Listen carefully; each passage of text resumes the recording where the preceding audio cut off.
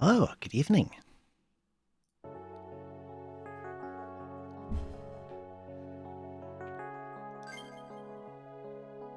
I love this game a lot. I'm not even entirely 100% sure why I like this game more than every other one. They're all really, really good. Something about this one just does it for me. So I started this playthrough on my birthday back in July.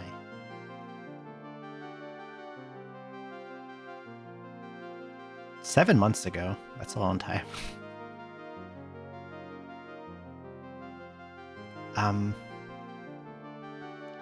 And I asked at the time if any friends or mutuals wanted to be in the guild. And I expected maybe I'd get enough to make a full party. I didn't think I would ever get a full guild of 30. So I've set up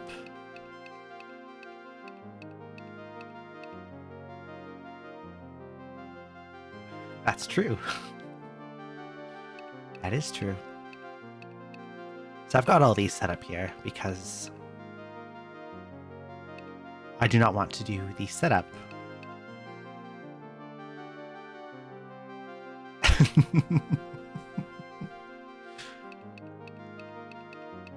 I didn't want to keep doing the pre-part to the super boss 7 times, so I made, or 6 times I would say, I made a lot of parties. So we're going to run off of all these saves here.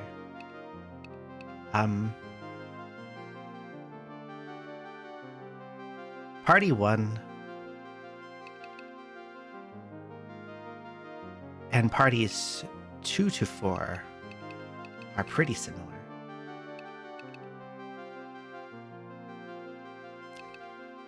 And then the last 3 are going to be some more cheesy strategies. But we're going to start with Party 1.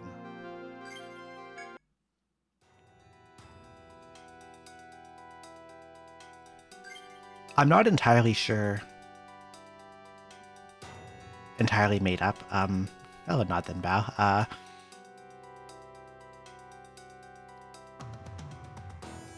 There's the times I want to start, and then sometimes insomnia and other things say no.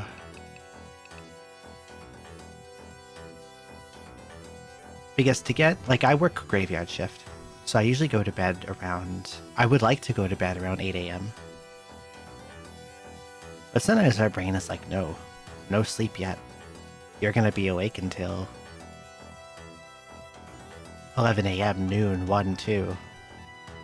And when you go to bed at noon or 1 p.m. or 2 p.m., it's hard to be ready to stream at 7 p.m., but I do my best.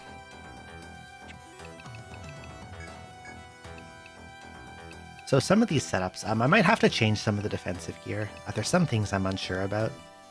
Mainly the backline slice amulets.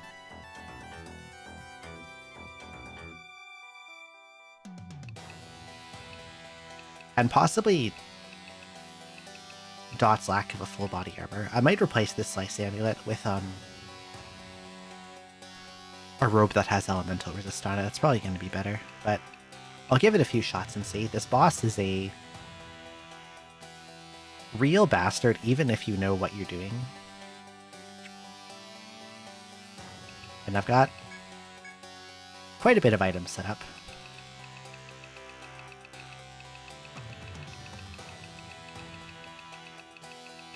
Quite a stockpile. Probably too many Amritas, but it's fine.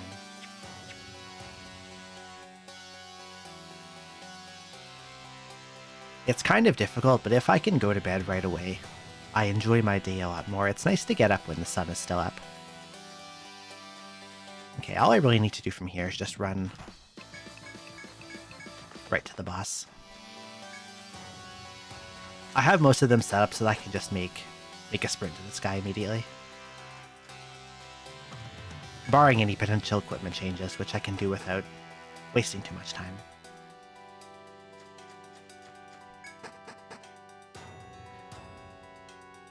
I also thought maybe I could make a silly little game out of this.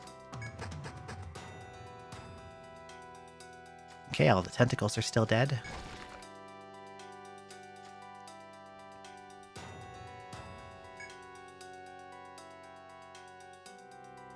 $5 a.m. to 2 p.m. That wouldn't be too bad. If I could, like, start my night shift earlier, I would like that. I start at 10, I work till 7. But if I could do, like, an 8 p.m. to 5 a.m., that'd be nice. Okay.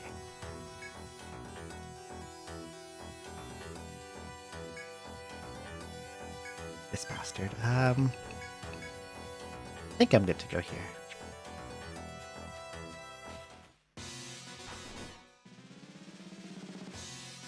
This is likely going to take a few tries, honestly. So I believe he starts the rotation Fire Ice Volt, so I'm going to do Fireball.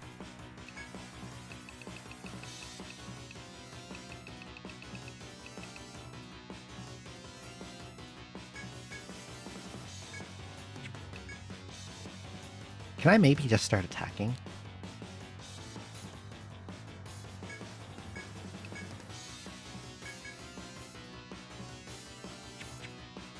Maybe I'll do a charge first on each, like this.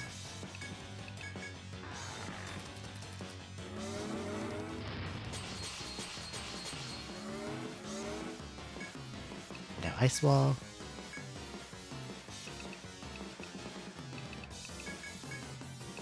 Five-ring sword, meteor. This is probably gonna overkill it, but it's fine. Yeah, dead. Okay.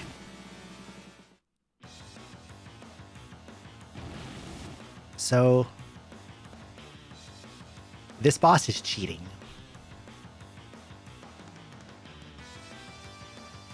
He cheats. He's a big cheater.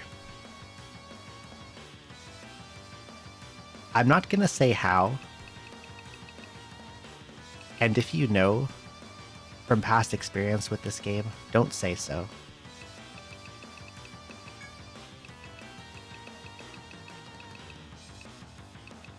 But if someone can guess how he's cheating, I'll give you a gift sub to any channel you want. It's not much, but I'm kind of broke right now, so that's about all I can do. So for this first phase, he just does his abilities in a certain order, which means I can pretty safely set up some buffs on him. And we want things like Protect Order and Berserker Vow. It's also really pointless to damage him in this phase. So it's pretty much just going to be buffing and buffing and buffing.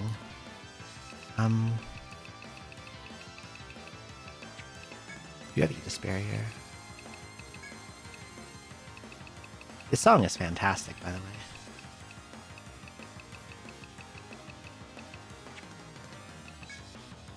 Not really much for Skady to do at the moment. Credit card info. I might prefer that to what he actually does.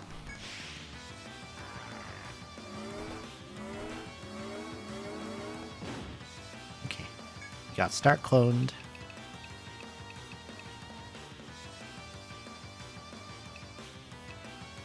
I guess I'll throw up some Ninpo Smokes on him as well, on both of his forms, since I have duplicated him. And I'll just keep using Berserker Vow on Dot and Vox.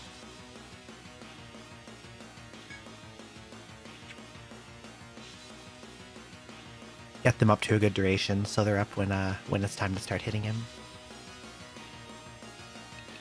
And you will throw an Amrita 3 to Stark number 1.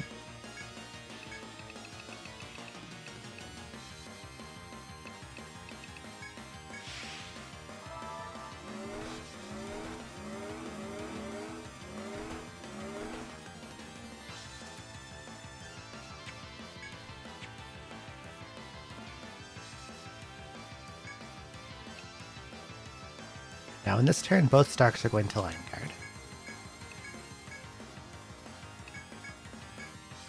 And Vox and Dot will charge instead of doing Berserker Vow. You get Namrita, you do Line Guard.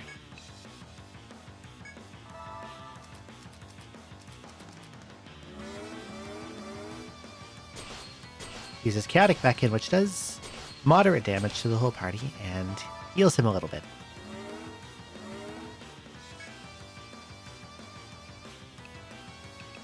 Here we will do Smoke again because he is about to do Spurting Fumes.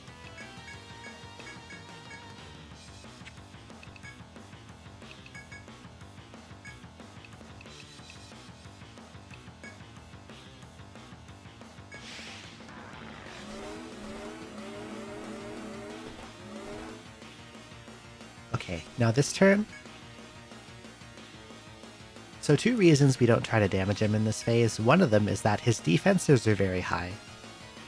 He gets resistance to all magical and physical elements.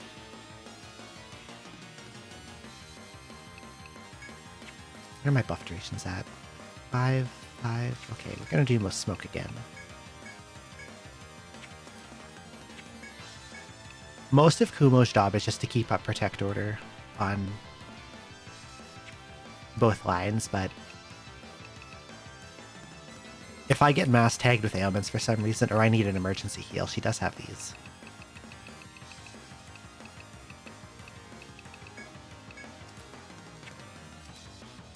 Eight eights. Let's take it to 9, why not?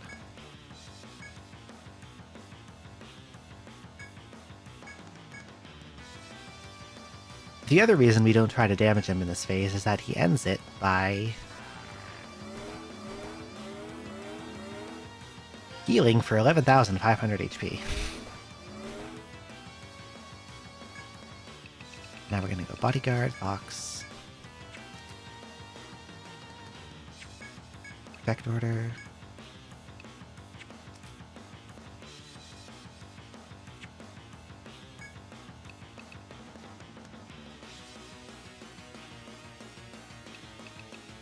Putting this on might be a good idea.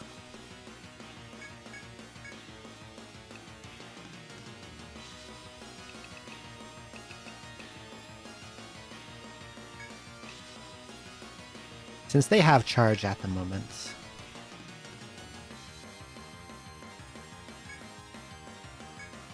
what are we guessing at how he is cheating?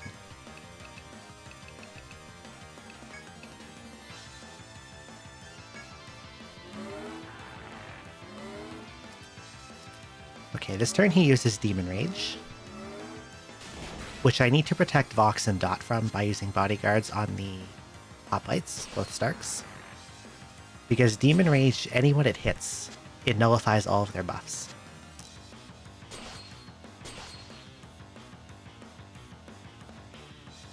So we need to keep that damage off of Vox and Dot so their stacked up Berserker Vows does not get dispelled. And now that he's in this form, we can actually damage him. His resistances, physical and elemental, have both fallen. And he does not throw out a giant scripted heal. Hello, Washa. Welcome in. So Vox will 5-ring sword, Dot will cast Meteors. Skady will lower his physical defense. What did I tell you to do again? Yeah, Line Guard. Because he's going to use a physical attack. Cut elements.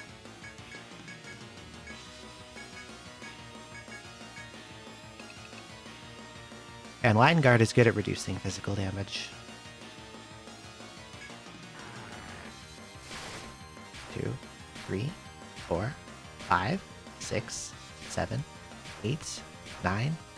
9 hits, that's pretty damn good. It rolls between 2 and 10 randomly. So a 9 hit is really huge. 2, 3, 4, 5, 6. Meteors, I think, is between 3 and 6. Or 4 and 6. And I might have done enough damage to push him into the next phase. Oh, absolutely. Okay.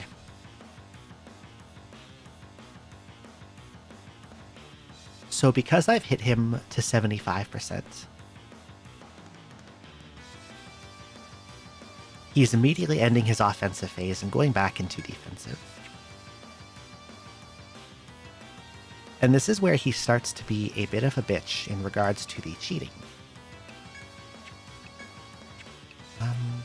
You're going to use smoke again.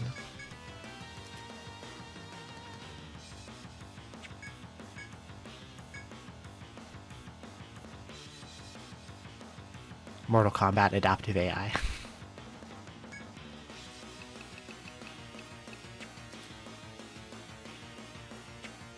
Charge. We'll set up a charge for later on Box and Dot, and Skady is going to do a regular attack with her early game 1 Lightning Forge Dagger. Oh, Pumpkin Reaper. Welcome in. Did I say hi to everyone? Oops. I probably forgot to. Hello, Fiora. Welcome in. Hello, Unixbit. Hello, Hellspectre. Hello, Not Then Back. Good evening.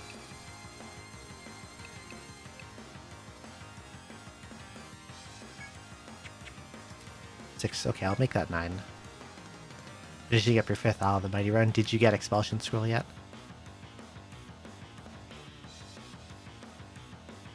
I'm concerned if I've set up this turn correctly.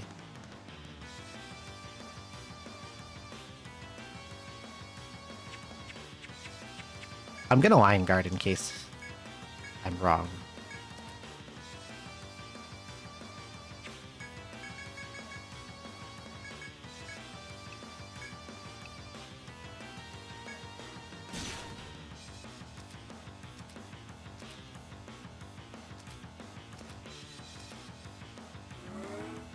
Why hasn't he swapped forms? Oh, there he did. He's doing Chaotic Beckon. He healed. You are a motherfucker.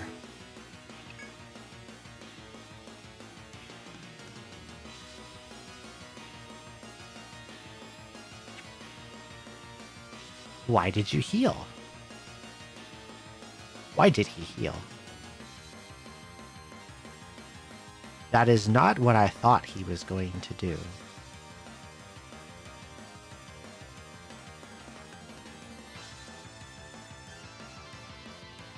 Yes. Status buffs and debuffs are very important.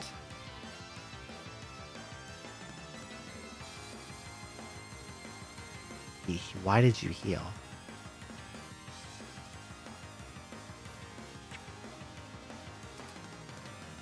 I might have to retry this fight. If I get good luck later, it can still be winnable, but okay. I guess I'll max these out again. He should, because he's above 75%, he should go back to his phase 1 pattern, which should be scripted. Yep, okay.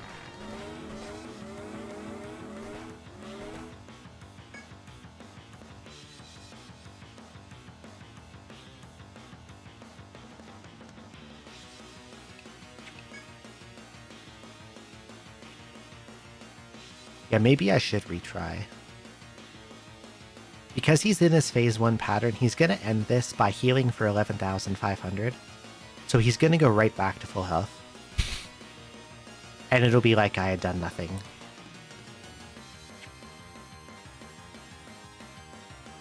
Alright, Chief. End me.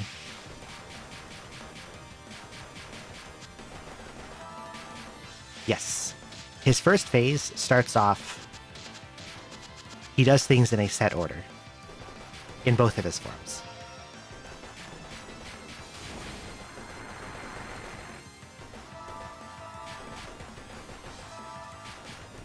Okay. Did you see that curse backlash damage was 14,200? Very funny.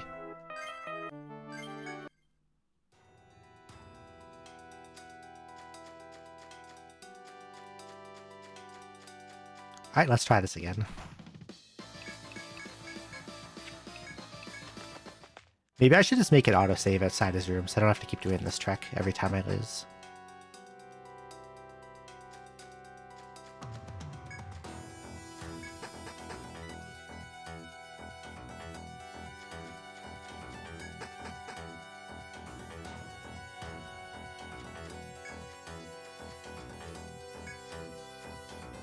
Okay.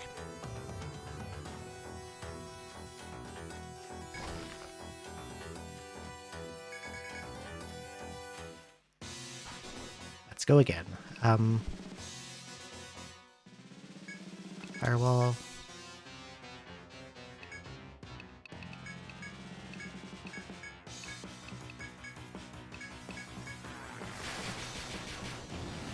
There we go.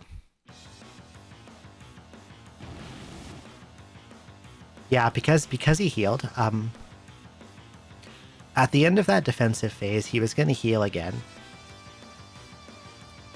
And I would be like 14 turns into the fight with 0 progress made, and that would not be good for the enrage timer. Hello, Sophia Juniper. Thank you for the follow. Welcome in. Okay, double. Decked order. This part right here, until I like knock him below 75%, this is going to be like static scripted. So this part of the fight is always going to play out the same.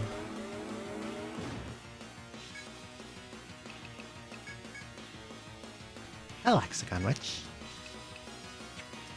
Welcome in.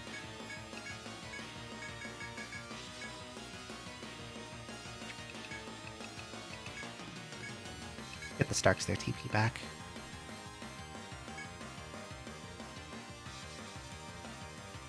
Debuffs? I have defense debuffs. That's what Eagle Eye is on Skady.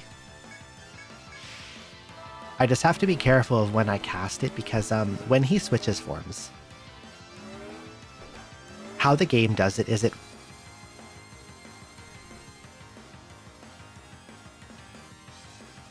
debuffs only last a certain amount of time. Their default duration is 3. Okay, this turn he Chaotic Beckons, so I'm going to line guard both lines.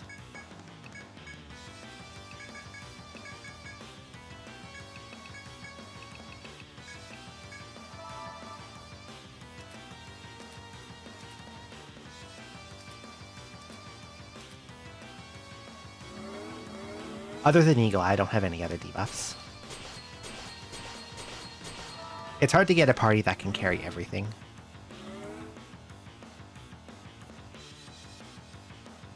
Okay. So this turn he will use Spurting Fumes, and then he will use Abyssal Offering.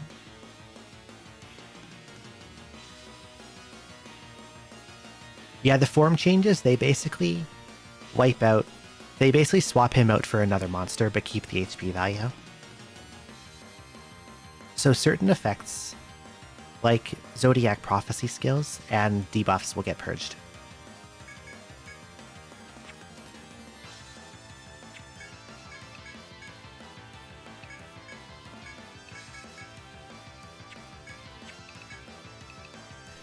And sometimes on Skady, I will cast Eagle Eye when she has nothing else to do. Because you see on the bottom left there's that limit gauge. Casting high-leveled abilities actually causes that to raise faster than doing other actions, like high skill level abilities. Okay, here he's setting another counter, so I'm going to not hit him.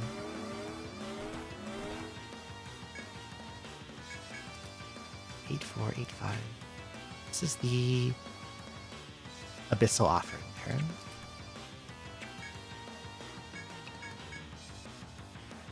The build Kumo has causes Protect Order to give really, really enormous HP regen. And that's my main form of healing. Everything else is like emergencies only.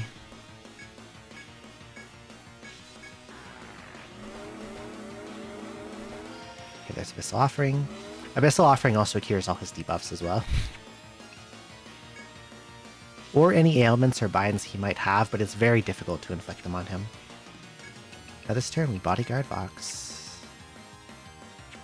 Protect Order, backline, Great Warrior, Dark Ether front. And bodyguard Dot.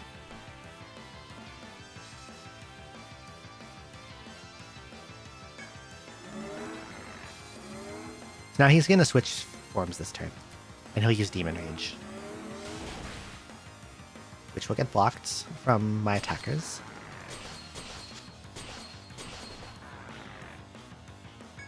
Okay.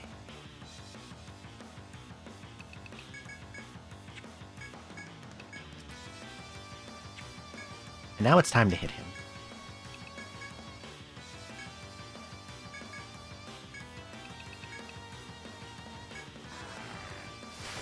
2, 3, 4, 5, 6.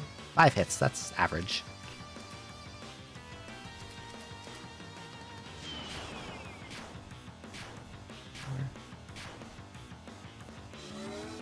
Okay. I might get to attack him again if he didn't get hit too low.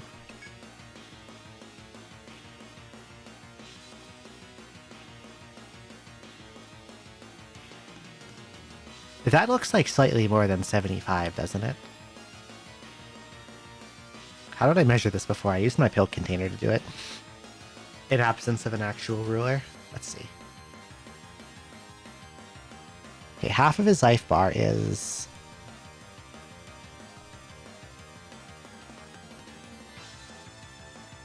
about 5 pockets long, and he's just over the 2.5 mark. Okay.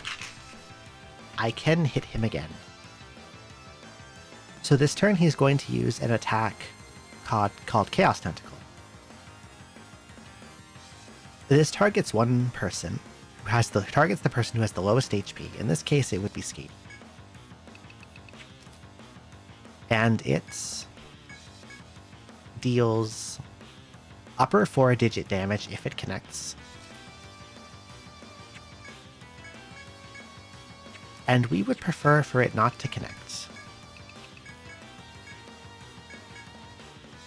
So I'm going to use this skill called Overwatch, where it says attacks on now that exceed your HP or void for 1 turn. And since I know who he's going to hit, I can use this on Skatey, and it'll block this ability completely.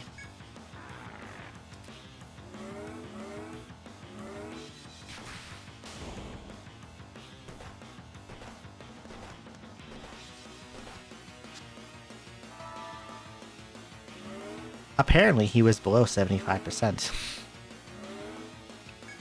It doesn't look like it, but... okay then. Well, now he's reverted to defensive form, so he's got to be in phase 2 if he did that.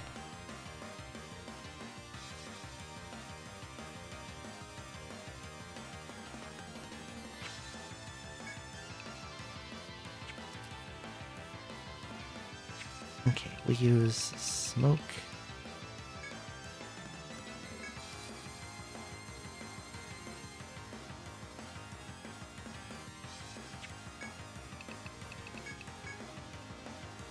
Yeah, I might have to. I guess right now it's safe to do another Berserker Vow. I don't know, what if he Chaotic Beckons again?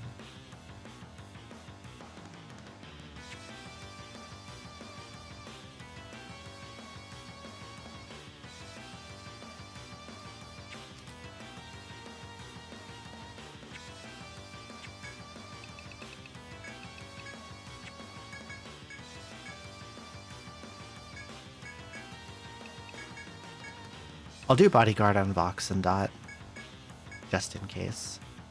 Skatey has to do a normal attack. Just in case he uses Chaotic Beckon, but he's probably going to set up a counter. Yep, there's a counter. Nameless Wall, that's fine. The counter that can still be really dangerous is called Spurting Fumes. Instead of bouncing back damage, he responds by blasting random status effects around everywhere. Really mean. Okay, now you can use Smoke.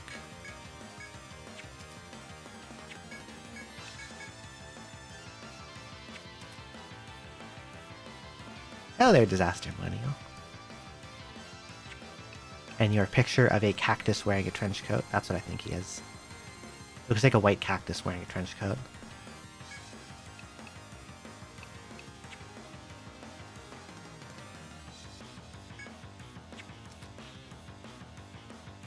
I don't think Box and Dot have anything to do for the moment. They have a charge on. Their Berserker Vow has 9 turns on it. I guess I just defend. You normally attack. And you will use Smoke. There's Mist Curtain. Okay.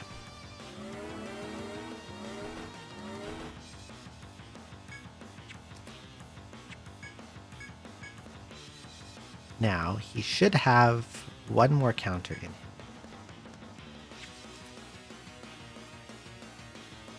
What did he do when he face switched? Okay, he did Chaotic Beckon. He did 2 counters. So he's at 5. Yeah, he's going to be in defensive form for 1 more turn.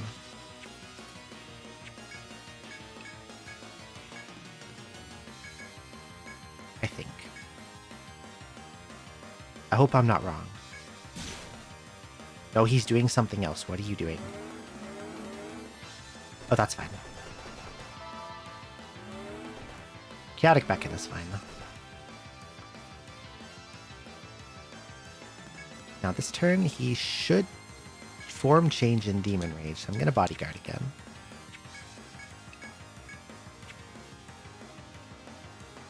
These 2 will defend 1 more time.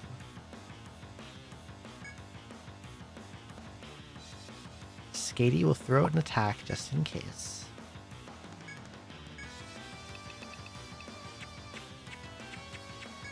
Okay. Double checking.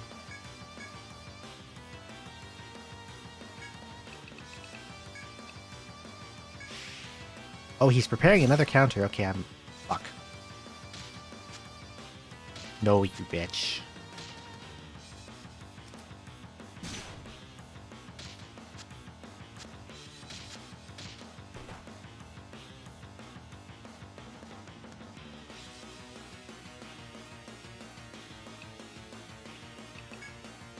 Am I dead?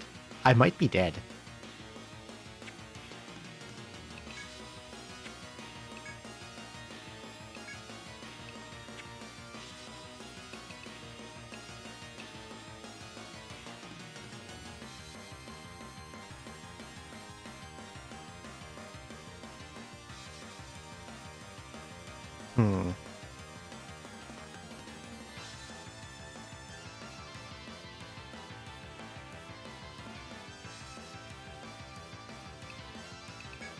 I can't throw in any status heals because Kumo is petrified and Stark is petrified, and I don't have any way to unpetrify them. Which I perhaps should have brought with me.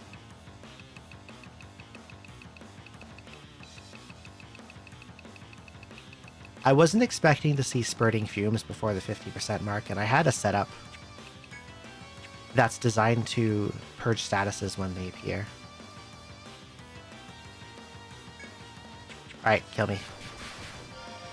Oh, he healed. That's nice. Why is he staying in defensive form for so... Wait.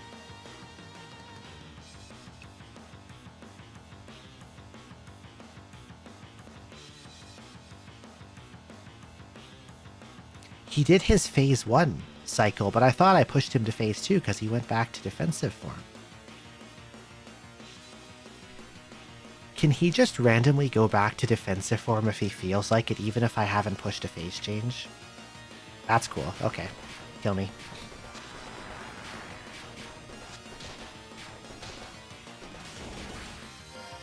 So I didn't actually hit him below 75, he just wasn't behaving. As he does. That's cool.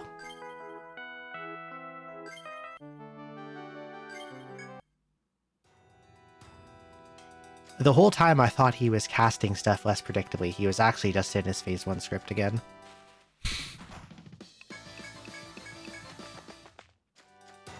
he was just being a bitch and decided to switch back earlier for no reason. That's cool.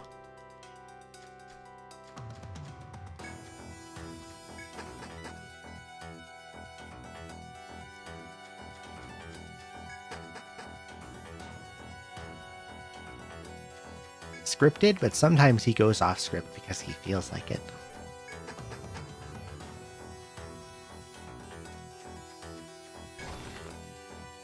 Alright, let's try this again. Hello. Firewall. Attack order. 5-ring sword. Meteor. Eagle eye.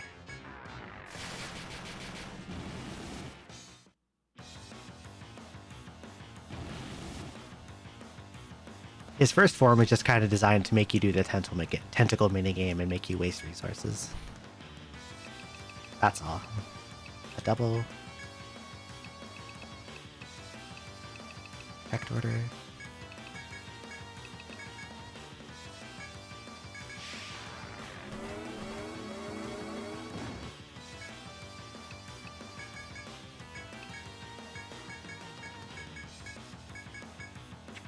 Yeah, this turn you use through Amrita's at Stark. Just to make sure his TPs are full.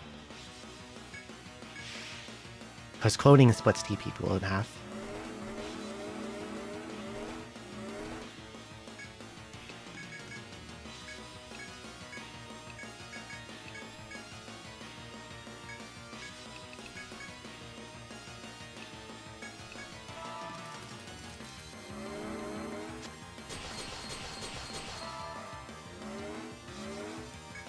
Smoke. Oh, they're Chilm Defoe.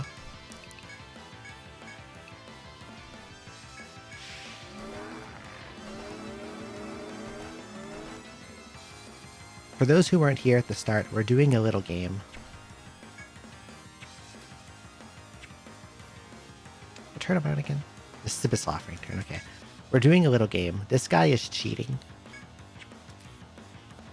And you have to guess how.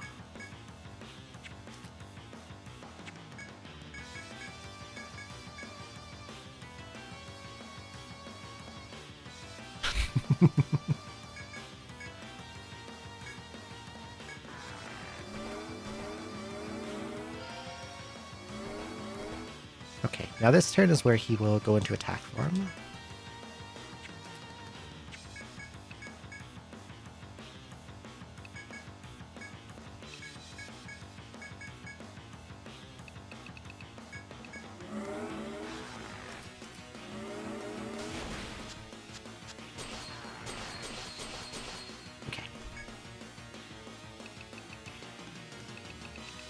So, Line Guard for Rising Claw.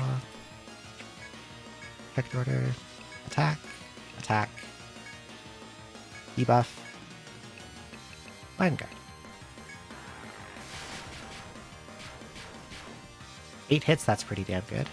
I'll definitely get him into phase change, I think.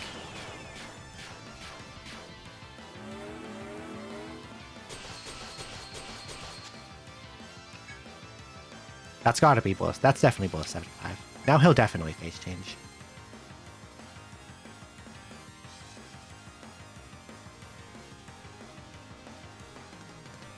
I hope.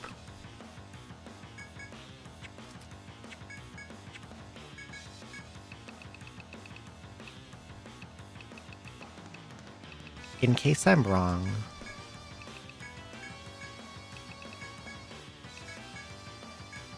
I'll throw it in Overwatch on Skady, because if he doesn't phase change, he'll Chaos Tentacle.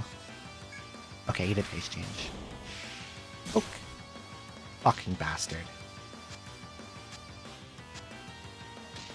Okay, that's fine.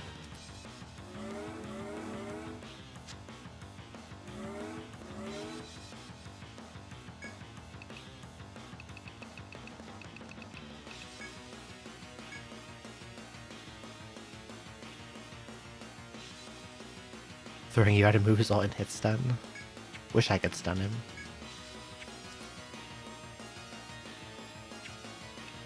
These two should probably defend. I could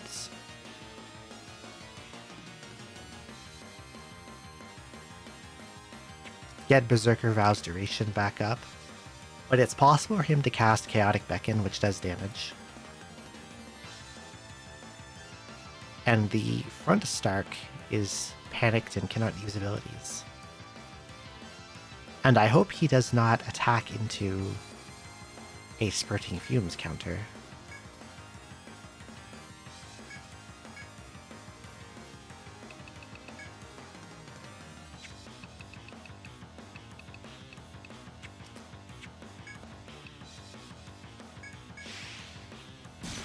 Okay, that's fine. Nameless Wall is fine.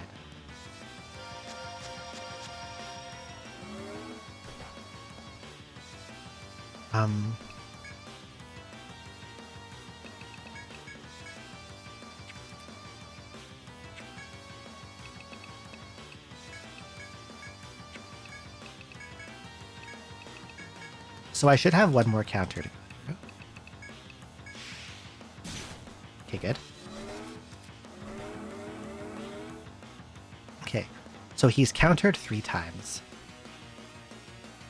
And started 6 counters, which is a total of 6 actions. So this should be a phase change.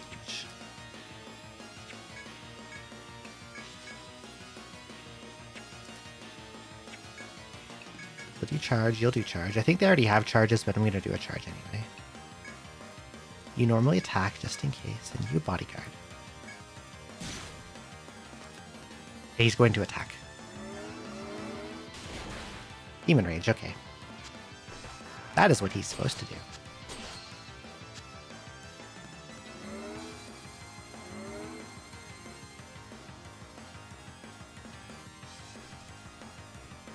So I believe here he is going to cast moves still scripted in a different order for this offensive phase. So he should do Dark Lightning here, which I can block with a Volt Guard. And Vox and Dot can attack again.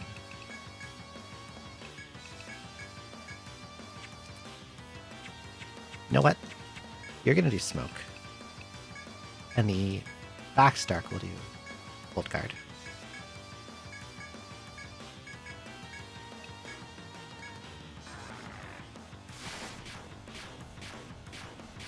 Seven, 9. 9 hits, really good. 4, 5. Okay. So that did about 15,000 damage total. And Dark Lightning is blocked. Now, he's below 50%. So because I've hit him below a 25% threshold, he's going to phase change again. This is where he starts to get really, really nasty.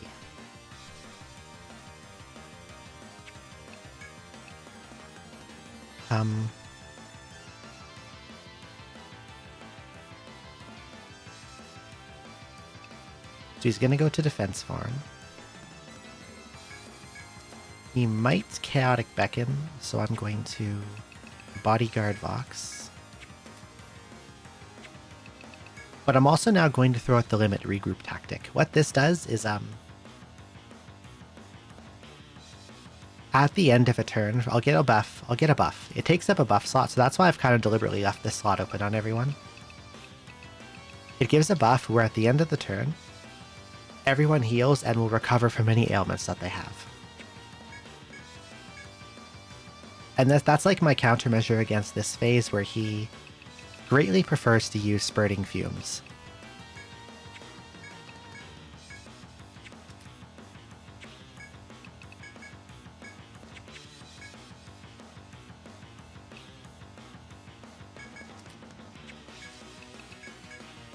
And he'll do an attack.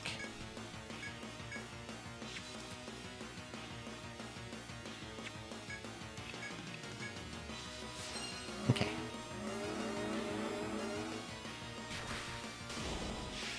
Stands ready. Nameless Wall this time, okay.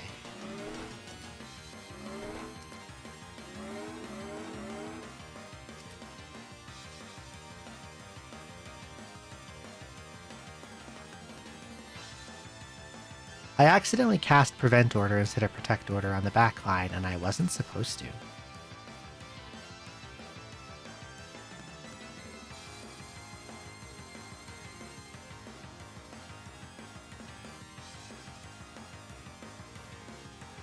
Hmm.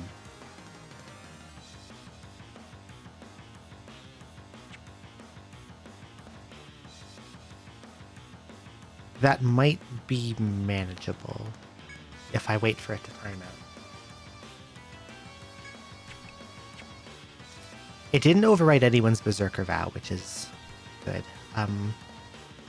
Dot does not have Protect Order. And Stark does not have Protect Order. Regroup Tactic will still heal them, so maybe I'm okay for a little bit.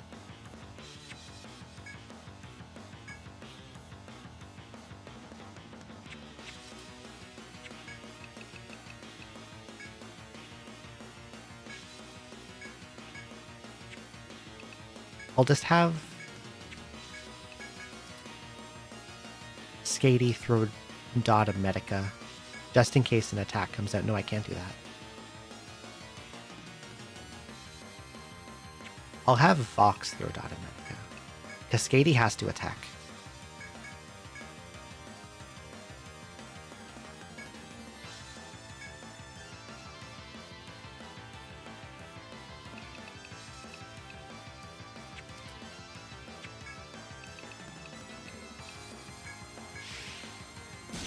Yeah, they're spurting fumes. Paralyze, miss, miss, miss, miss. Wow, 5 misses. That's kind of crazy.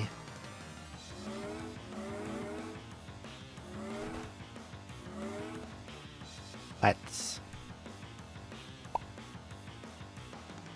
thanks to a group tactic, that will purge. Oh yeah, you're right, Prevent Order. That got rid of it, that's true. Hello, Aristair, 9,612.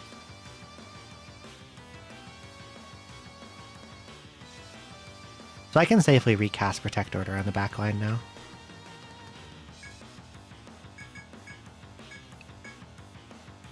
Recharge. Dots is going to...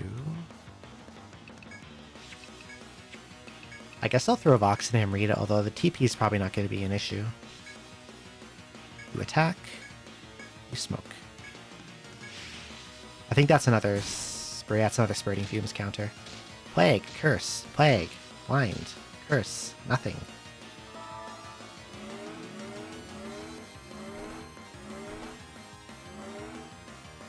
Okay.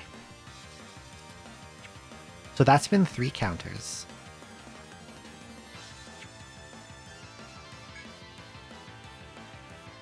So now he's going to, in the previous phases, when he went into offensive form, he kind of just picked his moves in a set order. We didn't get to see most of them because I did enough damage to force a phase change. Now, he's not going to cast them in a set order. There are conditions that control whether he will cast them or not. So if everyone is above 75%, he will not use Chaos Tentacle. If the whole party is below max HP, he will not use Demon Rage. That's not satisfied because there are people at max HP. And his elemental spells have debuffs, binds, or ailments associated with them, and if those are applied, he will not cast them. So right now, the only thing he's not going to use is Rising Claw, which is his all-hit cut attack, and Chaos Tentacle.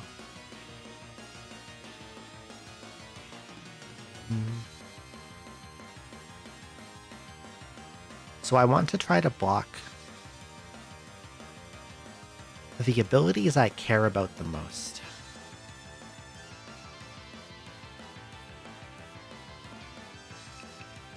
Since I have Regroup Tactic on still, if I get hit by Dark Lightning,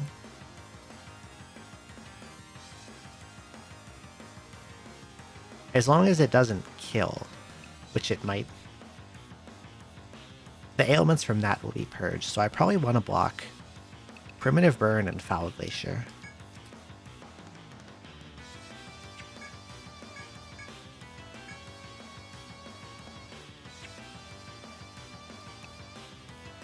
you're going to defend. Because it's not time to attack yet. Same with you.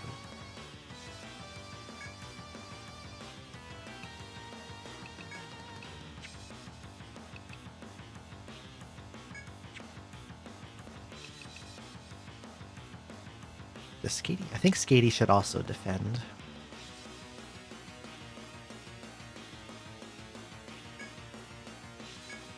And you're gonna do Ice Wall.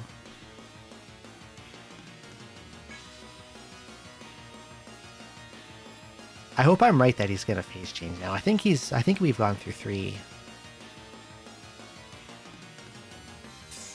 charges encounters, so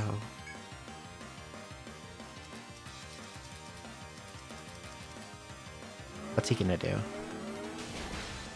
Oh, Glacier, okay, that's blocked. Okay.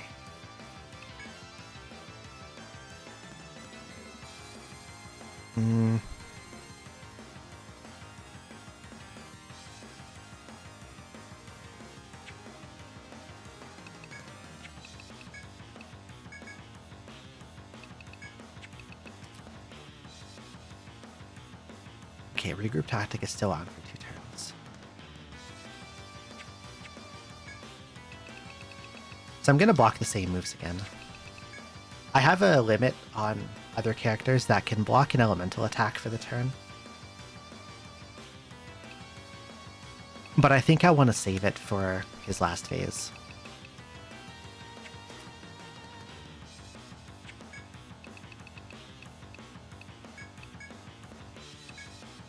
So now Vox and Dot are going to attack. Eagle Eye and Stark will do Ice Wall. We just have to hope we don't see Dark Lightning, I think.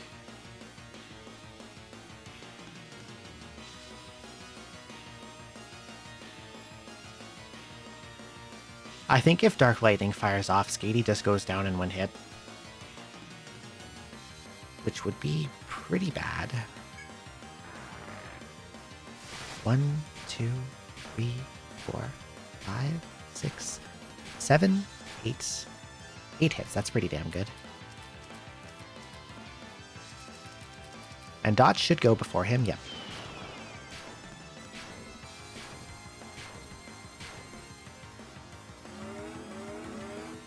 Primitive Burn, okay, that's good, that's blocked.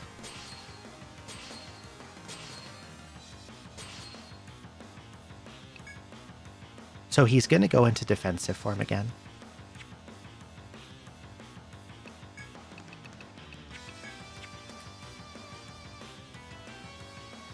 As long as nothing I really don't want to happen doesn't happen. Vox and Dot have enough Berserker Val left to win the fight. I just need to see his attack form one more time.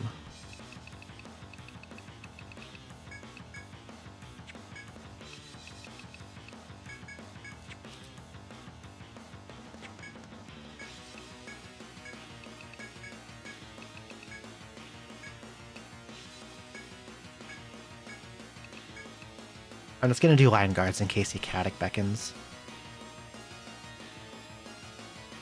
But he should do a non-spurting Fumes counter unless he decides to randomly do something I don't want. Okay, he's doing a counter. Nameless Wall, that's fine.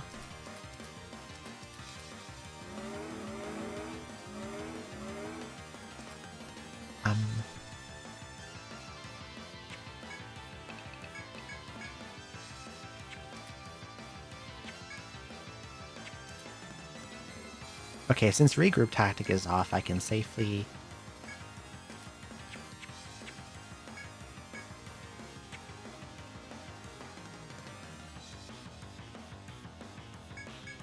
It comes back soon, though.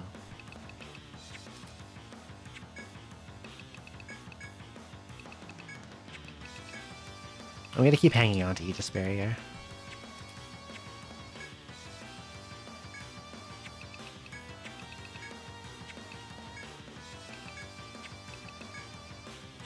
You have to attack.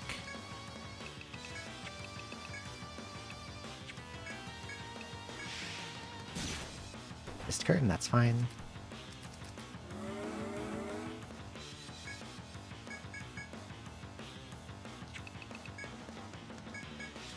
Just in case he decides to Spurting Fumes, I'm going to do Regroup Tactic again. Because I have the limit, I probably should.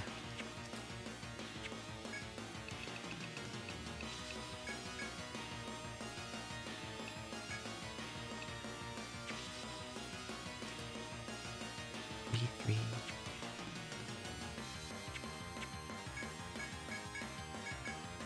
Just in case, we'll use this one more time.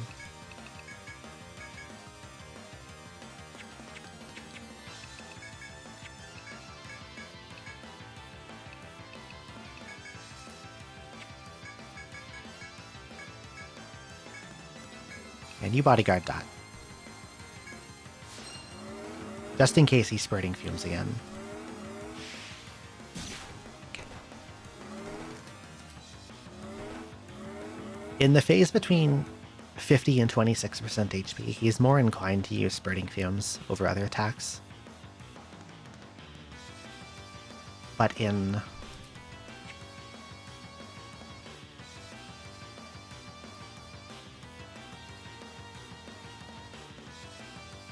I lost track of how far into this phase I am.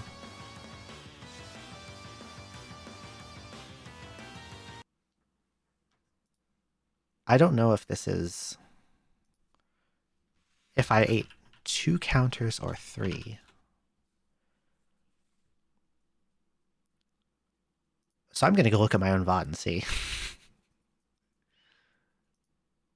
I forget how many counters he just fed me.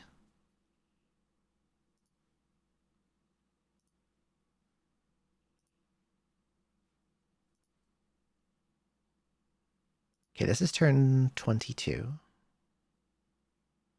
When did he go back into defense?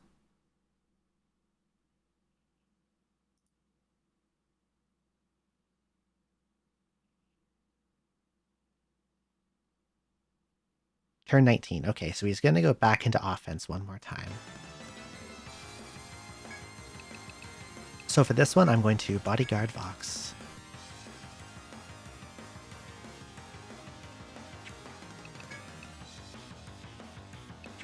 I guess protect order the back.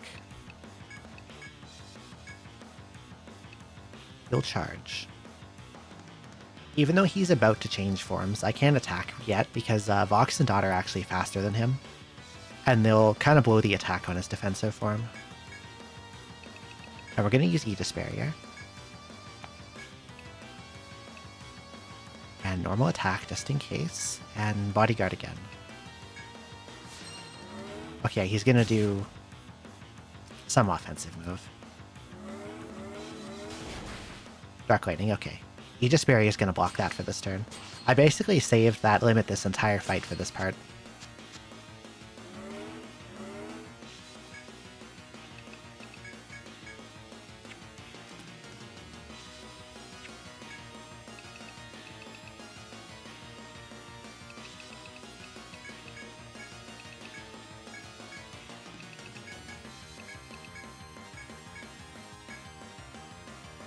Eat shit, fuck off and die.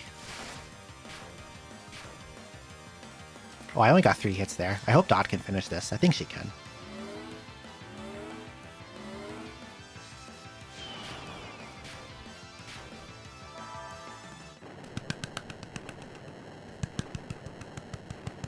Piece of shit.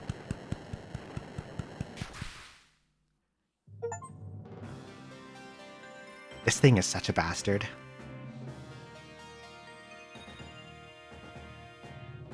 That last attempt, he was very, very nice to me with what he decided to do.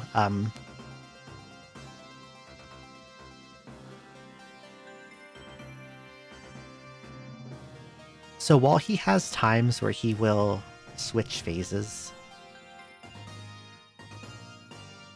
and times where he definitely will, it can be predicted for the most part. If he feels like it, he can switch phases suddenly for no reason. Like that second attempt where he went back into defensive form early. And not at his threshold. If he switches back into defensive form while you have attacks set up, and he sets up a counter damage, like a damage encounter, you just die. You just fall over. The damage reflected is so high that it like triggers a full wipe.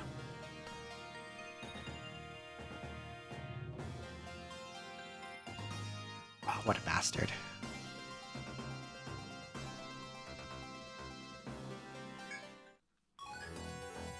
Discovered a new monster, Abyssal God. Dark Star Bead.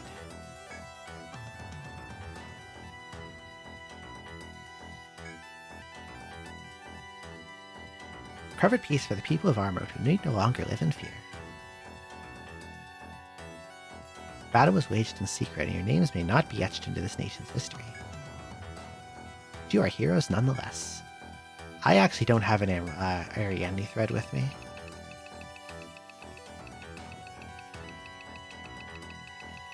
So we just got a lockout.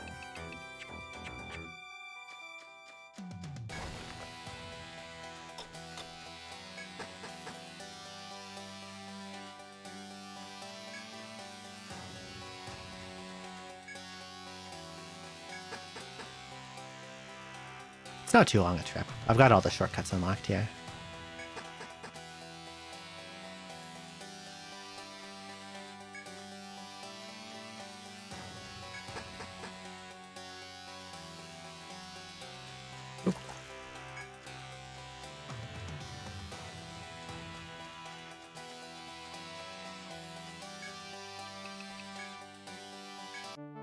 We'll save over this one.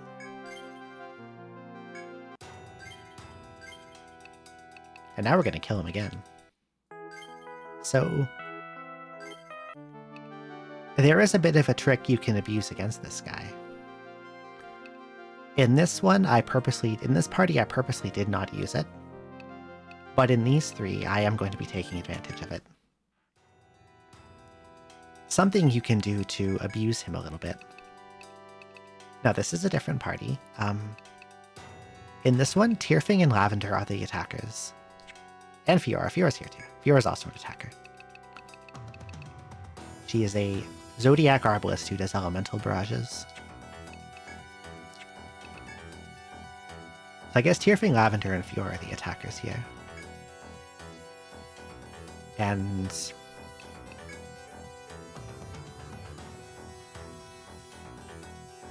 Digi is the buffer and healer, but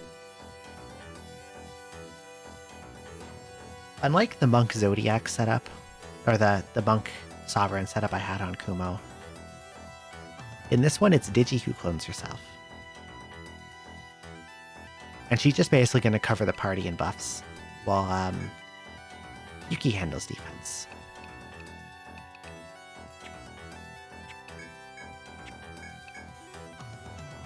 And I have some different limits set up here. Immortal and Aegis Barrier. No regroup tactic this time.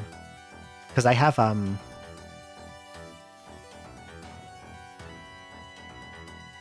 with two Digis, two Sovereigns, I can fully cover the party in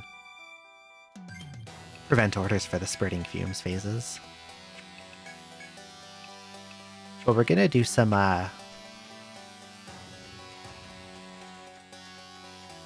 some funny little abuses on this guy's script in these next three parties.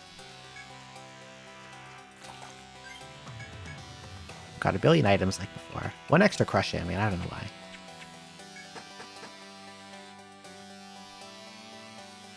Defense from armor in this game is generally not very good, so usually you just kind of like stack resistance accessories.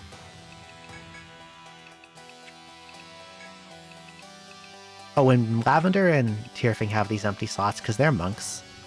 And the way Bare Hand works in this game is weird. There's a glitch where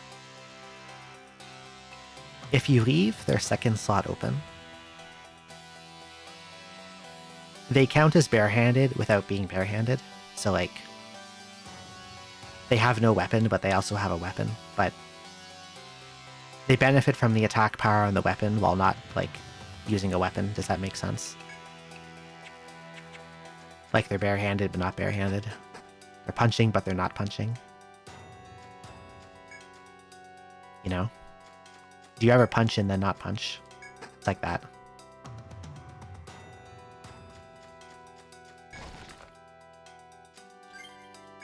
Okay.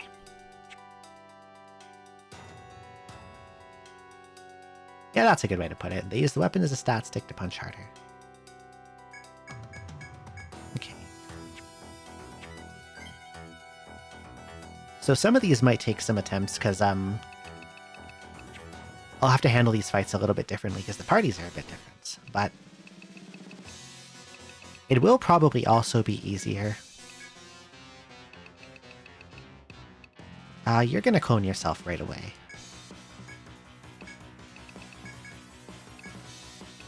We'll do Firewall.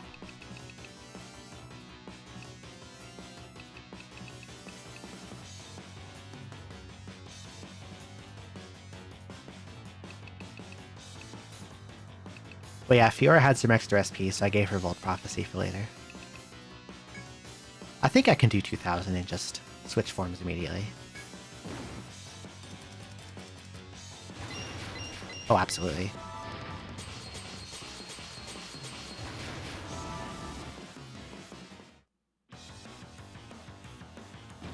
Okay.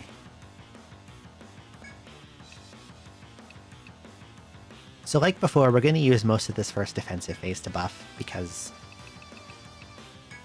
he's just going to be a Bogan and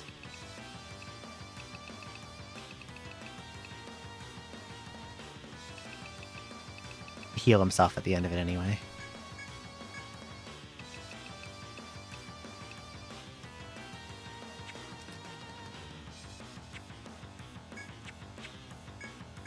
Right off the bat, there's kind of not a lot for some characters to do. There's going to be a lot of defending here.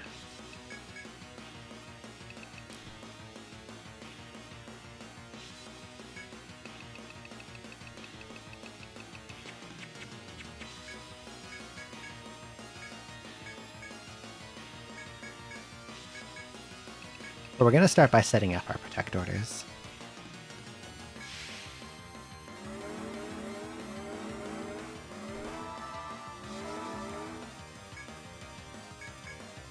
Between Lavender and Tearfing, I'm not actually sure who's going to do the most damage. Tearfing has a better weapon and access to Berserker Vow.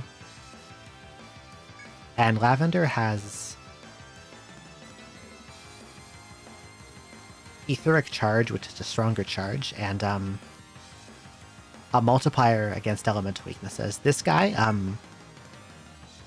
physically, his resistances are all neutral. But he has slight weaknesses to all the elements, which you can use to proc Singularity from Zodiac stuff to hit harder on weakest damage. What do I want to use my buff slots for?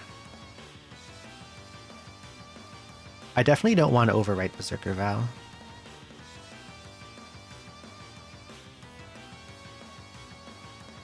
I could probably throw Attack Order, maybe, at least for the first phase.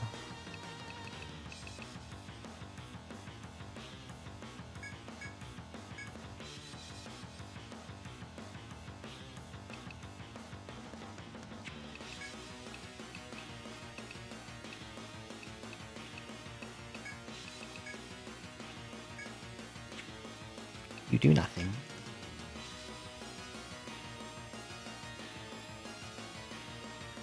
Upon reflection, I should have put Yuki in the front. If I die, we're going to revisit that and move them.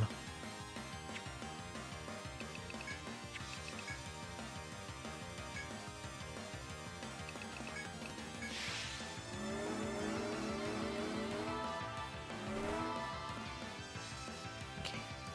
So you've got 6 turns of Vow.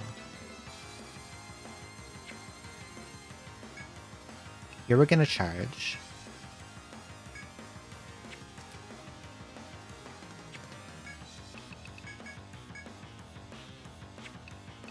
You'll defend.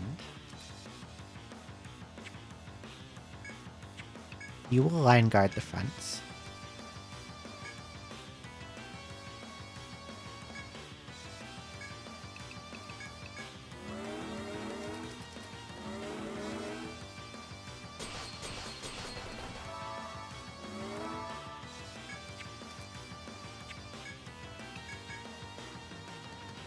And now he's going to Spurting Fumes, which I will not attack into.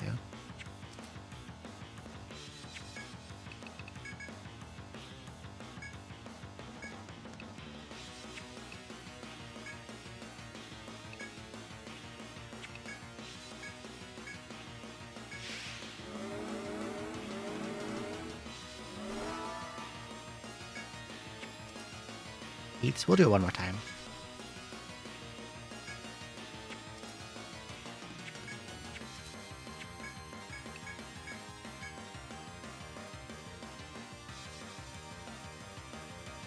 This is the one where he heals, so...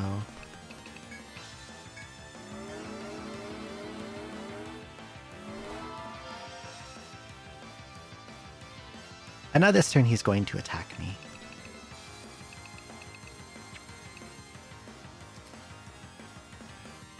I'm pretty sure Tierfing has a charge.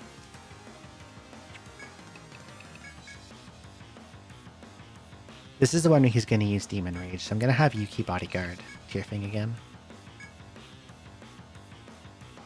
Because Tierfing's really the only one with buffs worth protecting. Anything else that gets knocked off, Digi and Digi can easily reapply it.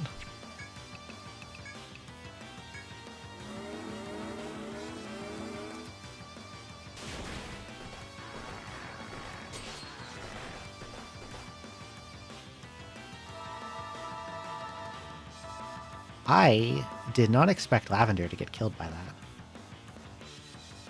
It hits random targets, but I guess random means sometimes it's going to hit the same person a billion times in a row.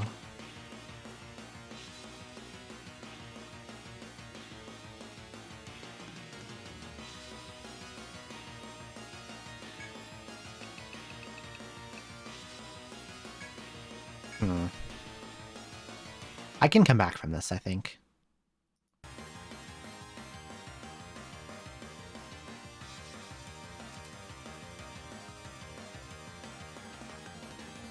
This turn he's going to use Rising Claw.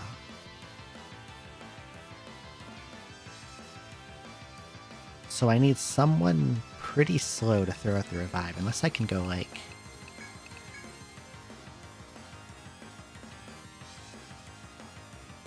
You need to block the fronts. Fiora is going to attack with Volt Barrage.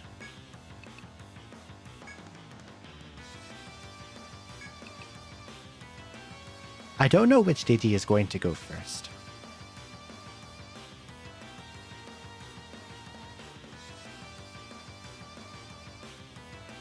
I think I had front Digi Nectar. And I'll have back Digi throw Medica, and I'll hope front Digi goes first. Whoa. This Rising Claw. Oh, that stuns. I didn't know that stunned. My damage. He stole my damage.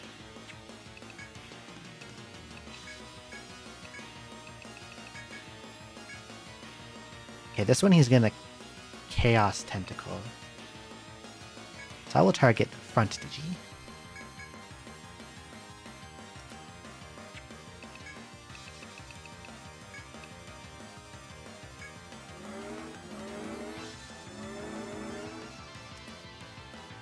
Blocked. That was about 10,000 damage. And another 4,000. So that looks like a phase change to me. Maybe.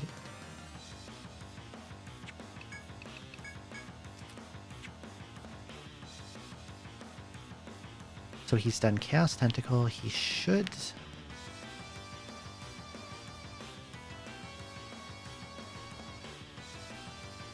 start throwing out elementals.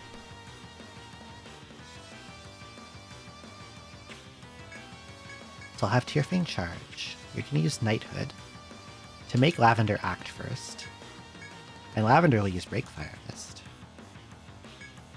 You'll Firewall. You will also do a charge. And you will throw Attack Order to the front line. So Knighthood makes the targeted ally act first. Now he goes to defense. And he's going to counter an attack that will never come.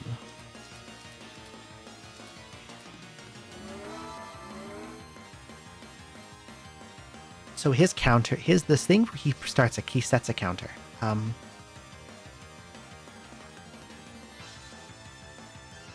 It has a very, very, very, very high speed modifier, but it doesn't get actual priority. So you can preempt his counterattack by using Knighthood on the attacker.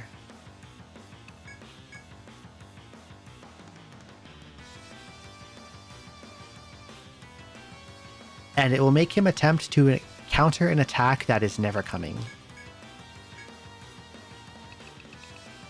You still don't do a lot of damage to him in these phases, but you can make it so that you never have to actually deal with the consequences of triggering a counter. So Knighthood's been used to make Tyrfing and Fiora go first, and I can hit him safely. Not for a lot of damage, but I get a little bit out.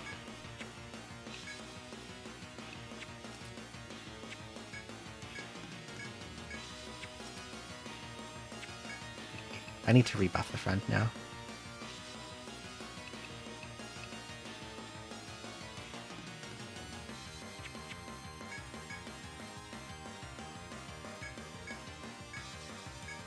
It's one very effective trick against this guy.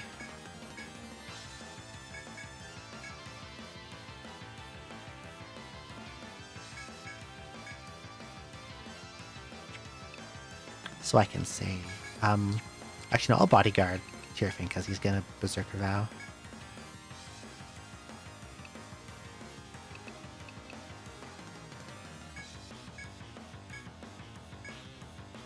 And I'll make Fiora bait the counter.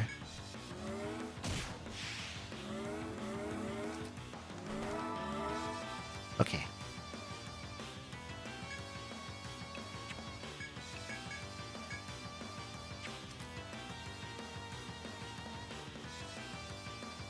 So this turn he's gonna Demon Rage again. Because Lavender died to it before, I think I'm gonna have her defend on this turn.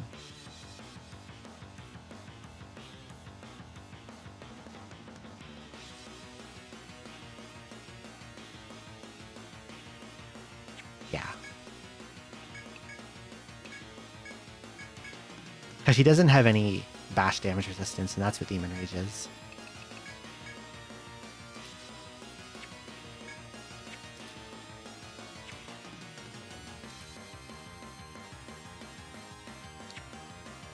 Probably no point throwing up buffs this turn either, honestly.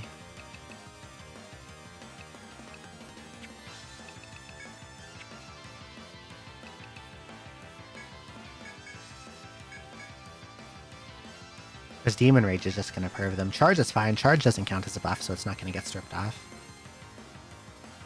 But everyone else I can just have them defend.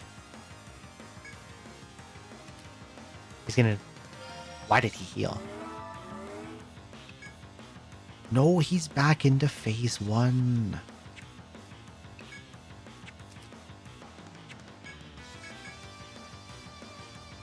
I guess I didn't proc enough counters off of him. Oh, that's right, because he's... I see what I did.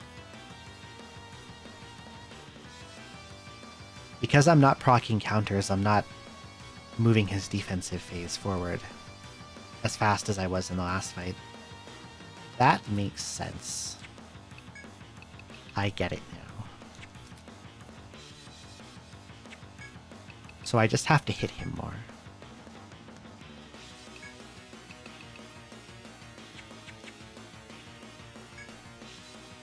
I just have to hit him once per turn.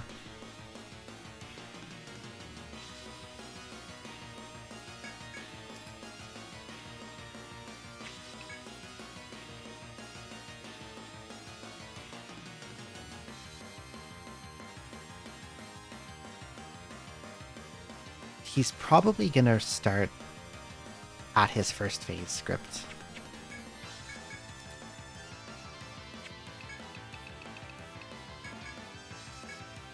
So I'm just gonna buff up as I usually would, because he's gonna be fully predictable now.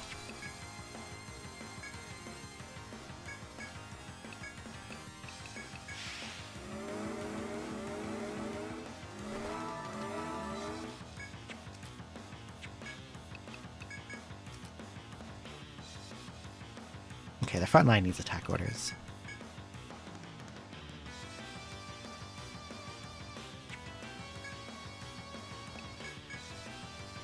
I might as well just hit him a little bit now.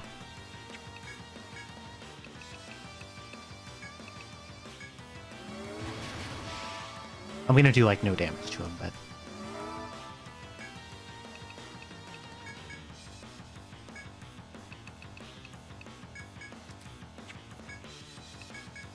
I might as well try to output a little. I think this is... Oh, he's gonna counter again. Oh, Greffrey. This is the Chaotic Beacon turn. So next turn he's gonna Spurting Fumes, okay.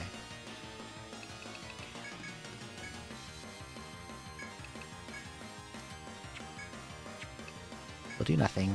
You'll do nothing. You will do Volt Barrage, and you will Knighthood Fiora. Which I apparently did twice by accident. Okay, and now he's gonna be a bastard and heal 12k. As he does.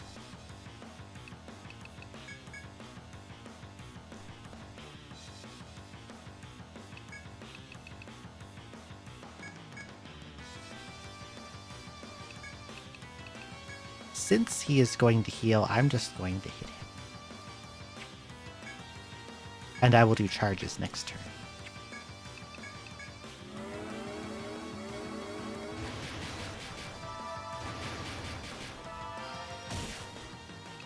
He's basically full. Fantastic.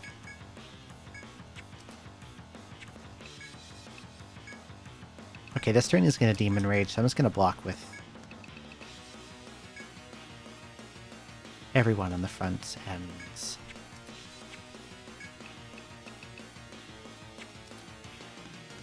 Maybe Guard Order Run would be a good idea if you're just going to dispel anyway. And then Lavender can probably safely charge.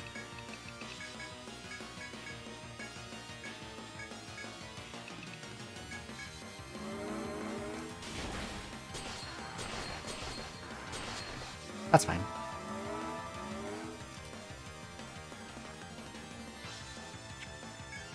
Okay, now it's time to hit him.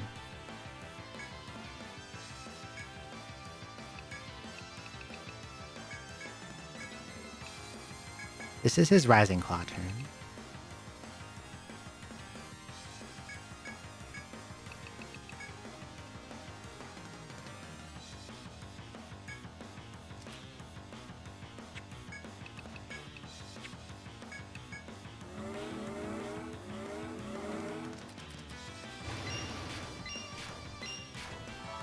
$6,000. Don't stun me.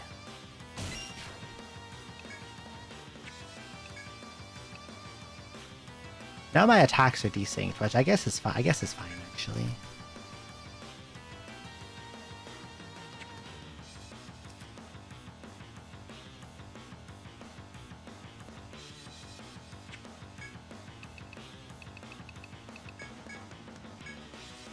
You'll do a charge. Fiora has the lowest HP, so we'll Overwatch her. She'll do a charge.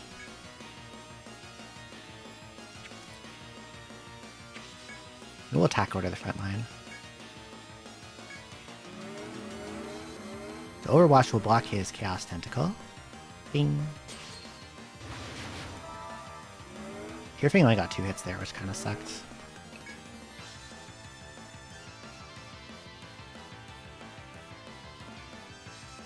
I can't tell if that's phase 2 or not. Time to use the medicine container to measure again.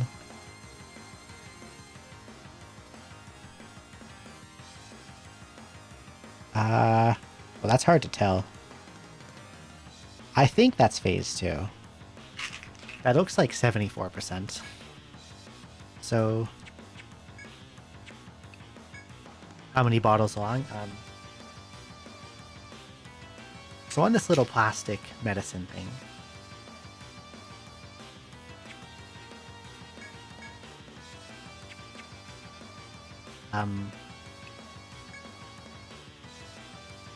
It's got 7 on it, 1 for each day. 5 is about 50% of his health bar. And right now it's just below the 2.5 mark, so I think that's like 74%. A ruler? Not in the immediate vicinity.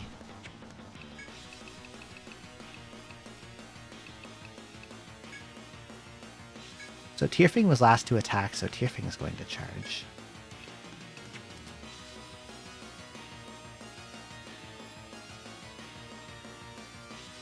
I think, just in case he does attack, I'll have Yuki use Flame Guard, because he'll use Primitive Burn, but just in case he doesn't, I will Knighthood Lavender to get an attack in before the phase change.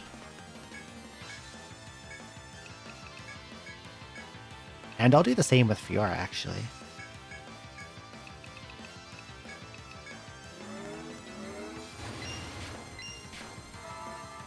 $4K. Another 4K. Goes to defensive mode. Counters an attack that's never coming. Okay.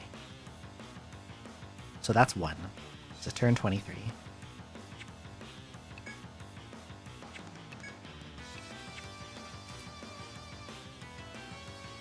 Tyrfing has a charge, but is also almost out of Berserker power. So I'm going to rebuff.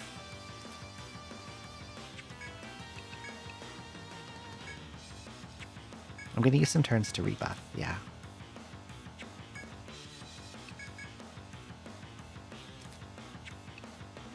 Yuki will attack. And I will Knighthood Yuki.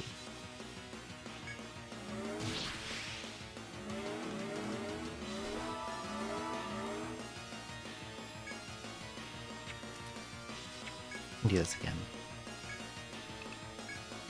Throw a Medica.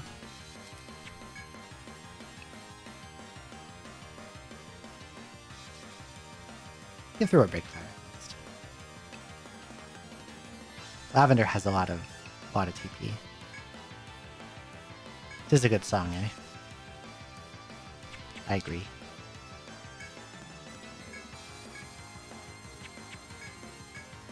Okay, you're medicating here. You're attacking. You're Amrita-ing yourself. You will Amrita yourself. And Knighthood Lavender. That is very true. Doesn't do a lot of damage, but I just want to make him waste his counter.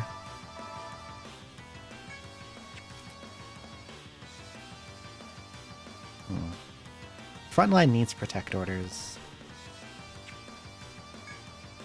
2 Berserker Vow on 7. I'll do another one.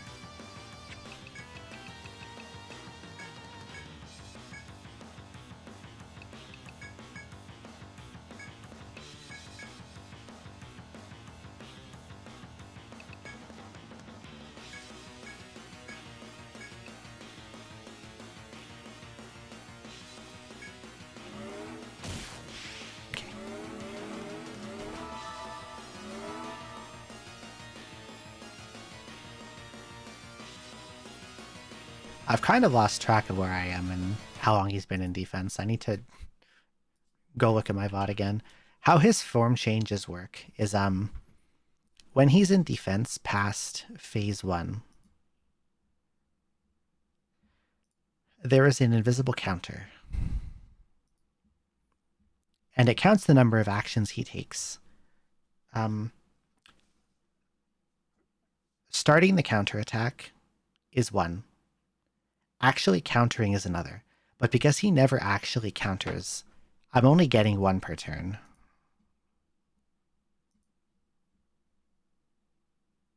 Okay, 22, he's in attack. And then I think that turn he goes back to defense. So that counts as a defensive form action. Right?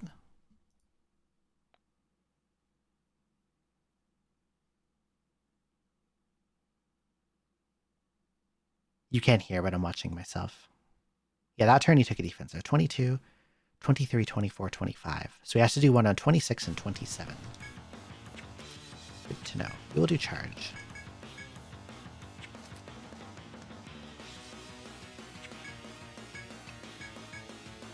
Lavender's going to attack. You're going to do nothing. And Fiora will charge up. And I will cast Knighthood on Lavender.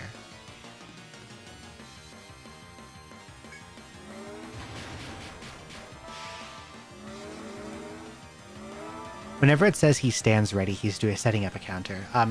You can tell what the counter is going to be by the color of the flash. If it's gray, it's spurting fumes, and I believe purple is Mist Curtain and yellow is Nameless Wall. Nameless Wall counters physical. It will reflect physical damage. Mist Curtain reflects elemental.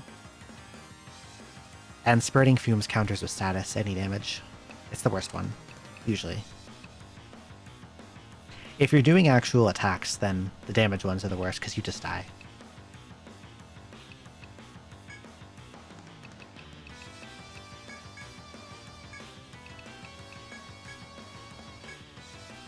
We'll charge up. You'll hang on to your charge for a bit.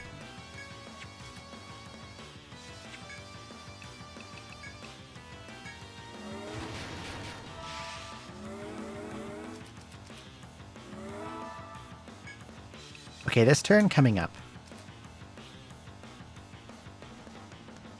He will go into attack form and... That is also true. Hello, Ardalic. Welcome in. I hope I said your name correctly.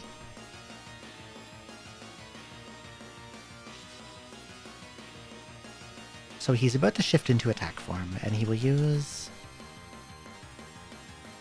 Demon Rage on this turn. Lavender has a charge already, so I'm just going to have her wait. He will defend Tearfang. You will defend. I'll throw an Amrita at Lavender. I doubt TP is going to be a problem, but if I have a spare turn, like I might as well, you know.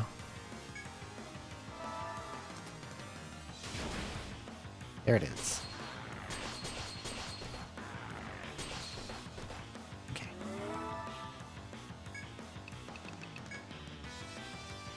Now it is time to hit him a lot.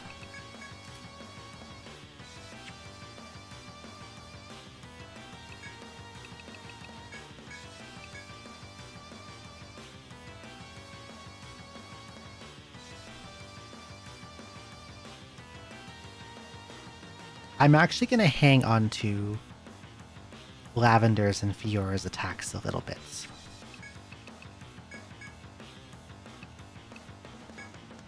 I wonder if it's possible to maybe skip his phase 3.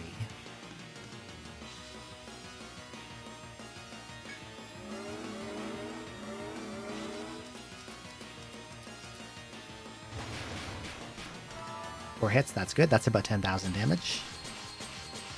Okay. So because I knocked him below 50%, he's going to phase change.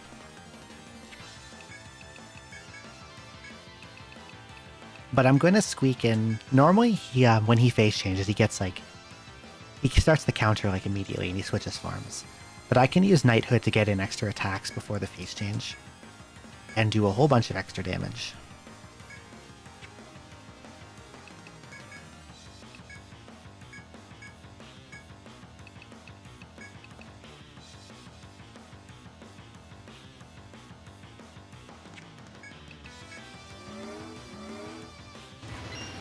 One, two, only two. I got about 8,000 there. Interesting.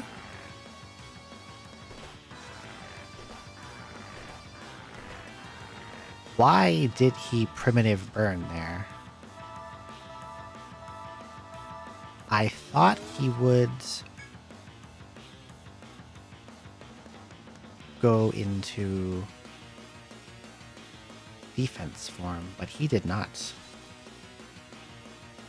He kept attacking instead.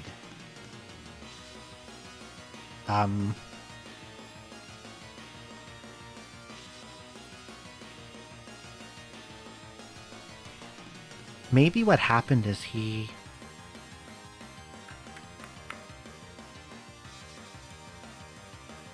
I don't know what happened. So I had him below 50. But he didn't trigger the reactive phase change. He just attacked with primitive burn instead.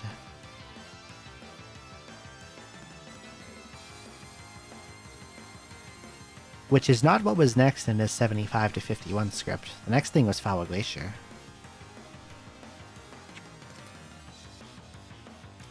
Okay, since primitive burn is on, the debuff is on someone, he's not going to do it again.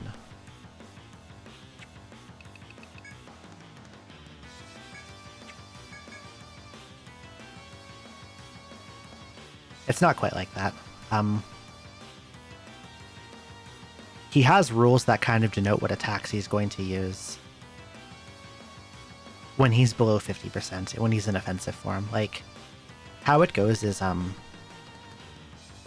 he looks at the status of your party, and that kind of defines what he'll do. Or what he won't do, rather. So, like, if someone has the attack debuff from Primitive Burn, he'll never use Primitive Burn. If someone's headbound, he'll never use Foul Glacier. If someone's asleep or confused, he'll never use Dark Lightning. If everyone's below full HP, he'll never use Demon Rage. And if everyone's above 75%, he'll never use Chaos Tentacle.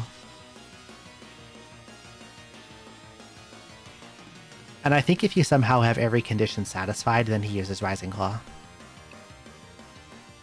So right now where I am, he is eligible to use Foul Glacier, Dark Lightning, Chaos Tentacle, or Demon Rage, because Tearfing's HP is full. So Demon Rage is possible. I might be dead. I definitely can't attack right now, I think. I think I need to throw out a lot of items and try to get my HP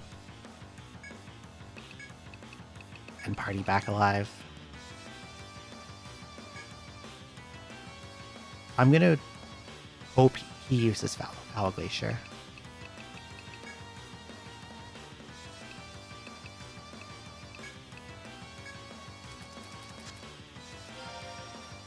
Nope, bye Fiora. 6,200 damage.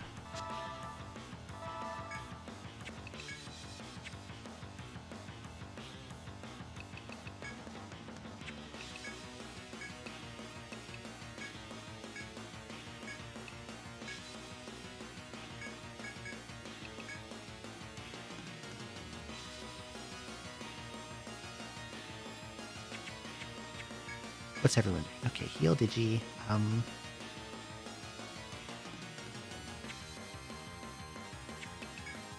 Maybe don't heal Digi.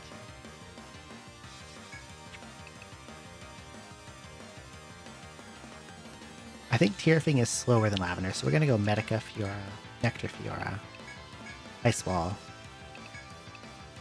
And I'm gonna try to get Digi's clone back out. I'm basically just hoping he doesn't use Dark Lightning or Demon Rage. I'm hoping for Foul Glacier so I can block it. Please use Foul Glacier.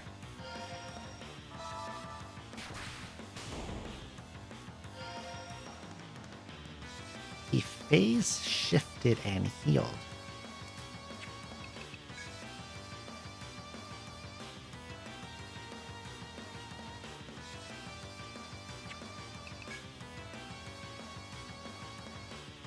Okay, this is maybe just barely winnable.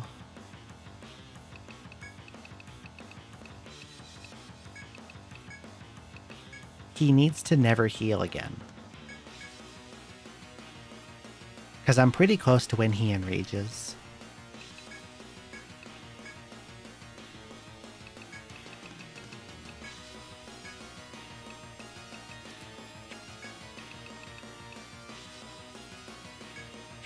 I night-headed, right?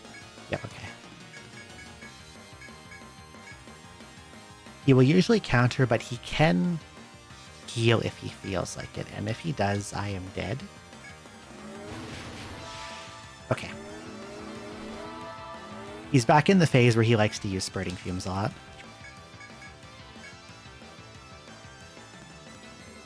Because he's going to come out of offensive mode or defensive mode at turn 39. 33, 34, 35, 36, 37, 38. 39, he'll come back out, and on turn 40, he enrages.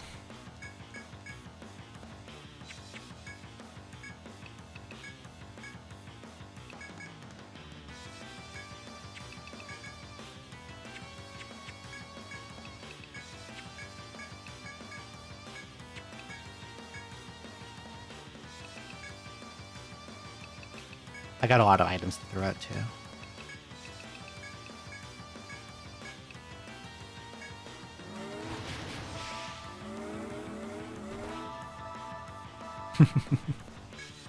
He gets pretty mad, yeah.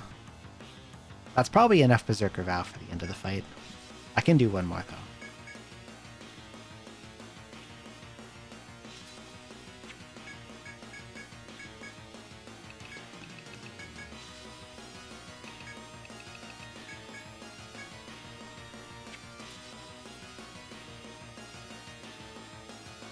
I'll have to make it so that he never triggers defensive mode again also.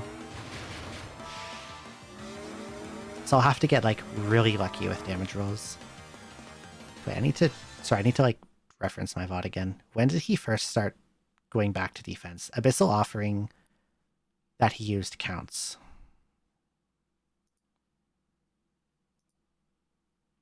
Actually, that might have been on 32.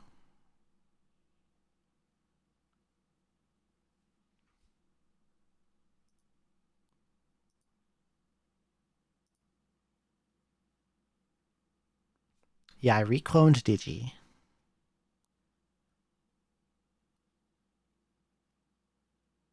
And there, he shifted and used Abyssal Offering. So 32, 33, 34, 35, 36, 38 is when he goes back. So I have a little more time than I thought I did. Okay, Tearfing is going to charge. Actually, I'm going to have Tearfing attack this part because he actually...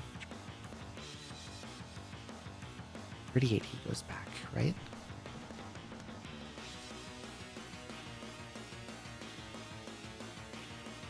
So I can charge on 36, hit on 37, charge on 38, hit on 39. Okay, Tearfing will charge this turn. And Lavender just going to throw out Breakfires.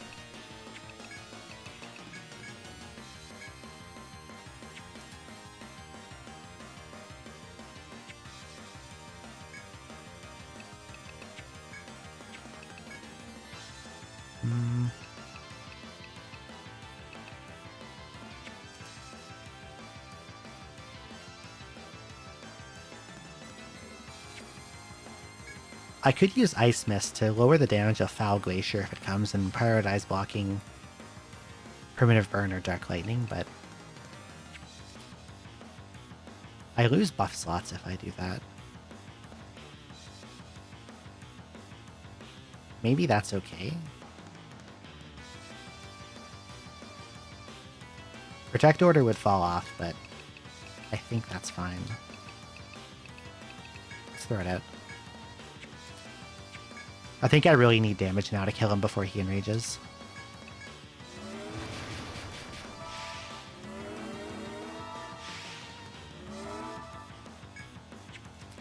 Okay, this turn I'll break fire. Knighthood. Charge. This is the last counter turn.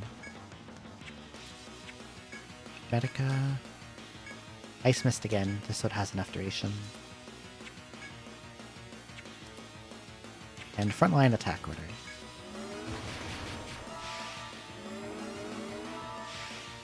Okay. So you charge. I'm gonna Aegis Barrier. Now, I think.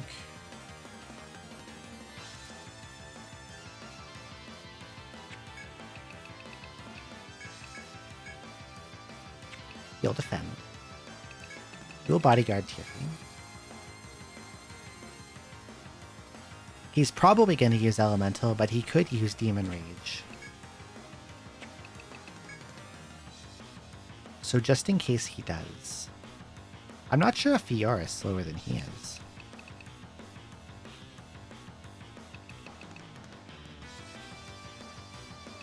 If she's slower, I can get out an extra attack, but I don't remember what her stats are.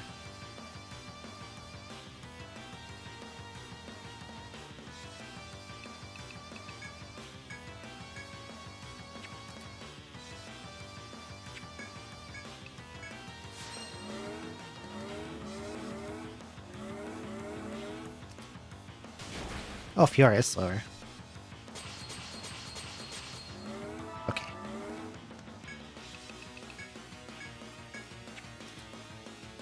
So we did Dark Lightning. I've got Ice Mist stuff. I guess I'm going to try to block Primitive Burn.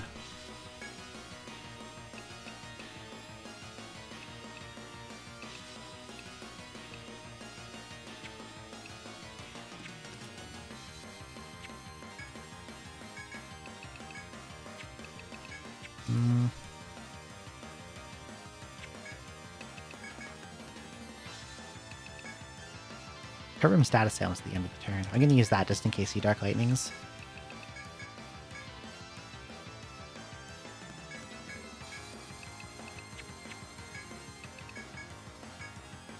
This is like really, really close. Dangerously close.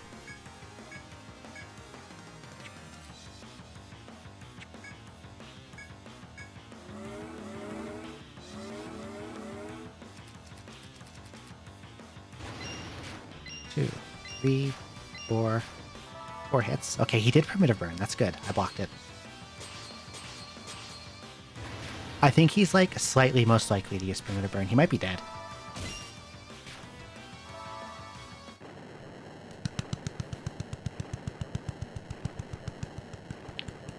Two of 7 so far.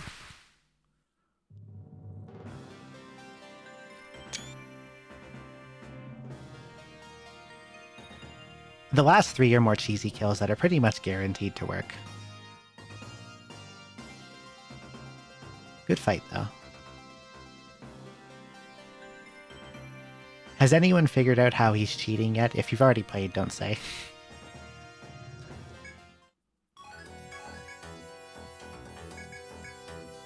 Might be having an aneurysm. You can't hear me at the moment? Understandable. Thank you for lurking.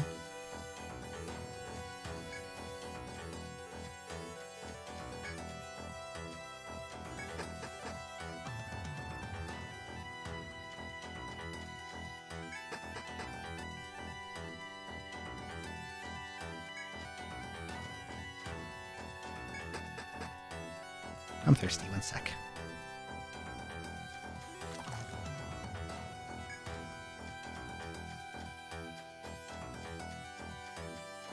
Gonna go save here.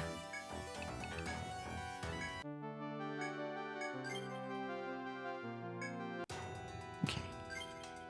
Now we're gonna get Lynn's party.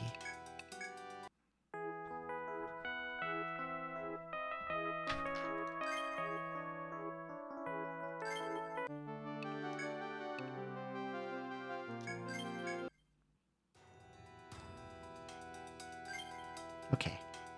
So this one, hang on.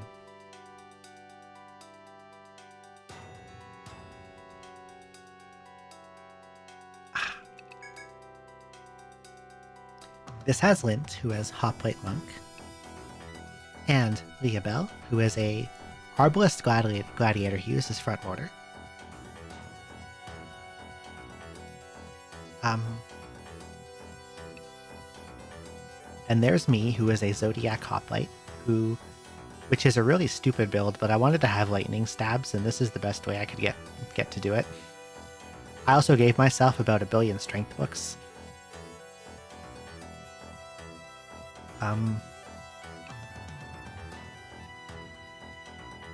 And Rena is a wilding ninja who summons Tiger. And Sherry is a... I think you'll try you after so many hours of Labyrinth of Toho there. Similar-ish but different. I actually played I played EO first and then Labyrinth of Toho after, and I love them both. Any recommendations for? 4 is a really nice start. I think because it doesn't have as many classes as other games. And you might be like, oh, well, it sounds worse, it doesn't have as much stuff. But the classes in them, you don't get like overwhelmed with choice when you're not familiar with the classes. Like you see the initial ones and like it's easier to build a coherent party that doesn't brick itself no matter what you do. Does that make sense? Like, you can put a lot of weird stuff together in EO4 and it works, and you don't get like overwhelmed with choice at the start. So I think it's a really good first entry. And then after you do 4, you can pretty much go anywhere else. 1, 2, 3, 5. Colluding with other super bosses to artificially inflate the price of bread at wholesale and retail levels.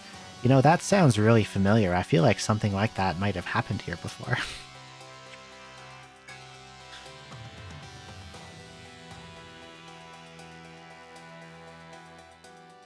I gave everyone a lot of crush amulets. And looking at the fight, I maybe actually shouldn't have. Sobies would never. Fuck Sobies. Fuck Galen Weston also. Okay.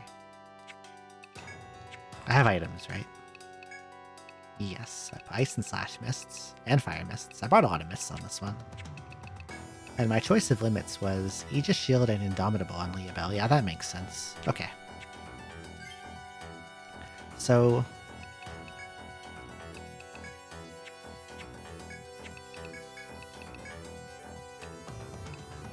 this is fairly similar to what I just did, except it's probably a little more glass cannon-y.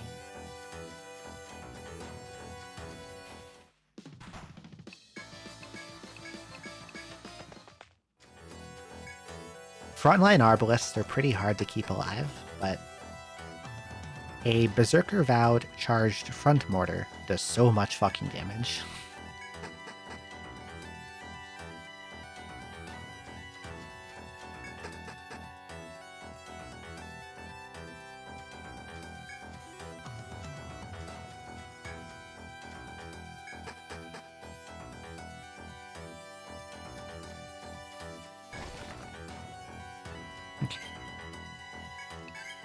I'll make a quick save right here.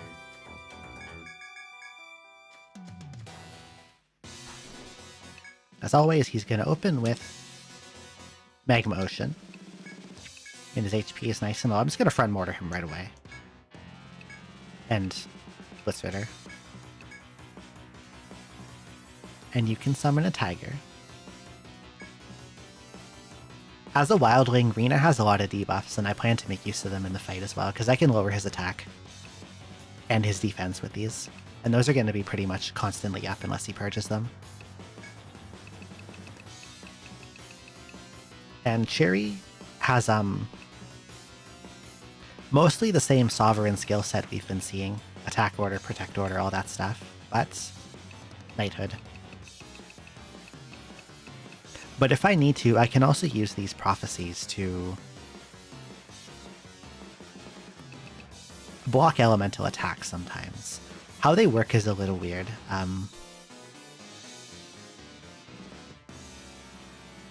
You pick the target, and then you block this element of attack from them.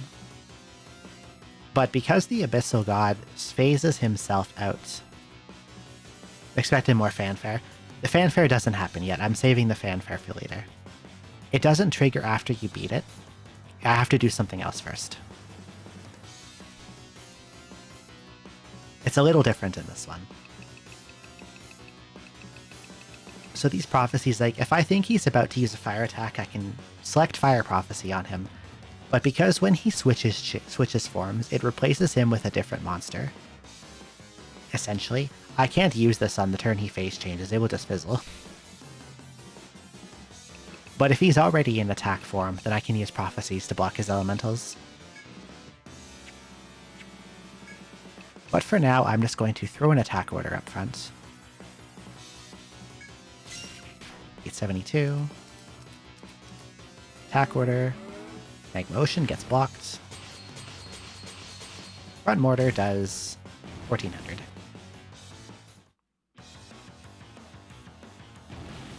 Okay.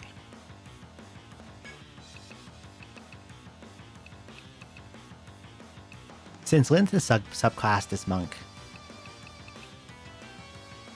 he's got a full party refresh and full party unbind just in case I happen to need them. But for the most part, he'll be blocking attacks. Although right now he doesn't have much to do, so he's just going to defend. The Abel will Berserker Vow a bunch. I am going to... Wait, I've got Volt Prophecy on myself too in case I need to block Dark Lightning as well. Yuna will summon a tiger. Wait.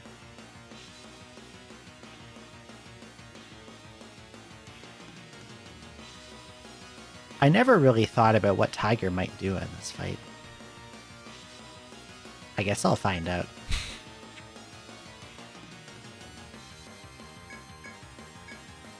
I didn't really think that part over. We'll see what happens.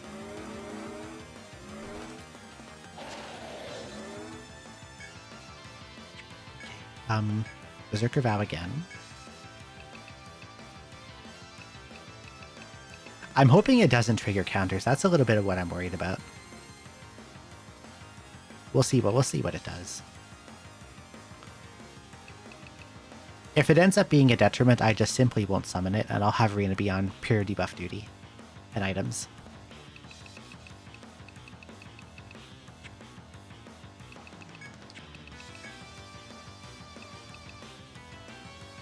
Okay, this is his Nameless Curtain turn.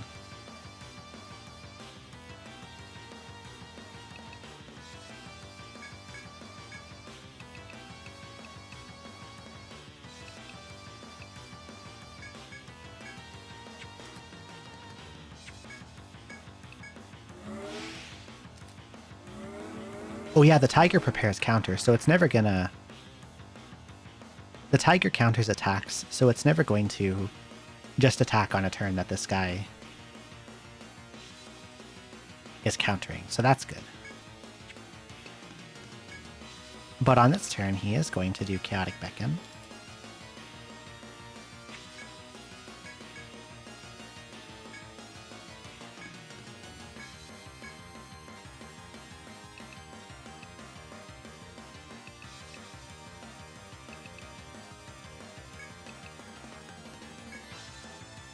And I'll throw a bunch of authority buffs on the Tiger because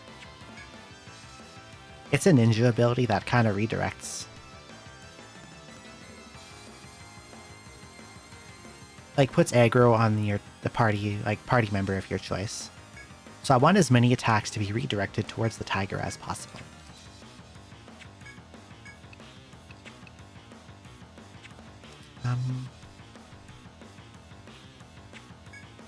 We'll put attack order on the front.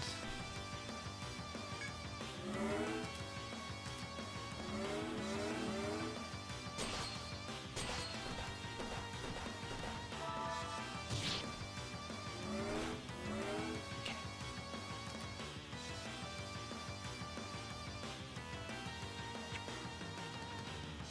So this turn he does Spurting Fumes.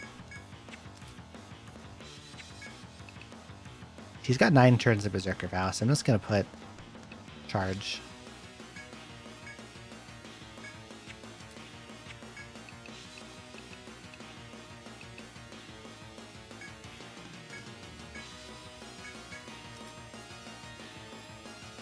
Yeah, that looks good.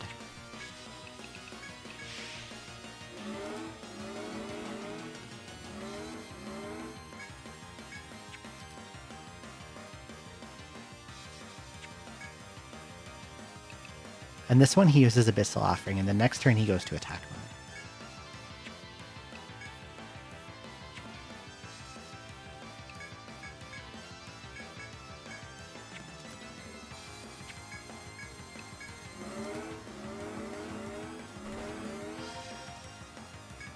Okay, so this one we want to bodyguard Leobel specifically.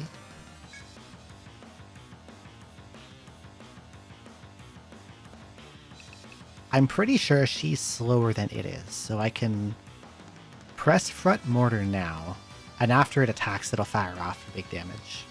I'm pretty sure. I think.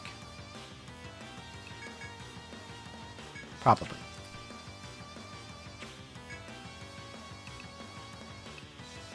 And I think Rena is also slower, so I can put out a Primal Drums too.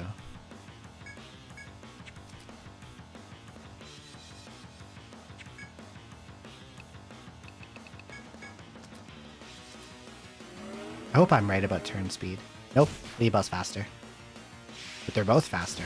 Okay.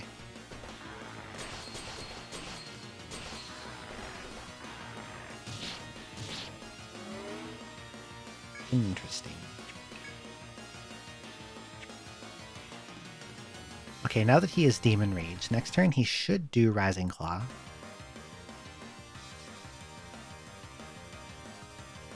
Yes, I have a lot of his stuff written down.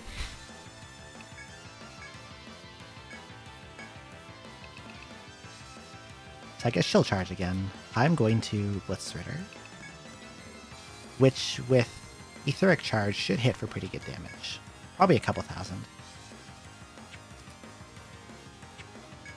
And I'm going to want a Primal Drums again.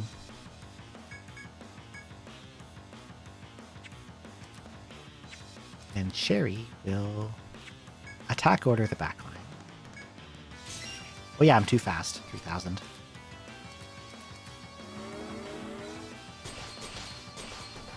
Stunned? No, don't stun me. Did I get charge off? No, I didn't. Okay, this one he Chaos Tentacles, so I'm going to block the tiger. The tiger is almost dead.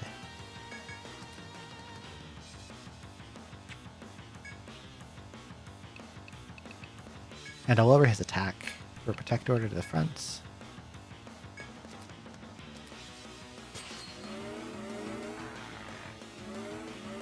Okay. Now he's going to use Primitive Burn, so we'll Firewall. Leobel can Front Mortar. I will do Blitzritter. I'll put Otori on the tiger again. And Protect Order to backline. That's about 6,000. How much is this Front Mortar gonna do?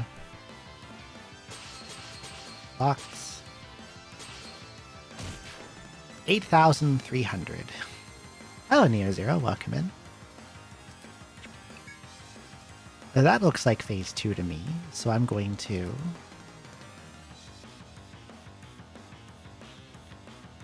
not as much as like really high hitting meteors, like high roll meteors or high roll 5-ring sword, but still quite a lot considering there's no weakness to hit.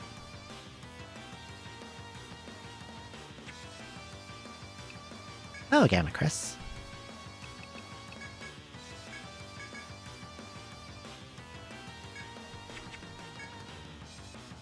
So I'm going to have Leobel charge again, and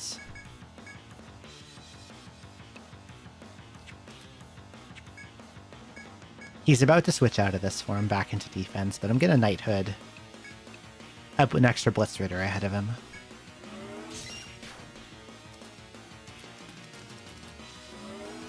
Adopt a defensive stance.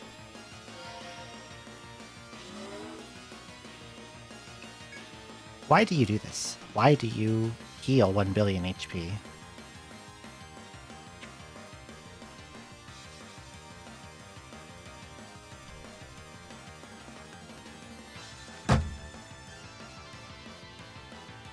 I need to look at something. Why does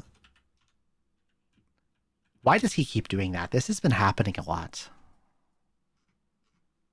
Where is his script information?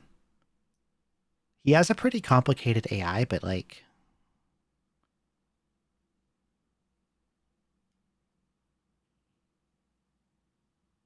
I want to see his AI for his second script. His phase 2. Because I'm really confused with how much he is firing off Abyssal Offering at this phase.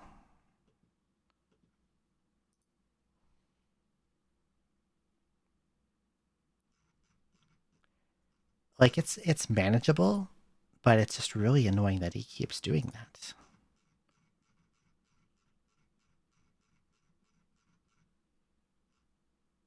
His phase 2 script is somewhere. I know I've seen it.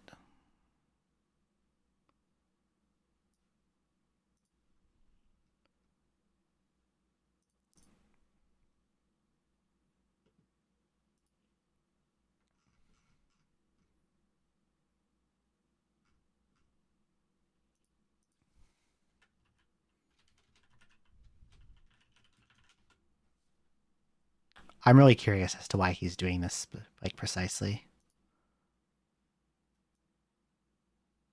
Oh, here we go. I have a paste bin with its full script. Not Form 1, we don't care about that part.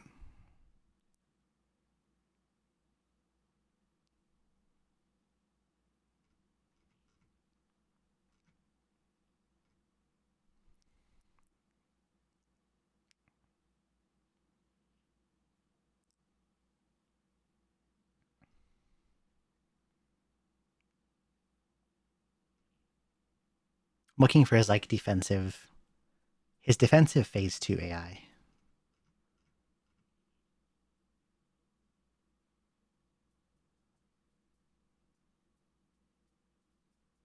Okay. I can't read this out exactly because it spoils the surprise. The way in which he is cheating.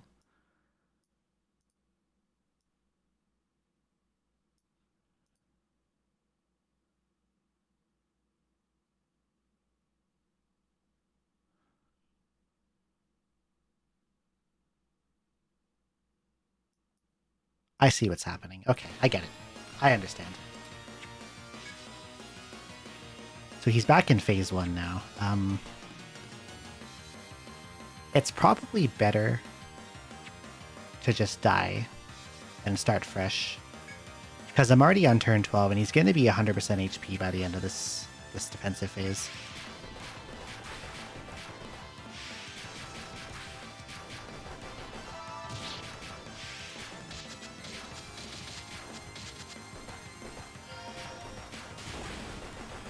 There we go.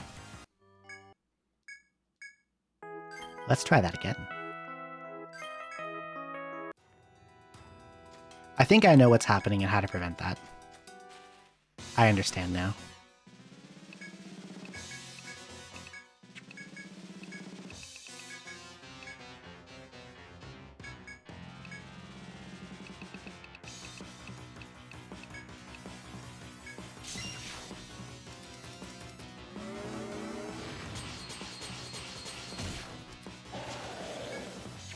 You're still alive, you're not supposed to be.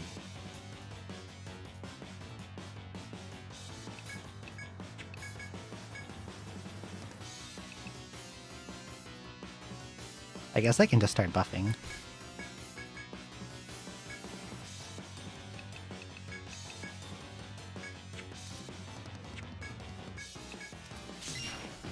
Oh, there we go, I just killed him. Okay.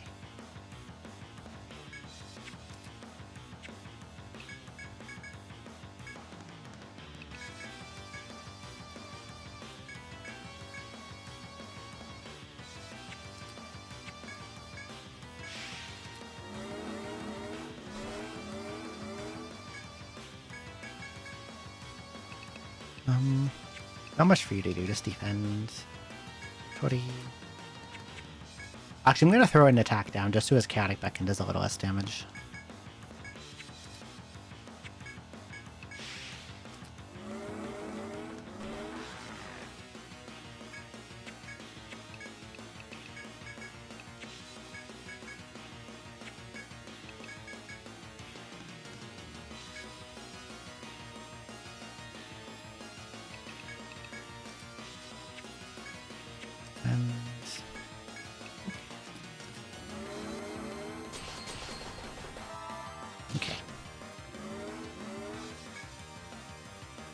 And now he's going to Spurting Fumes.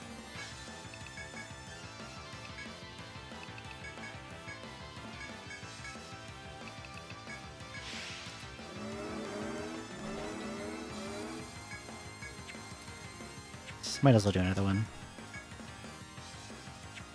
Nothing. Oh, Tierfing, hello. Thank you so much for the raid. Welcome in.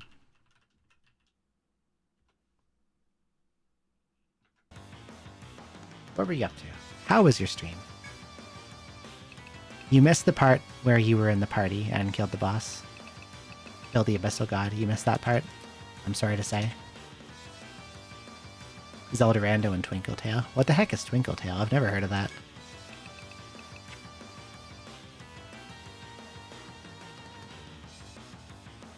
Oh, so you did see it. Okay.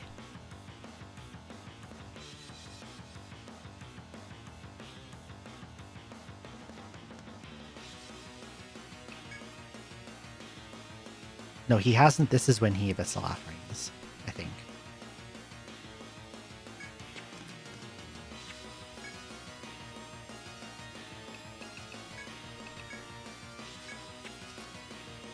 We're going to want to throw attack order on the back.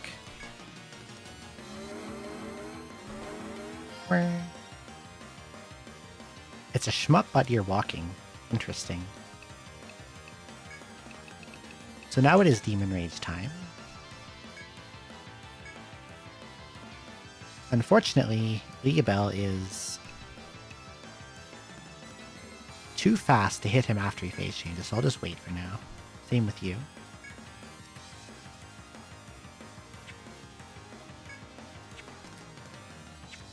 He'll defend. What do we redo Protect Order? Most of them should go to either Lint or Sabretooth. Because Sabretooth has like the aggro booster on.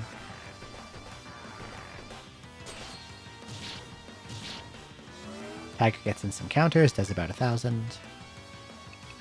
Now I'll guard the front for when he does Rising Claw.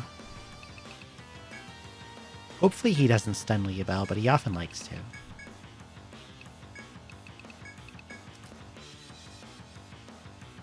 And I'll re-Protect Order the front line. 4K. Oh, I forgot to debuff him.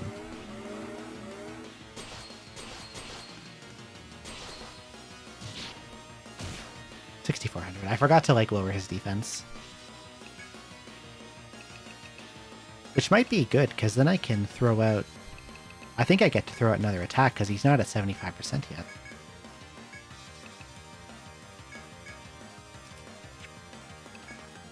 Yeah, that's definitely below 7 or above 75.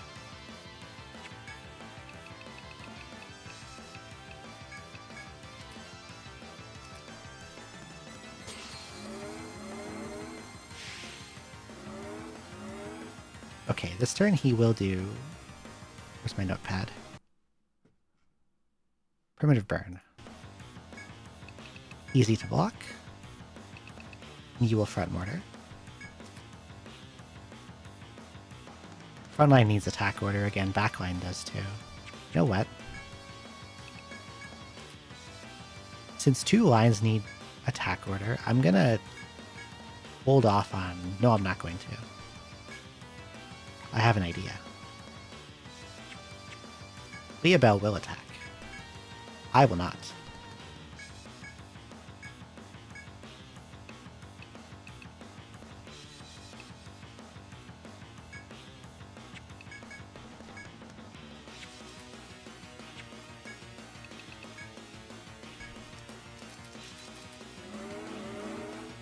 Blocked. 8,400 from Front Mortar, 8,300. So now he's in phase 2, and I'm going to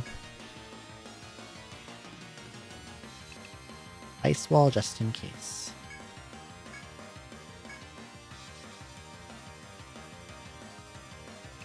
Leobel will charge. I'll do Blitz Ritter. Rina's going to do a normal attack. And Cherry is going to knighthood me. 4,000 goes into defense mode.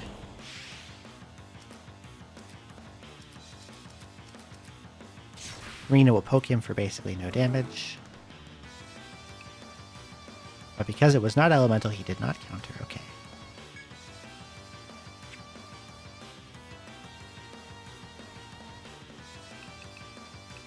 Lint, I think, has nothing to do right now, so I'm just going to throw Amrita at Leobel.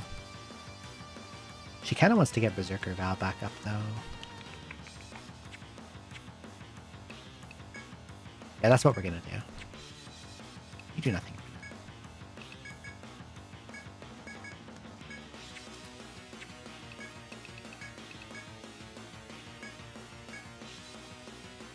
I'm just going to use this time to throw out Knighthood Blitzritters to bait counters.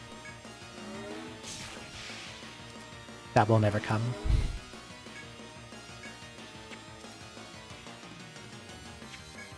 I think I have a charge on already.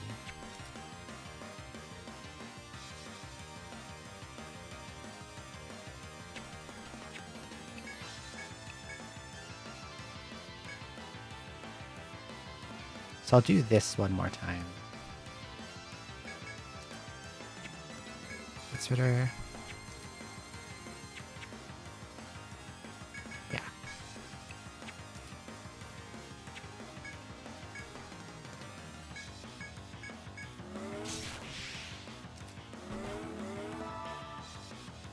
I think I need to again check my VOD to see...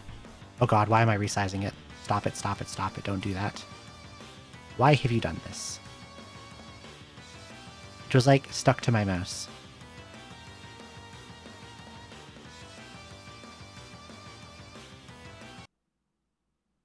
Well, I hope that's the right size. I can fix it in a bit if I need to. That was weird. So when did he go back into defense? I should be like writing this down on a sticky note or something. Because I am a forgetful Frederick and keep losing track. Turn 12.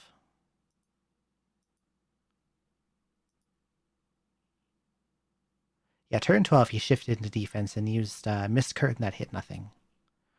So 12, 13, 14, 15... 16, 17, on 18 he'll go back to attack.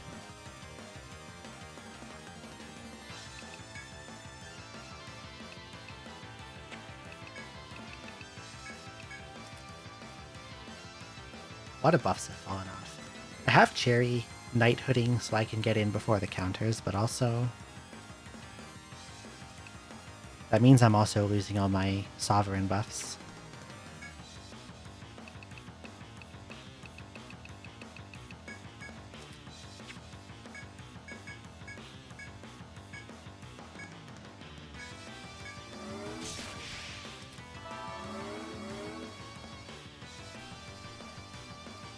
Because knighthood is like the only way I can preempt him like that.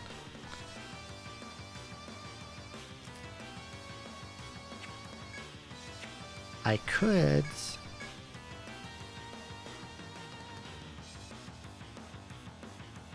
use Rena to just bait the weak counters and hope he does not use Spurting Fumes.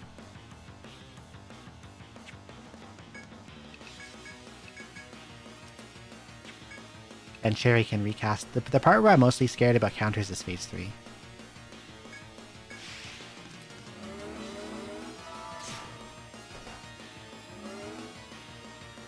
Like, Rena's attacks are so weak that the backlash damage is basically none.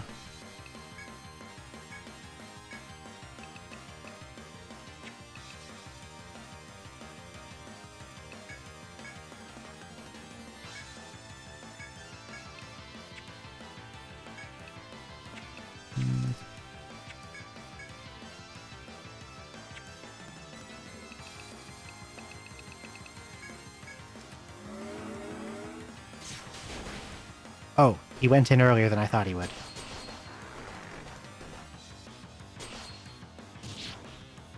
But it didn't hit anyone I didn't want it to, so that's fine. And in this form, he uses Dark Lightning here. So I will attack with the Front Mortar. And with Blitzritter, because I have both charged. And you'll do Primal Drums. And you will attack order the backline.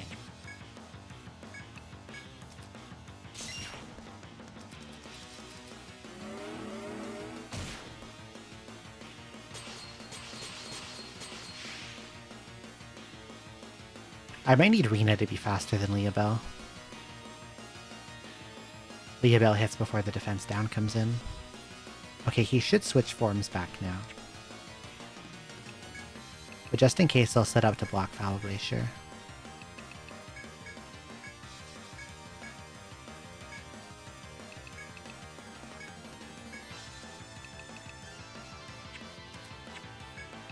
And we're gonna Knighthood in an extra Blitzritter.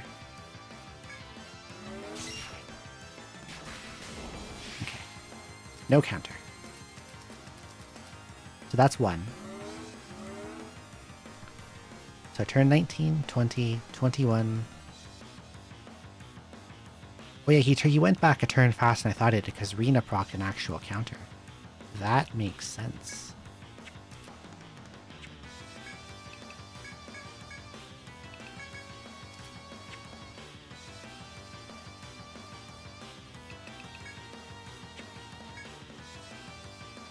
He just shield.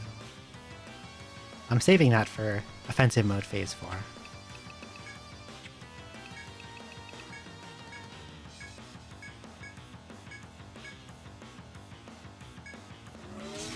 Here we're definitely not going to proc any actual counters because he's going to do Spreading Fumes if I do.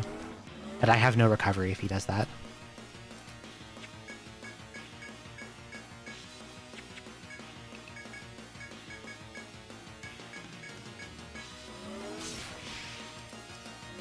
So that's 3.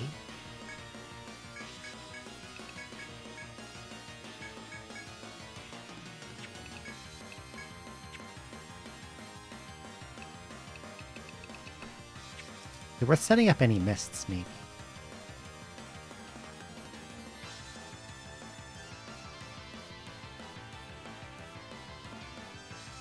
I think if Leobel gets Headbind, it's not a huge deal. I'm going to start throwing out Ice Mists.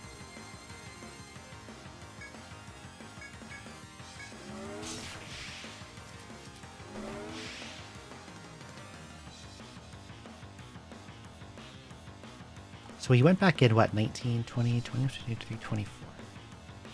So 2 more turns.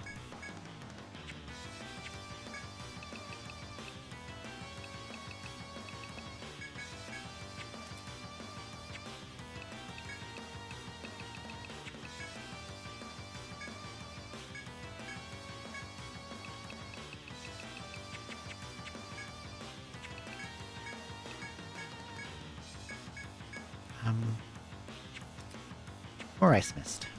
Get the duration up.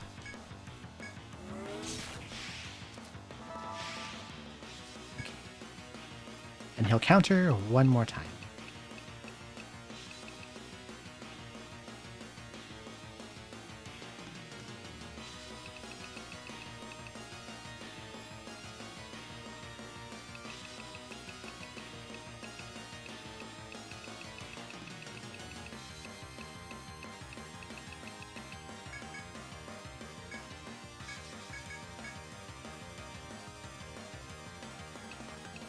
Should I have you use Slash Mist? I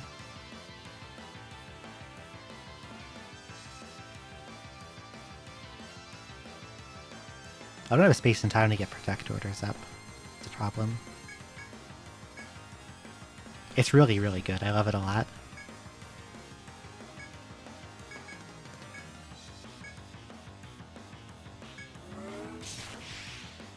Okay. Oh, you can only have 1 misstep active at a time. Okay, I didn't know that. They do not stack. Good to know.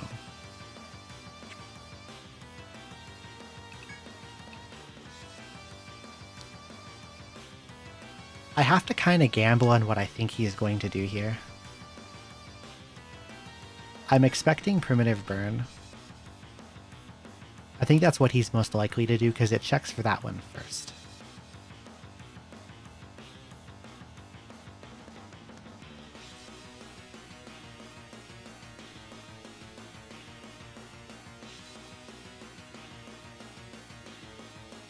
And I have Ice Mist to reduce how much Foul Glacier is going to hit me for. And I think I have the HP and stats to survive Rising Claw. And he's not going to use Rising Claw anyways.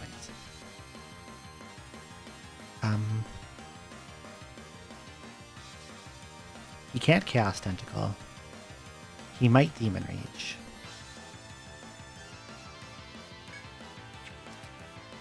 And Demon Rage will mostly go for Sabertooth, but not totally. You're going to charge. You're going to lower his defense. And you're going to Protect Order the front line. Please do not Dark Lightning. Anything else would be fine except Dark Lightning.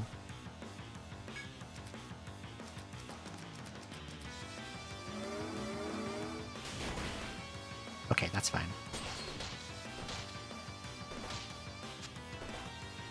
Because I have Ice Mist up, that does not do as much damage as it could have. And I can still hit him.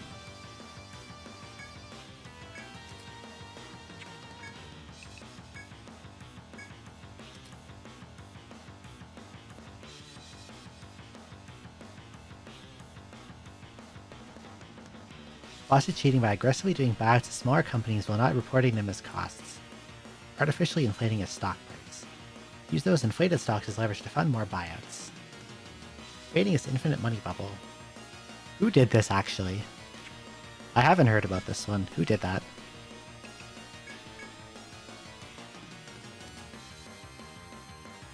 I think I Protect Order the back line now. I'm not Nortel.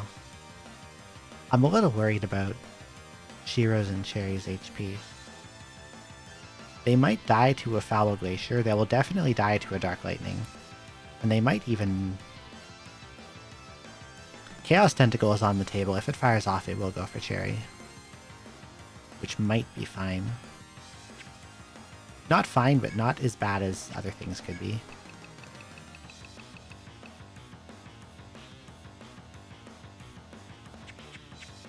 Because I'm attacking this turn, it should push him into a phase change.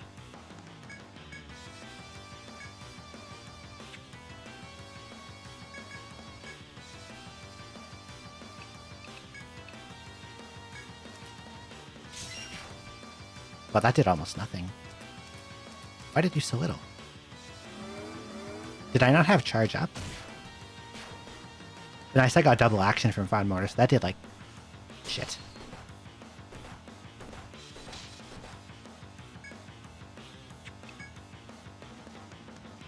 Oh dear.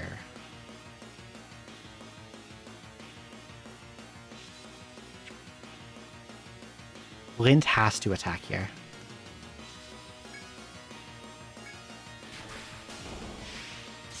That's fine. Lint has to attack again. I need Rena to wake up. She's not waking up.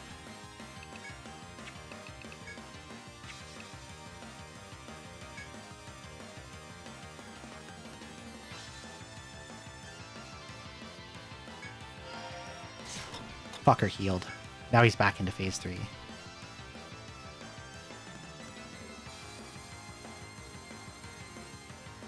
So he's on 5 actions.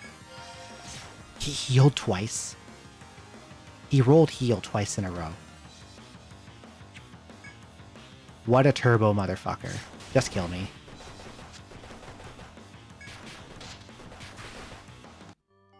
I cannot believe he did that.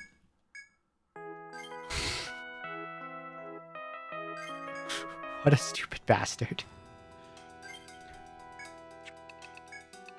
Okay, I'm going to actually make some equipment changes, I think.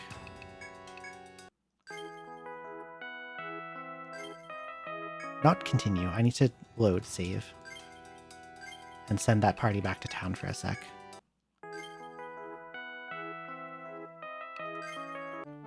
I think I'm accessorizing against the wrong attacks on this party.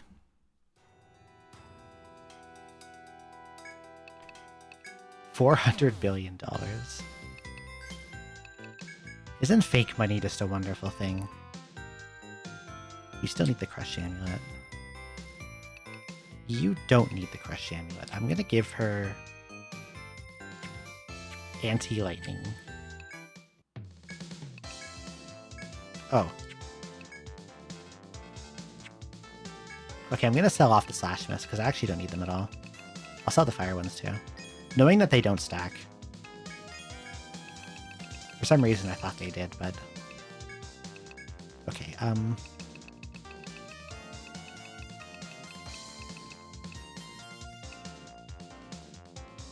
want to give this to Leah Bell. Because if I think a Crush attack is coming, I'm always going to block it with Bodyguard. Because that's going to be Demon Rage. So I'll give her Lightning Defense instead. The back line doesn't have to worry as much about slice damage from Rising Claw.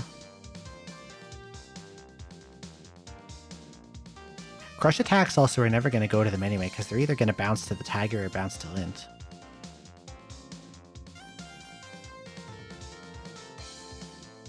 So how about I go Frost?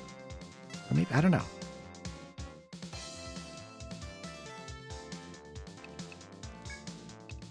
I'll replace the Crush Amulet with Anti-Lightning. And I'll keep the Slice.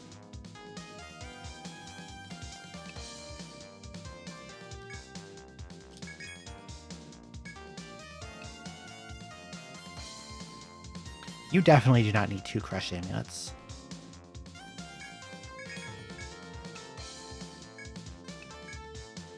I went overboard on Crush Amulets. I thought Demon Rage was going to be more dangerous than it was. Lynn still needs one though, I think. Or maybe not.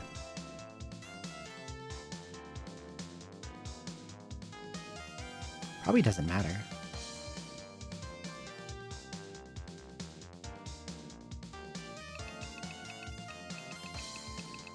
I'll keep this. It's all the old accessories. And I'm gonna grab some...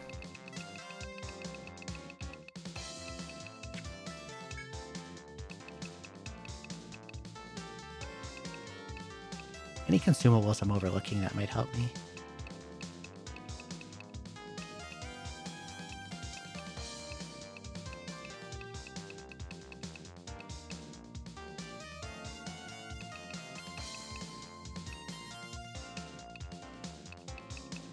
These bad boys.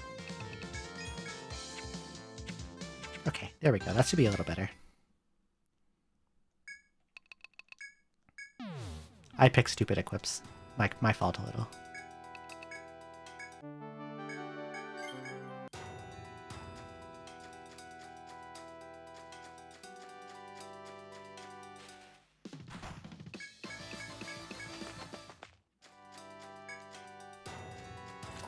Plop.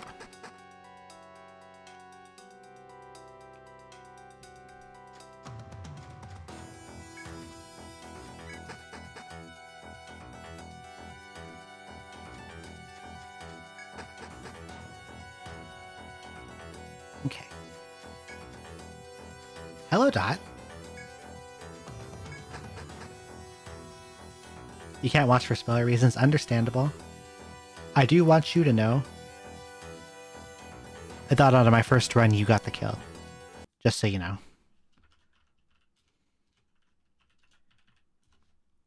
But I hope G.I. Joe went well. I'm guessing you beat it. If you're done already. You must have beaten it. I hope it was fun. Hello there, Rukawa. Hello, Meadow. Hello, Denchi. Hello, NeoZero. Hello, MadeBots. Welcome in. Thank you so much for the raid. I really appreciate it. I'm on fight 3 of 7 at the moment.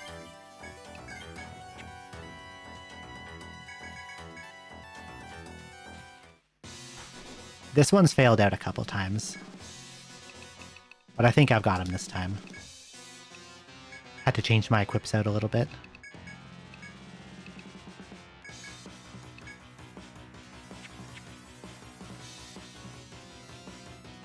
I should have maybe gotten Rena some speed boosts, but it's probably fine.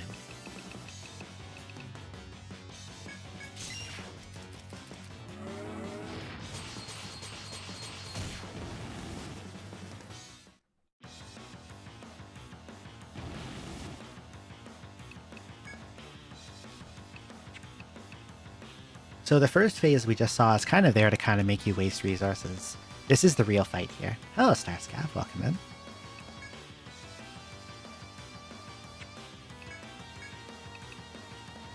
And the first 7 turns of this fight is... No, the first 6 turns, sorry, is totally scripted. He's going to use the same moves every time, in the same order. And because I know what he's going to do, I can use this to prepare a whole bunch.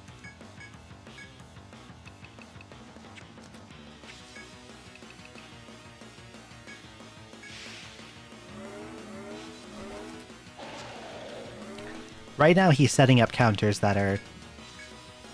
He's trying to counter attacks that are never going to happen.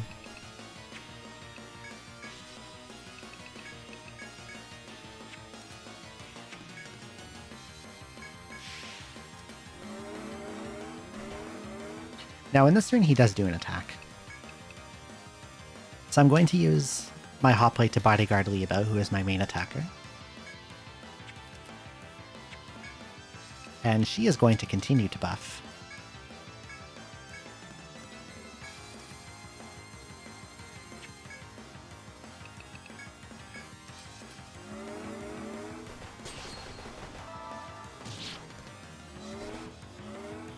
Okay.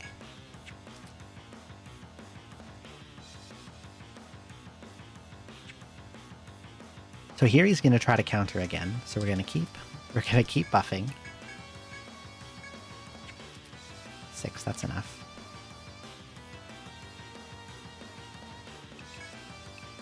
I don't think there's anything for her to do this turn, so I'll just defend.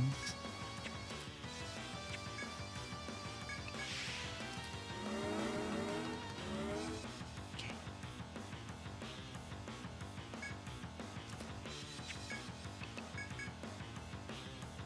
And now he's about to heal 11,500, which is also why I don't attack during this part. He just heals it all off. And I'm going to let him do that. I don't remember if you have a charge on, so I'm going to charge.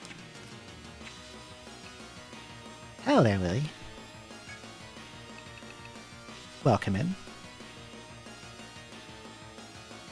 Fistfuls of gunpowder. Berserker Vow is a very, very strong buff.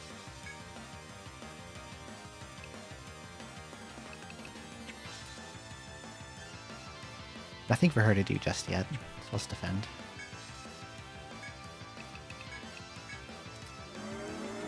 Here comes Abyssal Offering. Now it's time to attack. Or it's about to be. He has a defensive form and an offensive form. The defense form doesn't really take damage. You only really want to attack him when he's in his offense form. So while he's like this, I'm basically just biding my time and trying not to trigger dangerous counterattacks that kill me.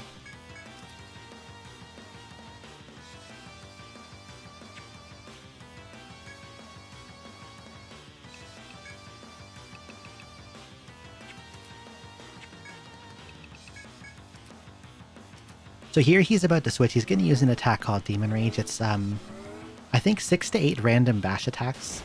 And anyone who takes damage from it has their buffs dispelled.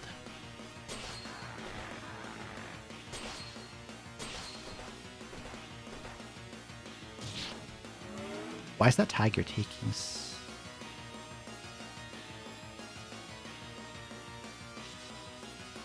The tiger was taking... Do things I summon use my accessories? I didn't know that. So if I die here, I gotta give Rena the Crush Amulets back. A tiger almost died. Okay. So now we're going to start hitting them. Liebel has been charged with Berserker Vow, which raises attack by a lot. attack order also raises it some, and she has a charge in progress to buff off the next attack she fires. But actually I'm gonna hold on to it one because I want Rena to lower this guy's defense before I let that go. You can go though.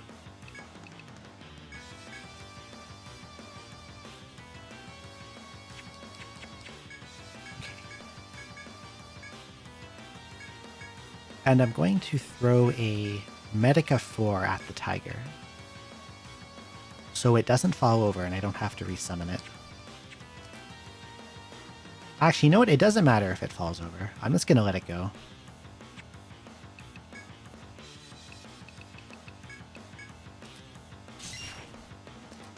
Eh, 4,500 is not bad. Oh, it survived. It's fine. Just kidding, it didn't survive. It tanked an attack for someone and fell over. Okay, now it's going to use Chaos Tentacle, so we're going to Overwatch Cherry. We'll charge up. You'll summon a new tiger.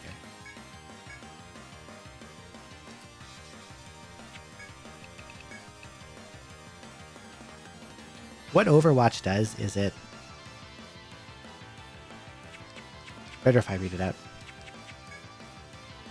It says attacks on an ally that exceed your HP are void for 1 turn. Chaos Tentacle is a single target attack that does many thousands of damage, around 6 to 7. So and it always targets whoever has the lowest HP. So if I throw it onto my lowest HP ally, throw Overwatch on them, I can completely block Chaos Tentacle, which would normally basically be a guaranteed kill.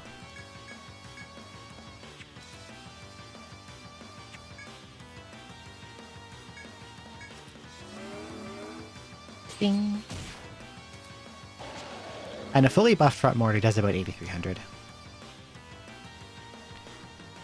Now he changes phases at every 25% marker. That doesn't quite look like 75% yet to me. So on his next attack, he's going to use Primitive Burn, so we're going to Fireball that.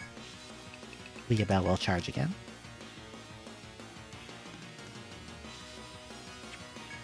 I am going to stab it with Blitzritter. And Cherry's going to attack order the backline.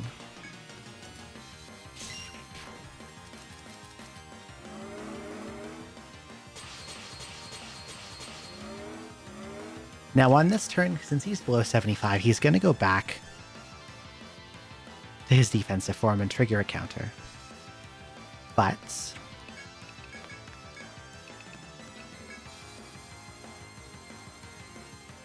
actually, I'm not sure if that's 75. That might be... no, that's definitely under 75. So his counters, when he starts to do, like, sets up a counter, they have a very, very, very, very, very high speed modifier, but they don't actually technically have priority.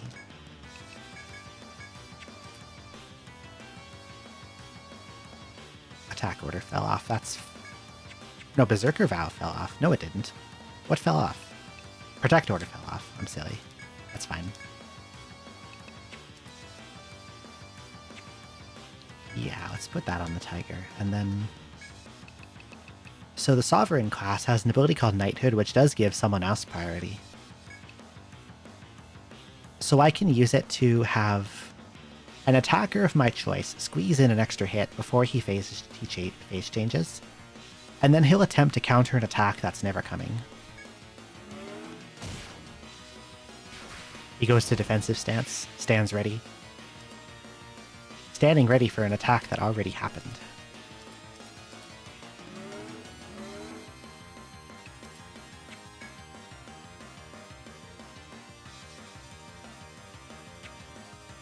So I think here I can just have Lint attack into him.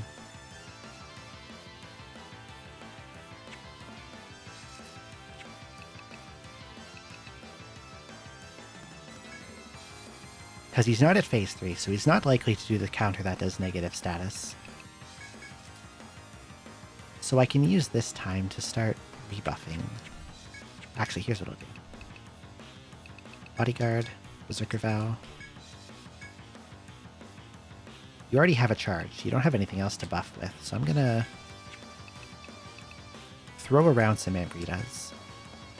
You're gonna poke him. And Sherry is gonna start doing some buffs.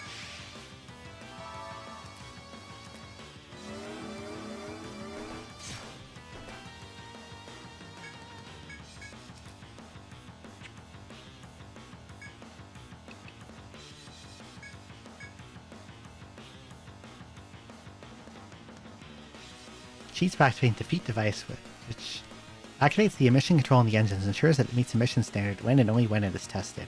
Who did that one? I'm not sure the lore behind that one. You're gonna have to tell me.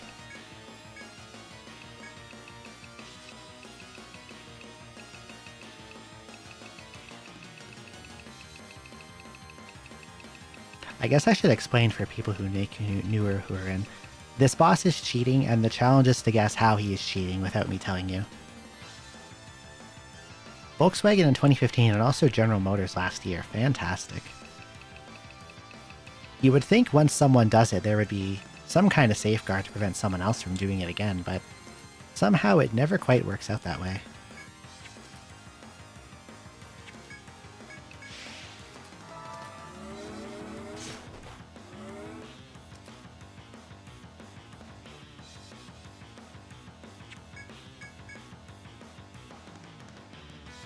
My count is 5 right now, right? There's the attack he attempted to counter but didn't. And then prepare, counter, yes, his count is 5. Company just got better at cheating? Of course they did. Bastards.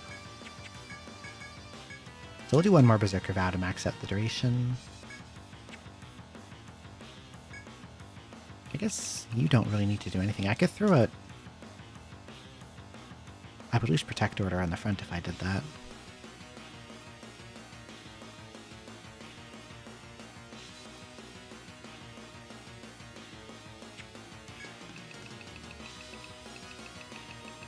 Maybe it is Ice Mist time. I've got a few of them. I can set up a good duration on him. It'll be soon that he starts using it. And I'll give the backline attack order.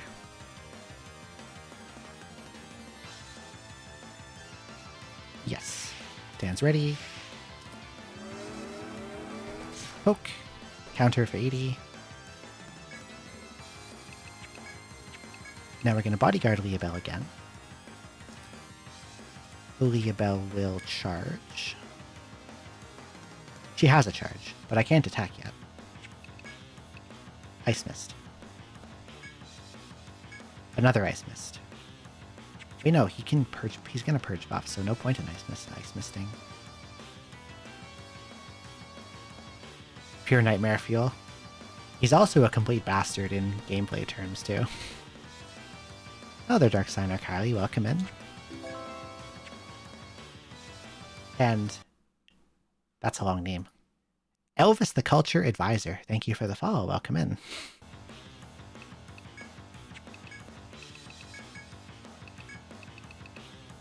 I guess I'll just charge for no reason.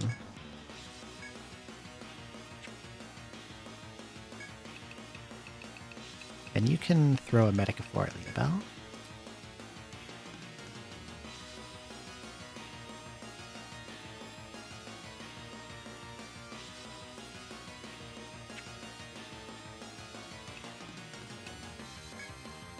I guess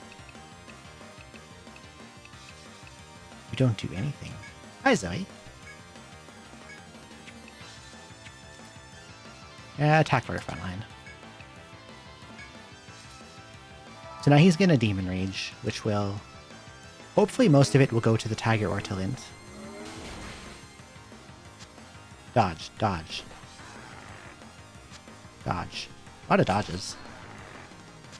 Hello, Felly. Welcome in.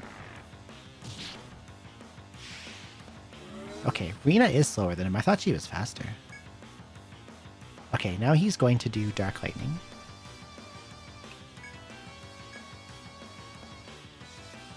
Oh, thank you. Thank you, Demi. I've already killed him twice. This is attempt number 3. Or party number 3. I'm killing him with my whole guild. Because I want to.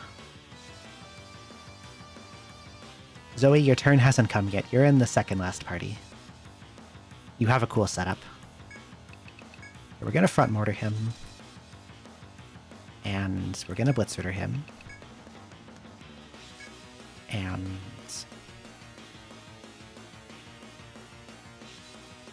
maybe I should stagger these, actually.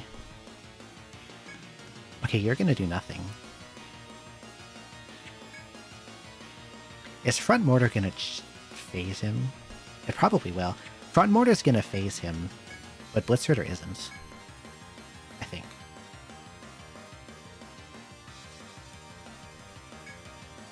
So I'm going to stagger my attacks, actually.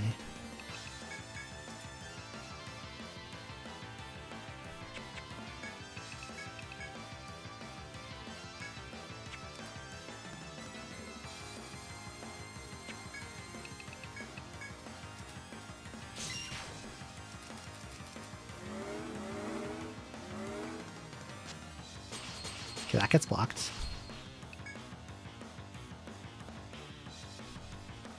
That looks below 50% to me.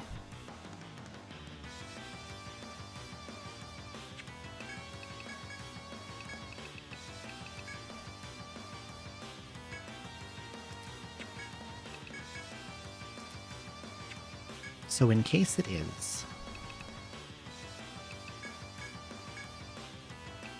I'm gonna Knighthood Leobel to get ahead of his attack. Yep, okay, it was below 50%.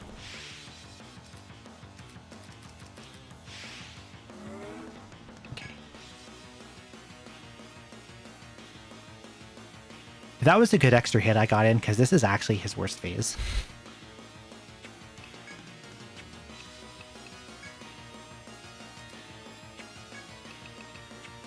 I'm mostly going to have Lint bodyguard Leobel, and Leobel just keep up buffs.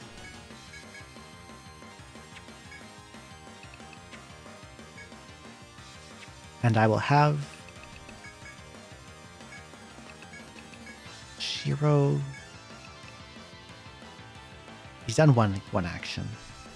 Okay, so it counters 1. Now it's 2.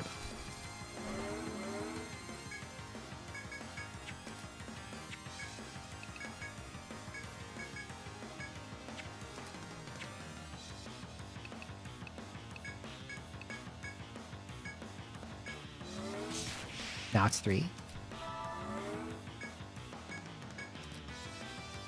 Attack order's gonna fall off. I kind of don't want it to, but...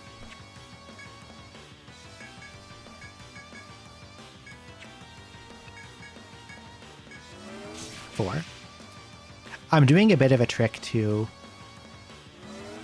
make it so that I proc his counters, but he's not they're not actually being procced.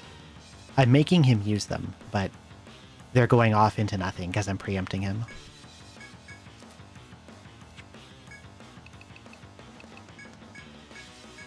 I lost track of where I was. It is a little bit. It's cheating to counter his cheating.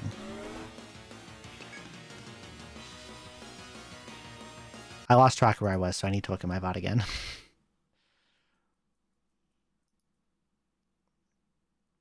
Let's see. I forget how many 6. Do you think I'm on 6? What turn am I at now? 22. When did I knock him back into defense? Was it on turn 16? It was on turn 17.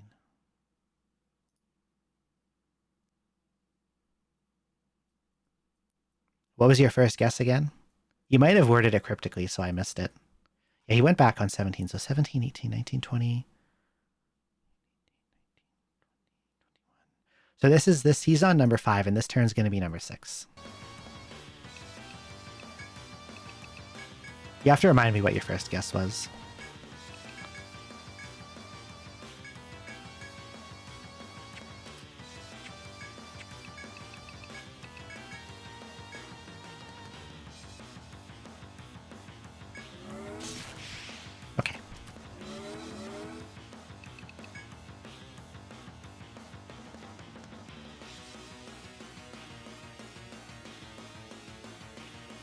Yeah, you know what that is, right? Where do you want to gift sub to? Name a channel. He reads your inputs. He can see what actions you're putting in, and he chooses actions on that accordingly. And if you try to counter his counters by simply doing nothing, you know what he does? He fucking heals. Because he's a bitch. He just shielded. I'll nullify all attacks this turn. So I can do things like heal and buff up and all that good stuff. Here, okay, I can do that.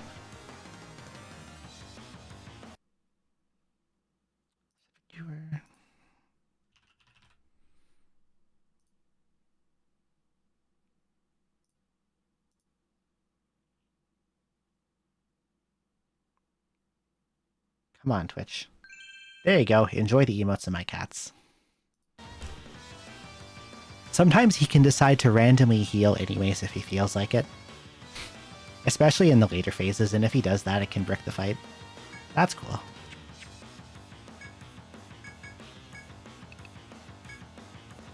I might be able to kill him soon if he cooperates.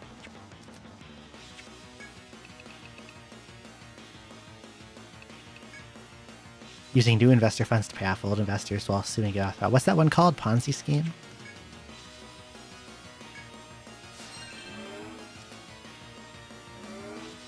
Oh, Yobri, thank you for the resub. 3 months, thank you. Really appreciate it. No Dark Lightning for you. I'm glad I blocked that one because that's like the worst one. Front Mortar. Blitzritter. No buffs on the back line.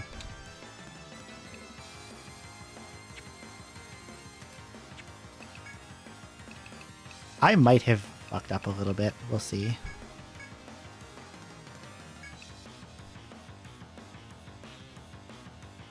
If he uses Primitive Burn, I'm in good shape. What can he use right now? Primitive Burn, Foul Glacier, Dark Lightning are all options.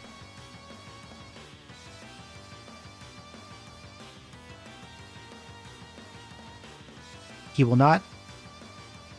No, he can use Demon Rage. He can use... He won't use Chaos Tentacle. So I'm just gonna hope he does Primitive Burn.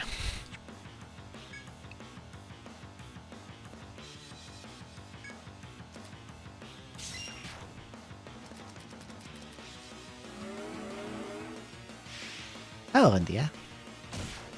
6,400. Oh, he used Dark Lightning. Sleep. No, not Panic. Crave lemon snacks and baked goods. That sounds nice right now.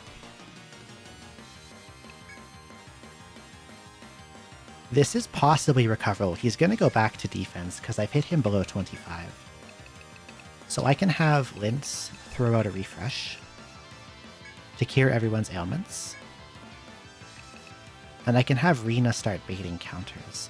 How are Augustus and Luna? They're doing well. Luna's still on a diet and she's crying for food all the time. Okay, please use Nameless Wall or Mist Curtain. If you use Spurting Fumes or you do an attack, I will be very upset.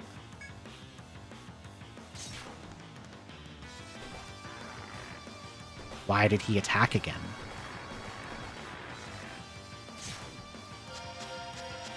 Why have you attacked again, sir? I'm probably dead.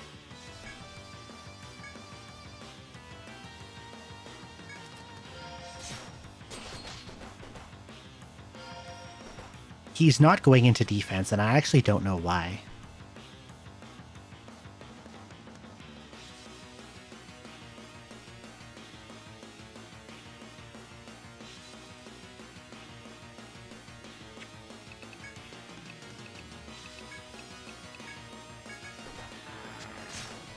I'm so confused.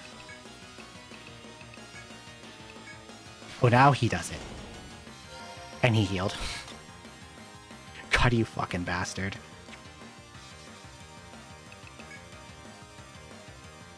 Now he's in the phase where he likes to use spurting fumes.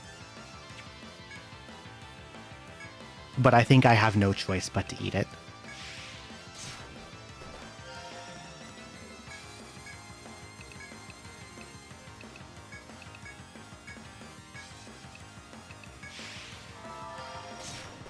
Okay, he's doing Nameless Wall, which is good.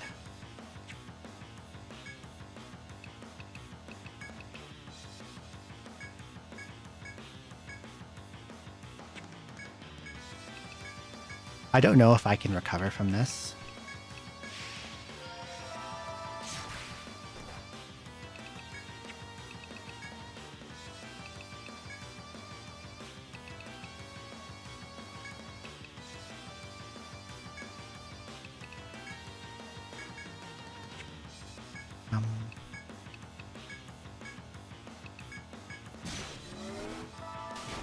No. I wasn't ready. Lint is asleep. I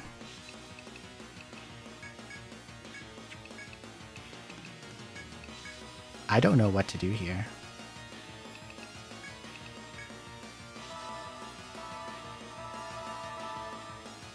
Bye.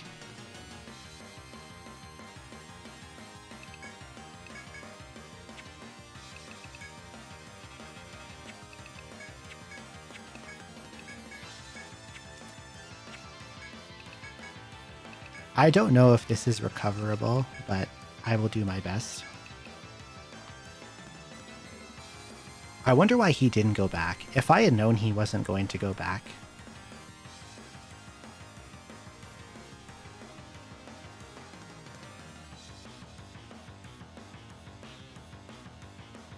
Then I could have killed him, but he did not do that. Please use Primitive Burn. If he... fuck. The Lint is awake at least.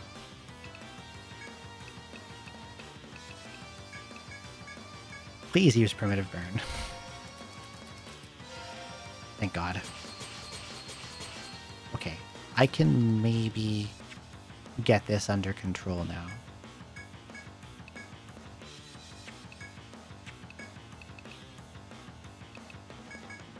Possibly.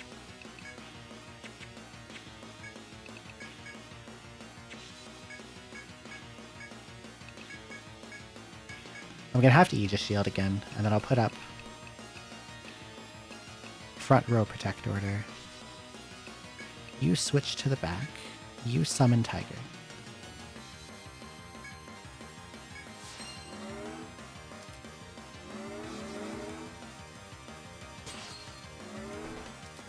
Okay.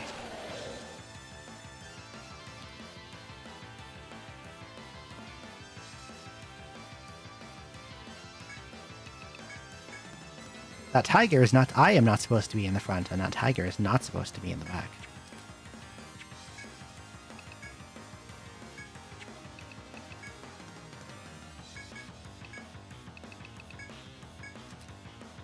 I think I have a charge on, actually. I'm just going to go for Fun Mortar.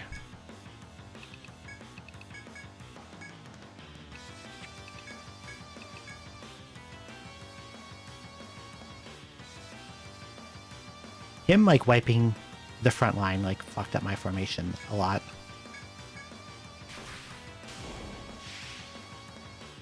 He went back to defense randomly.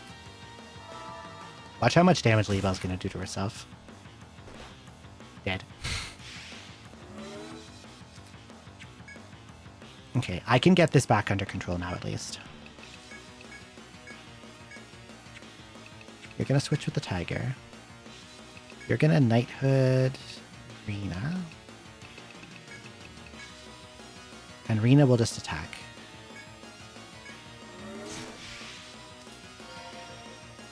He's gonna spend some time countering attacks that are never coming, and I can use that to heal and rebuff.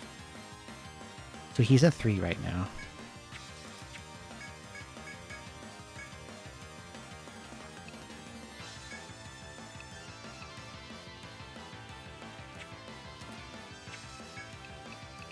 Get out Nice Mist. Okay, now he's at 4.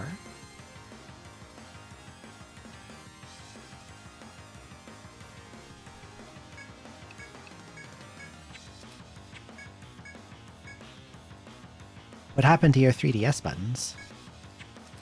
That sounds unfortunate. Or Ice Mist.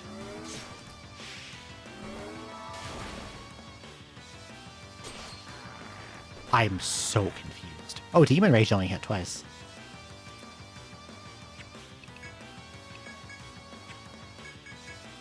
Unresponsive, that's really annoying.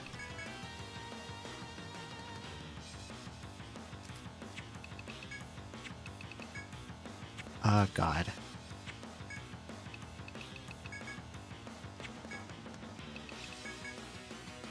Oh, he's enraged. I just realized he's enraged. Oh, God. I might be fucked. He's never going to go back into defense form now because he's enraged.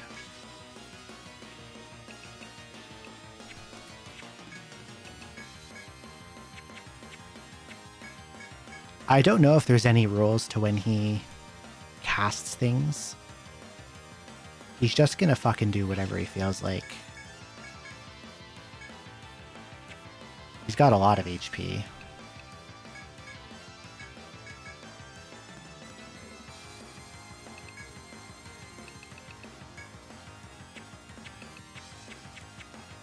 No one has a full limit gauge yet, but some people are close.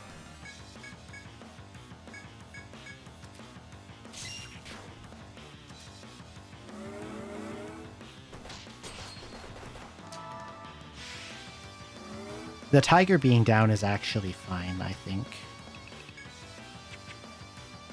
Leobel can use Indomitable to survive this turn, so I don't have to bodyguard her. And she can front mortar for damage.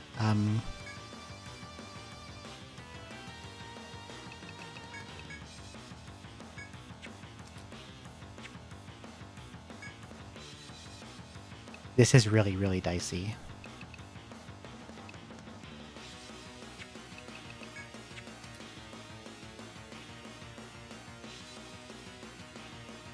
Yeah, he enraged at turn 40. So when he's like this, his attacks become completely unpredictable. He doesn't leave this form, and they all get probably about double power.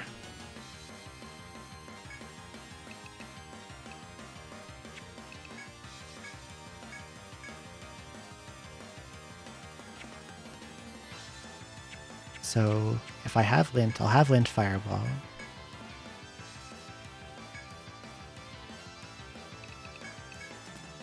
Like, I think I just need to try to deal as much damage as I can.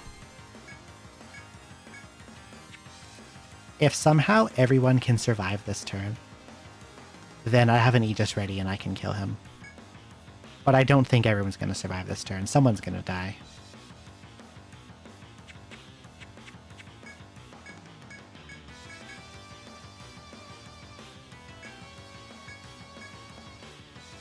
Unless I correctly predict that he uses Primitive Burn, which is a 1 in 7, 1 in 6.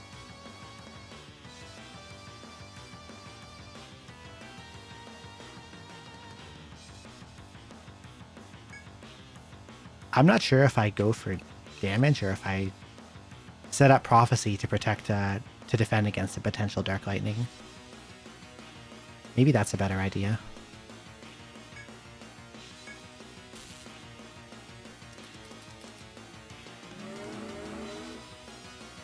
Holy shit, I got him. I predicted his Dark Lightning and blocked it. Oh my god.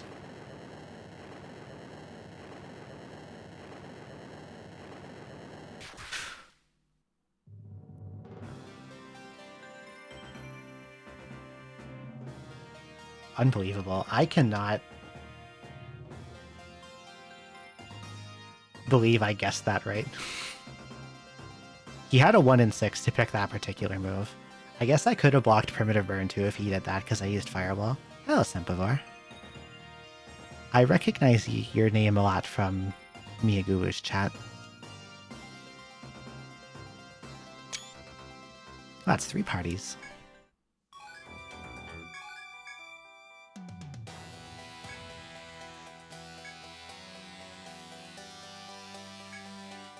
Okay. We have one more mostly vanilla fight left. And then we have the cheese strategies. The stuff you do if you don't want to grind to level 99 or deal with all this bullshit.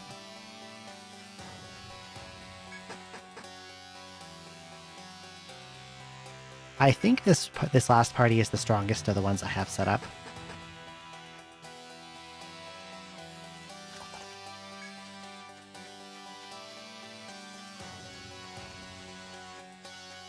Oh, no vacation time yet.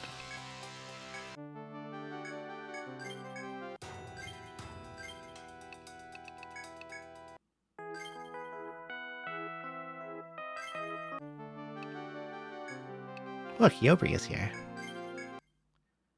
This party has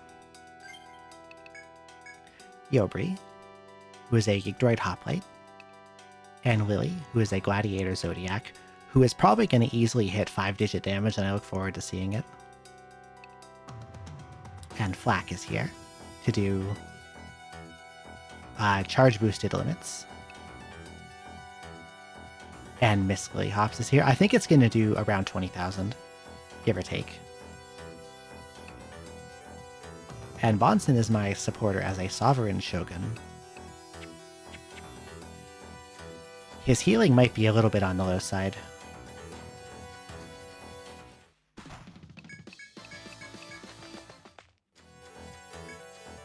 But Lily has backup healing.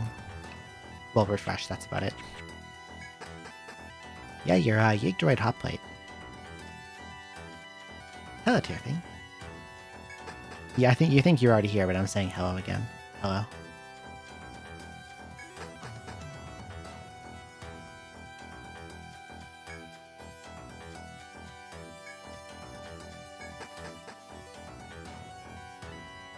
I never have, but I think I would like to. I've never played a Persona game.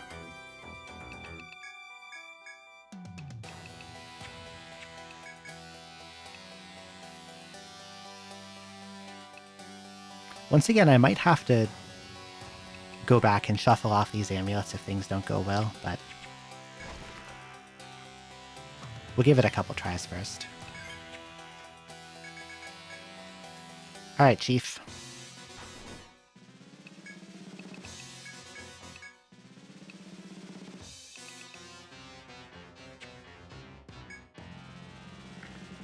Since Flack's damage is so limit-centric, I probably should have charged up a limit before doing this, but it's fine. I'm just going to throw out damage and get him to change forms as quickly as possible. And I will summon a lion. And attack order the front line. 1500. There we go, phase 2. His phase 2 is like a pre-fight. And if you kill all the tentacle FOEs on the floor, he goes down pretty quickly. This is the real fight.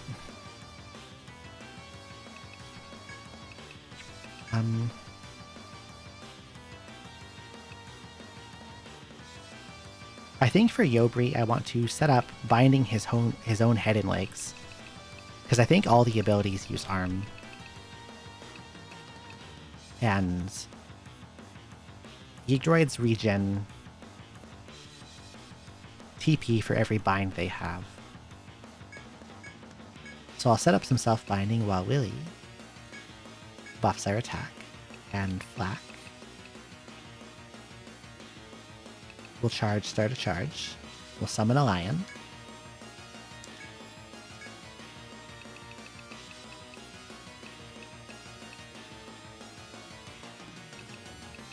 And we'll do the good old protect order spam.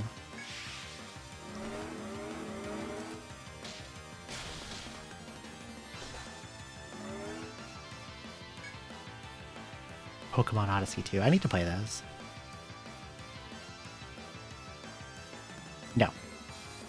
The self-binds, they're on me.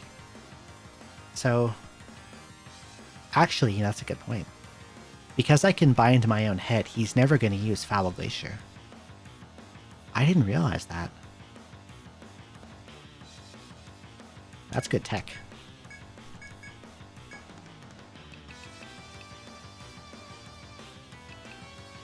I need to play those. I definitely will play them at some point.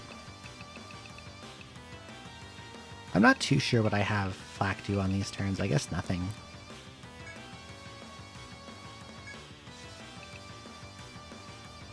I'm also not sure if the Lion proccing counters is going to be an issue. I should probably keep an eye on that.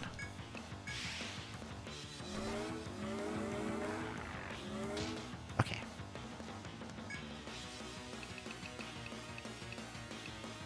So head bind, leg bind, and I can still use these shield skills as needed. And I'll use one this turn. I'll use Bodyguard on Lily. The lion is awake. I think how the lion works is that it starts off asleep, and when it wakes up, it attacks and it goes back to sleep. So I'm hoping it doesn't make me eat spurting fumes I don't want to eat, but if it, like, sucks a counter onto itself, that's not a huge deal. I can just resummon it.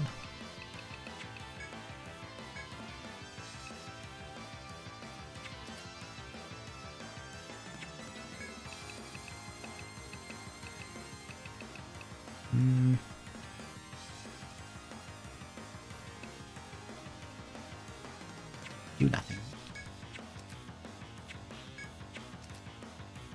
And frontline attack order.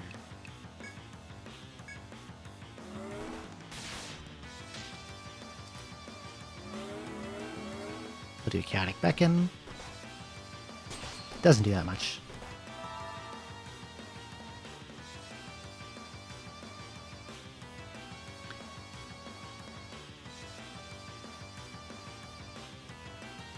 That lion is about to hit him when he's going to use Spurting Fumes. I need him to not do that.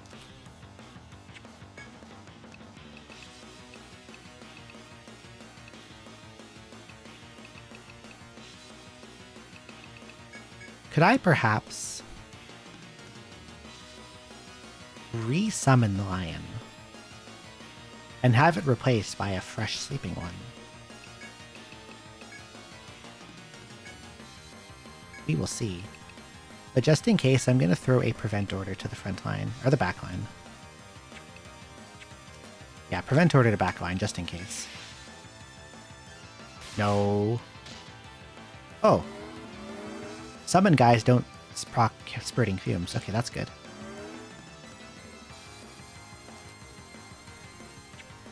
Nice that that's the thing.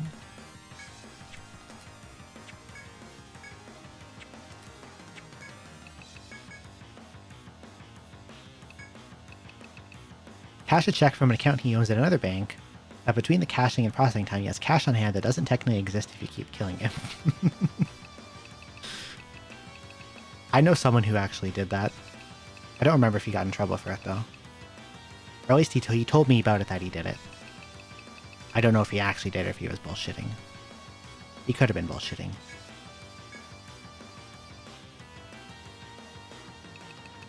So this turn he's going to use Abyssal Offering.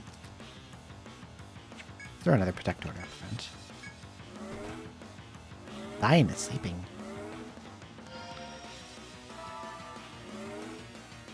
And now he is going to attack.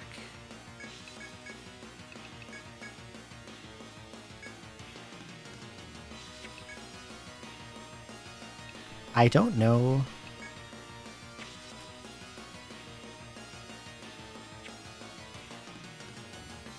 Who is faster and slower than him? We're gonna watch and see. Black was defending. Defend always goes first. The Bonson's faster. Lily Hops is faster. That's good. It was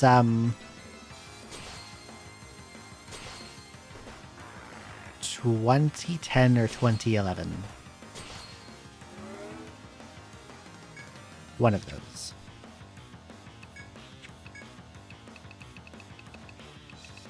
Okay, time to hit him. So Lily's got Attack Order, and she's got Berserker Vow. And she has Etheric Charge. And she has Singularity, and the boss is weak to ice, and we're going to use Freezing Blow.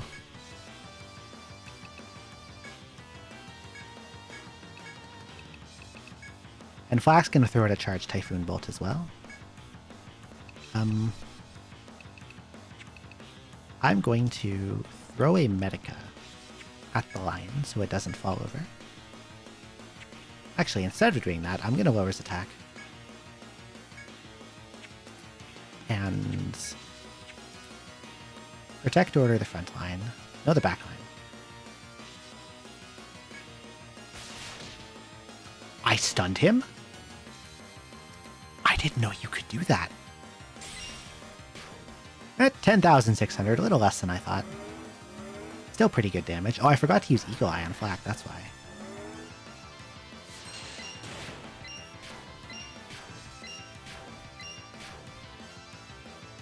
And Typhoon Bolt did about 6,500.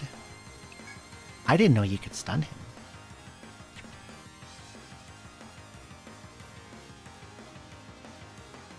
So, the last time I played this game, which was about 3 years ago, I also found by accident you could put him to sleep. And it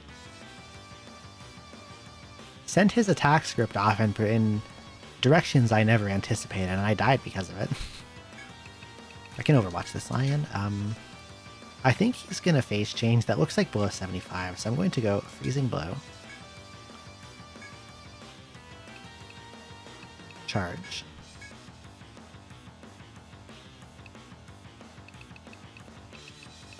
Healing. And we're going to do the Knighthood thing again.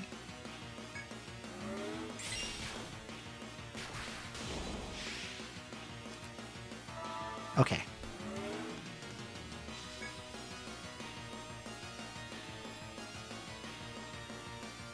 Have to change your identity before you max it out. I can't remember what happened to him after, because he kind of just like dropped off the face of the earth and I never heard from him again. Something bad, presumably. Yopri.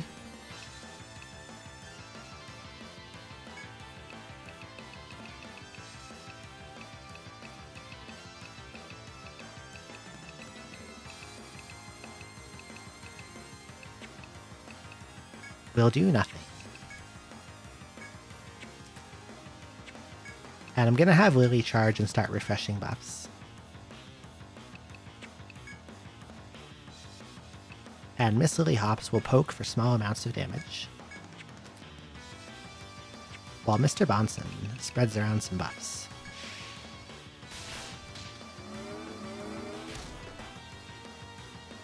Oh!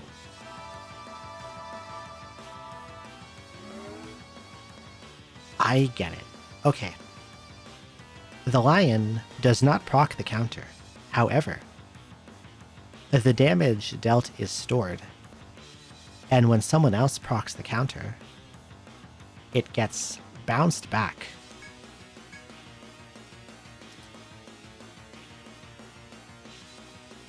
To whoever procs the counter. All that stored damage gets bounced back.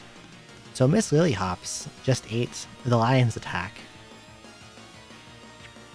And her own, and it did about 1,000, which is an instant kill. So now someone else has to poke him while I get her back alive. I'll have Flack do the poking.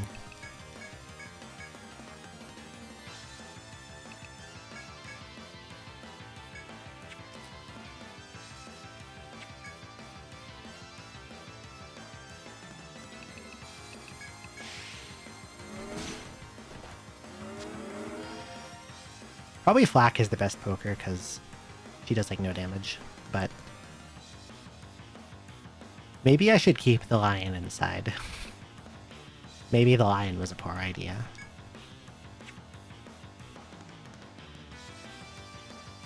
So I think my count is currently 5.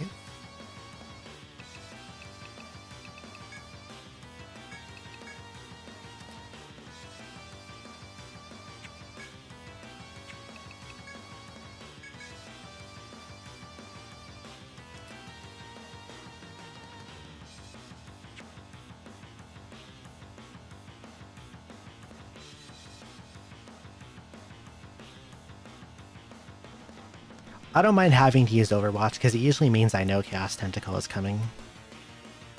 And like that's a guaranteed block where some things are not guaranteed blocks.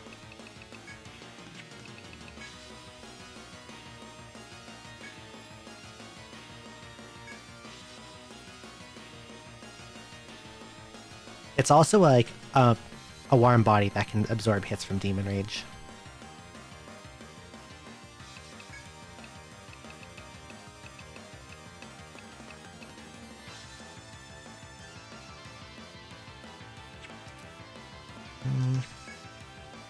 I will refresh the backlines at that attempt Protect Order. I don't think Overwatch will block counter damage.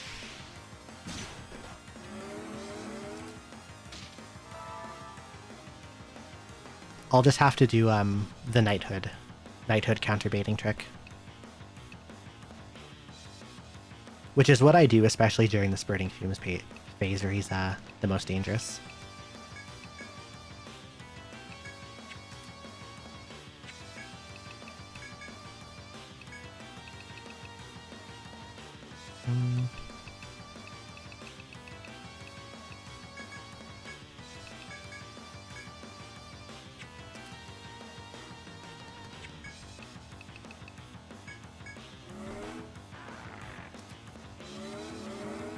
He should go into...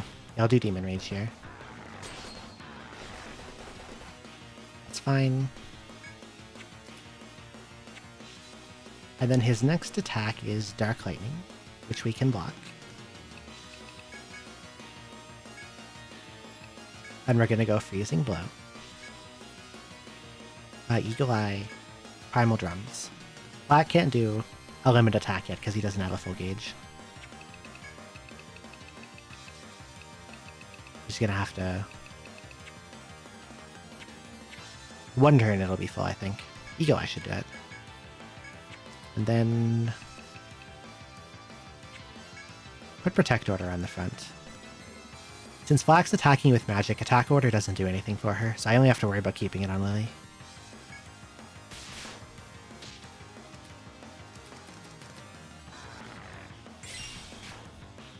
$14,300. Where are you at? That is a phase change.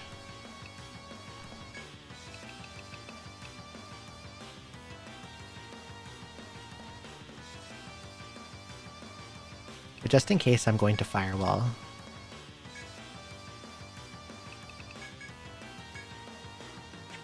And we're going to do Limit Typhoon Bolts, Etheric Charge.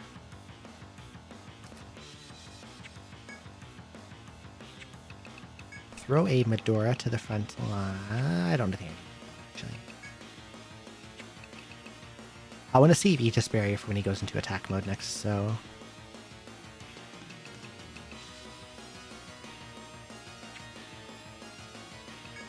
He should go back to defense here. I hope.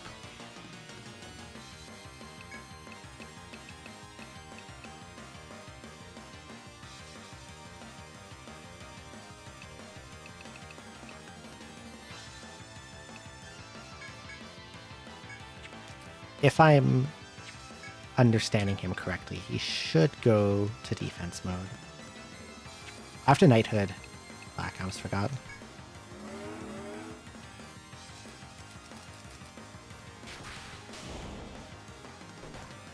Okay, he Chaotic Beckoned, which is good, because I forgot Typhoon Bolt goes off at the end of the turn.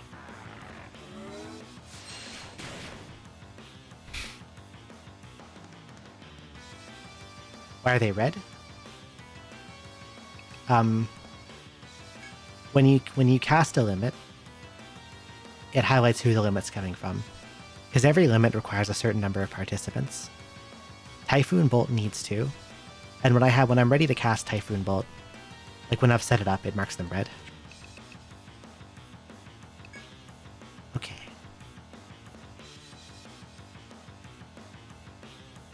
So I remember now, if I do the Knighthood thing, it has to be on Lily. It cannot be on Flak. And if it is on Flak, it cannot be with Typhoon Bolt. It has to be with a normal spell. I forgot that it fires off the end of the turn. Okay. You don't have much to do, so you're just gonna Medora people to full. Lily will Berserker Vow again. We'll do a charge. Miss Lily Hops will poke and Bonson will Knighthood. So his counter right now is 1 because he did Chaotic Beckon.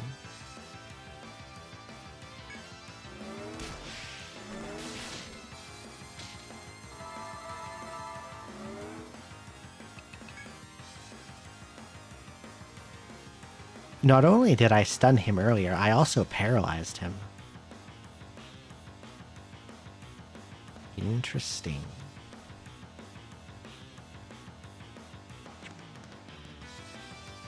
So he must not be ailment or bind immune, he just has to have like really, really high resistances. I did not know that. Okay,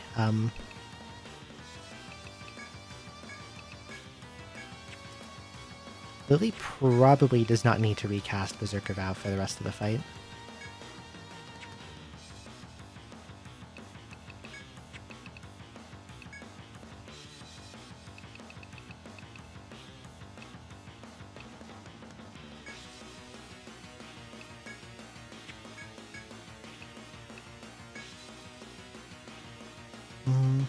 Oak. Knighthood.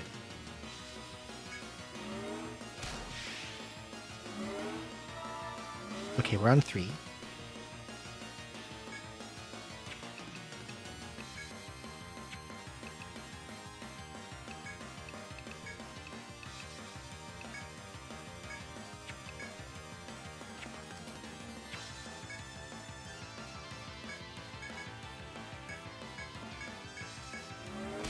That's 4.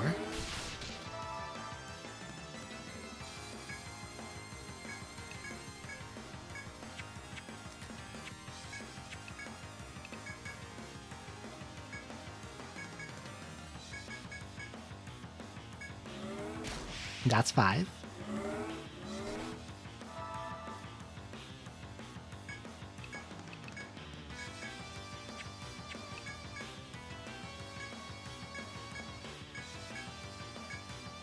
And this should be 6. Yes. Okay, now this turn he's going to use... I don't have to worry about... I just realized something about the lion.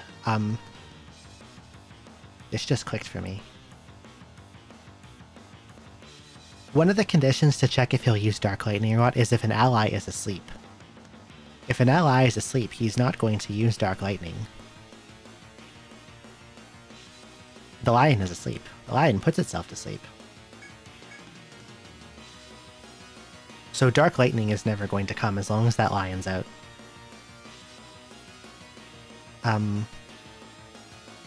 Demon Rage is possible. Chaos Tentacle is impossible. So he's either going to Demon Rage or Primitive Burn. We really don't want to see Primitive Burn. If he Demon Rages, we really don't want it to hit Lily, but it probably will.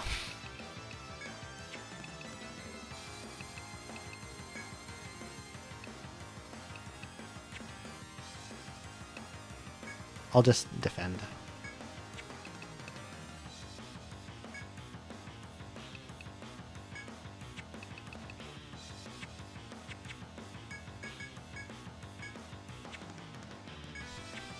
I think Lily and Flack both have charges floating.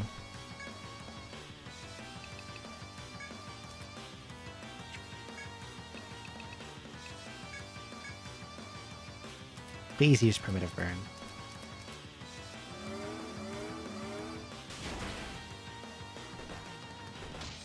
He Foul Glaciered.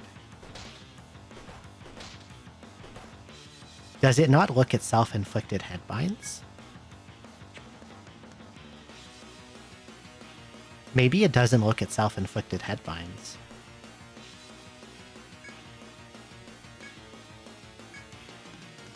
Honestly though, not the end of the world because I can still hit him good.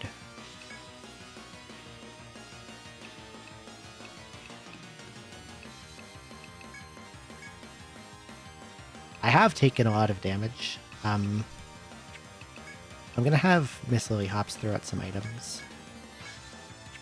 And I'm going to have Bonson do a Protector on the front line.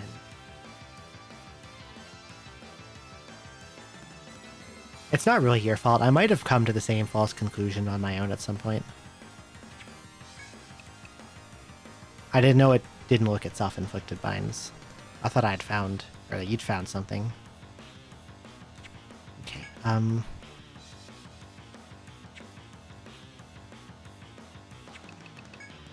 Barrier. I don't want to use Aegis Barrier yet. I want to save that for the last phase change.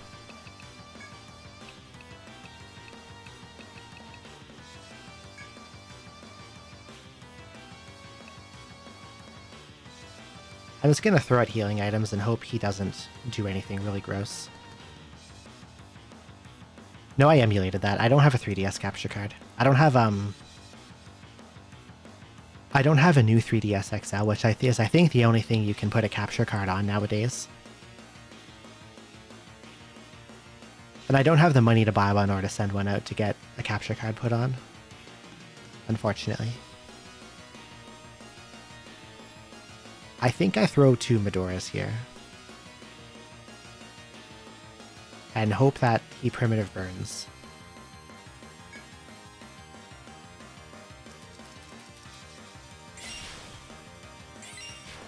We still got about 14,000 damage out. Rising Claw, that's not too bad. I don't mind seeing Rising Claw. Okay, this should be one more phase change.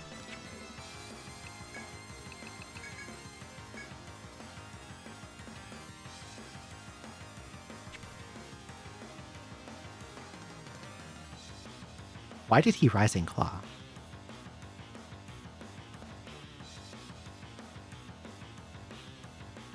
Whole party is full health, which blocks demon range. Head binds blocks Foul Glacier. No one's under the attack debuff from Primitive Burn, but he did not use Primitive Burn. He used Rising. I'm so confused with this guy's AI. I don't understand anymore. Yeah, my information must be wrong. That's gotta be it.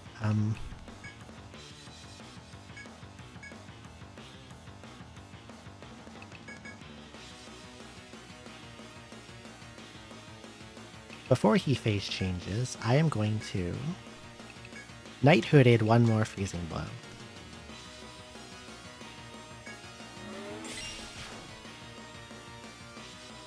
He's not changing. Bye, Lily. 10,455 damage.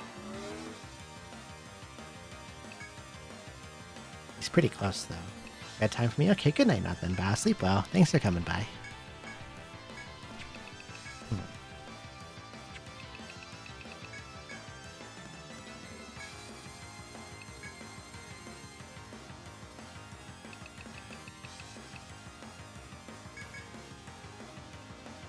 This is once again gone off the rails somewhat.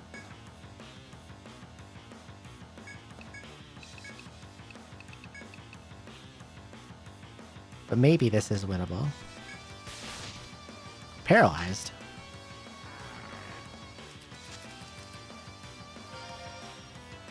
Okay, good. He primitive burned. I can block that. I think I win now.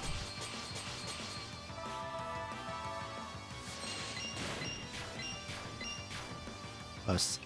He's so low. I think I just win.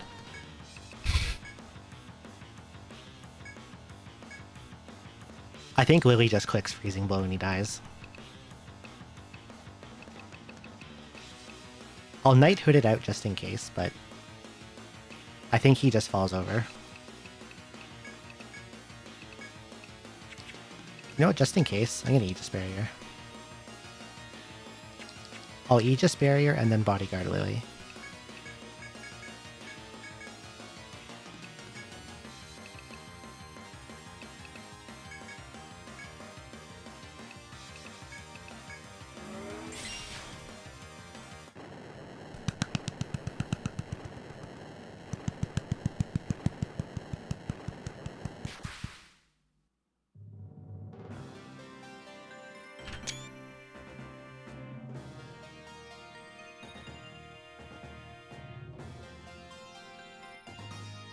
That went really well. That was one attempt, right? Because Lily does 1 billion damage with Freezing Blow. With all buffs and debuffs, it does 15,000.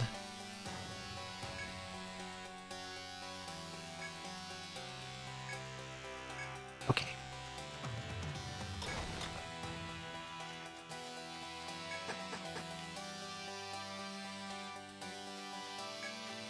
Now we're gonna do stupid stuff to this guy.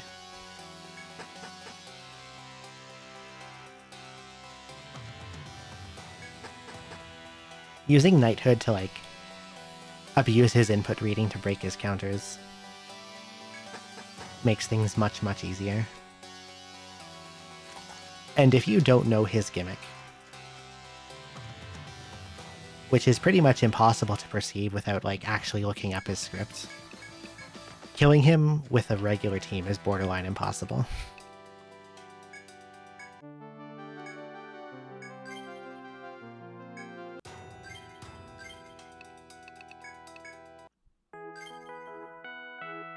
Okay.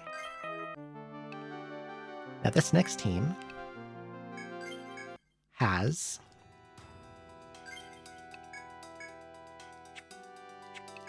Kiara and Aya are both Gladiator with Shogun subclass.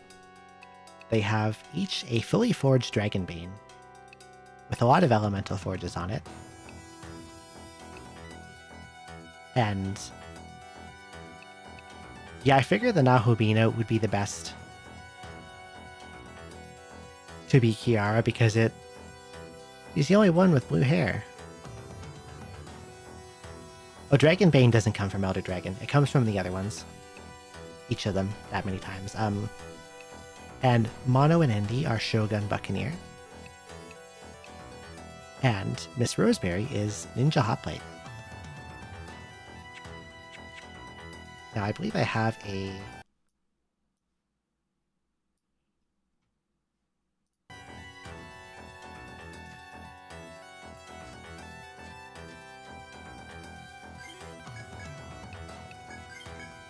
Remember, I have to use word chimes for this because I need to go in with full limit. So I do not want to get into a fight and then have to run away. Okay.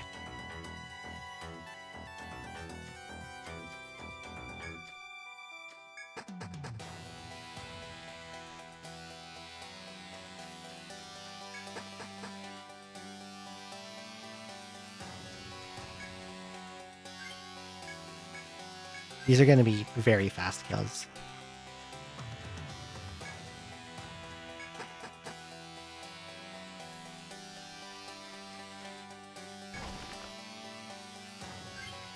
But in case I fuck up, we'll make a quick save here. Hello again.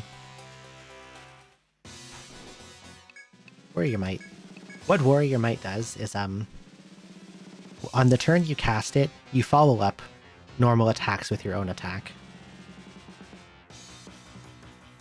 So what if you have people who have 2 weapons and a chance for each attack to hit up to 4 times? And you'll Fireball just in case. Warrior Might. Ready to weapon, prepare for a follow-up attack.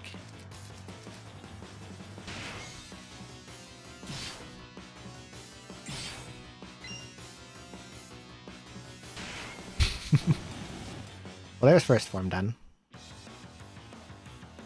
Okay. So as always, he's going to start the fight in defensive form. So we're going to use that to prepare. And Roseberry has to clone. There's got to be 2 of her on the field. So Berserker Vow, Berserker Vow.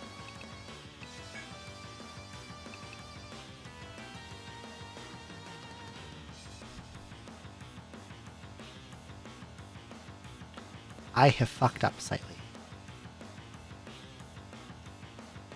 There was supposed to be a number of Medica 4s in here, and there is not.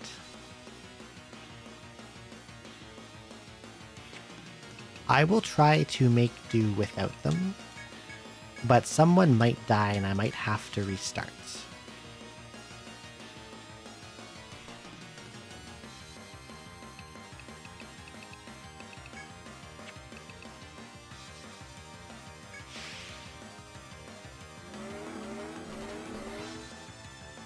Okay,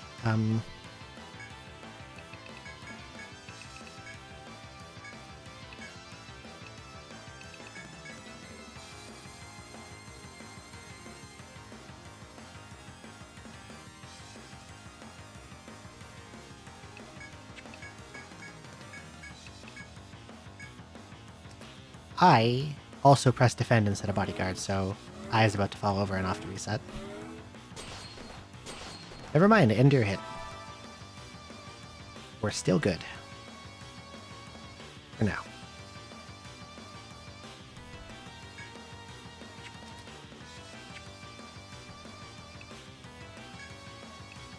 Yeah, I forgot to bring healing consumables with me. That part is kind of important. Your dignity on self, defend.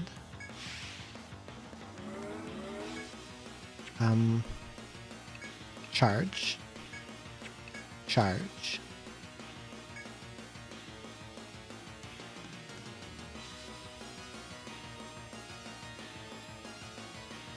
I'm wrong.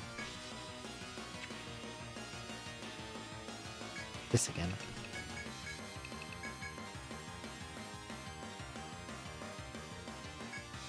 I think I've gotten my wires crossed.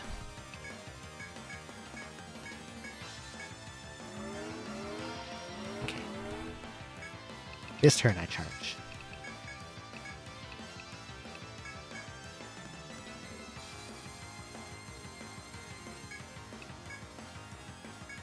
And this is the turn it should use Demon Rage. So I set Mono and Endy so that they always go last, using rear dignity. So the Eagle Eye should come out after the form change. I just need...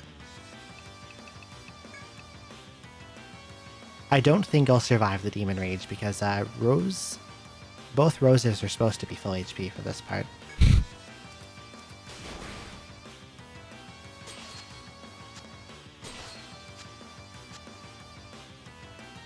Or I can just proc a billion dodges and parries.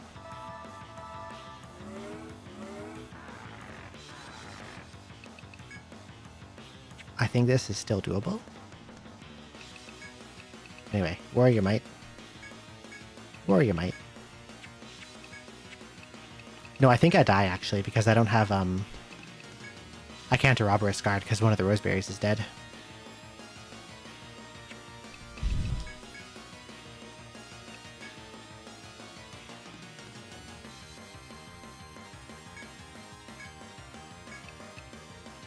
We'll see. There might be one... Wait. Indomitable. Warrior Might. Lucky Hammer. Warrior Might. Attack normally. Attack normally. Bodyguard Aya.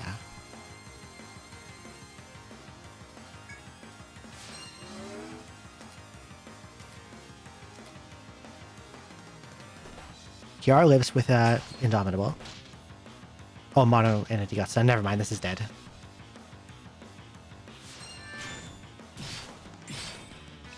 Alright.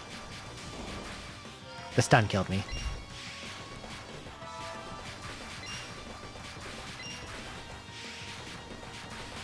If Mono and Indy hadn't gotten stunned, that would have killed, but...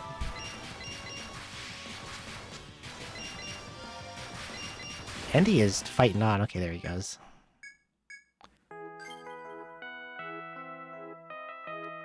I must make a brief trip back to town and make some purchases. I need 4 of these and 2 of these. That's what I was missing.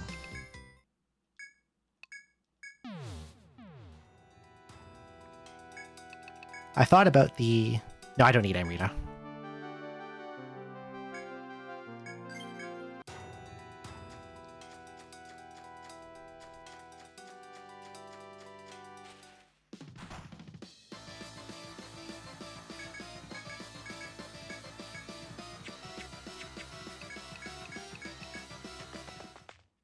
I forgot to do something else.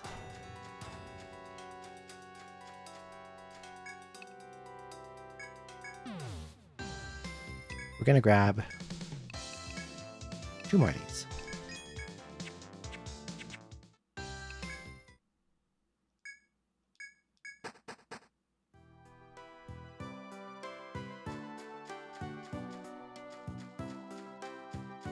I need full limit bars, or at least closer to full. So we're gonna have to dig around in 1F a little bit. Yep.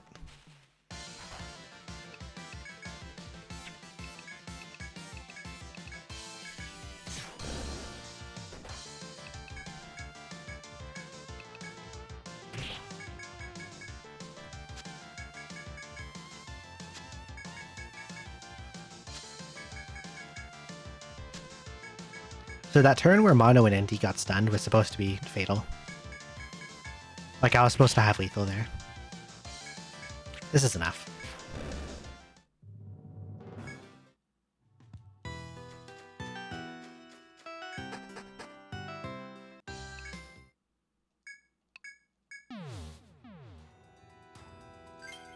Probably isn't necessary, but we'll heal the single digits of HP that I lost. We will resave.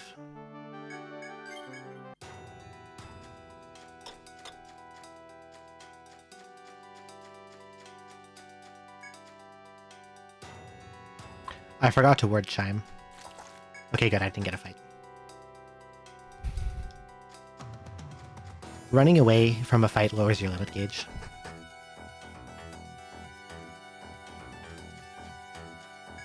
So you really don't want to get any random battles on the way to the boss.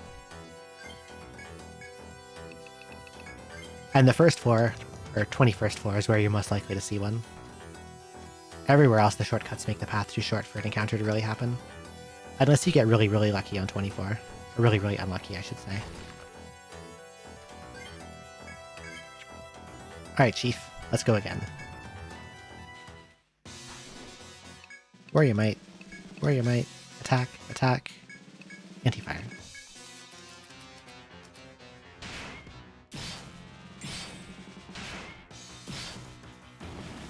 Okay.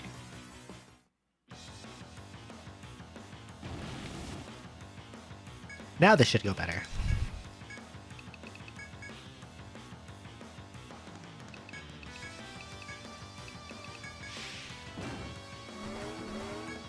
Okay. Berserker Vow. Berserker Vow.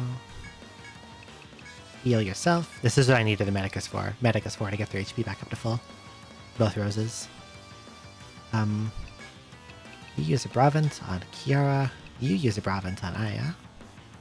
And you use a Medicaphore on yourself. Now this is the Chaotic Beckon turn. Warrior. This is another attack buff.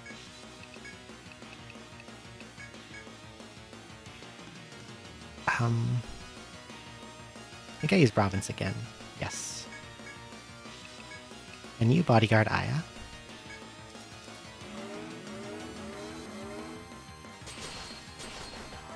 Okay.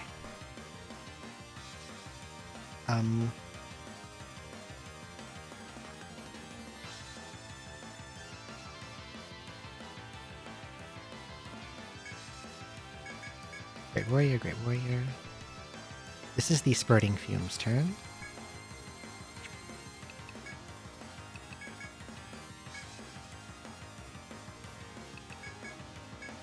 Do some random healing.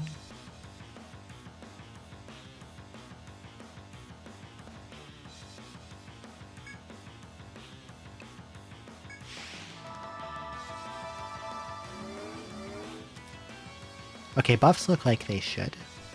This is the Abyssal Offering turn. So we'll vow again. Not that way, we don't need to. We'll have the buff up for when we need it. Do nothing. Set up your dignity. On yourself, not on Kiara. That's kind of important. And do nothing. Okay. This turn we charge. Charge. Bodyguard, Kiara. Eagle Eye. Eagle Eye. You only need one Eagle Eye, I just use them both, because, I don't know, they kind of both do the same actions. Demon Rage comes out, gets blocked off Kiara and Aya.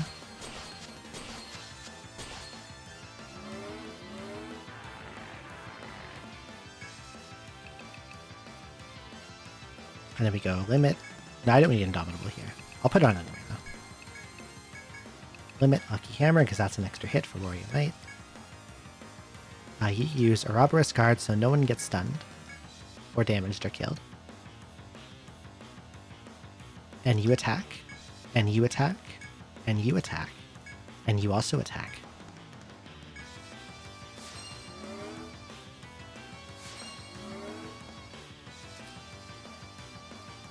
This is going to do a lot of damage.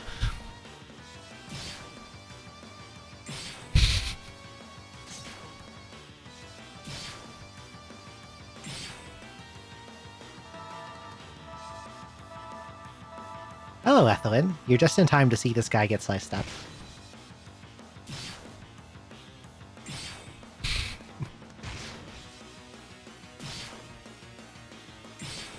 What were you up to? How was your stream? I'll get you a good old shout out in a sec. I just want to watch this play out.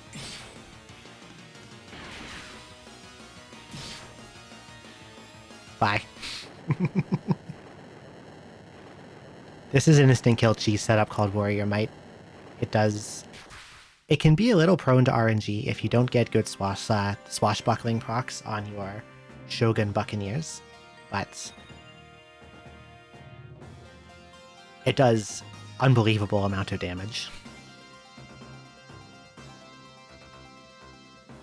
And I was hitting like a truck, so Shogun has an ability called Bloody Lance.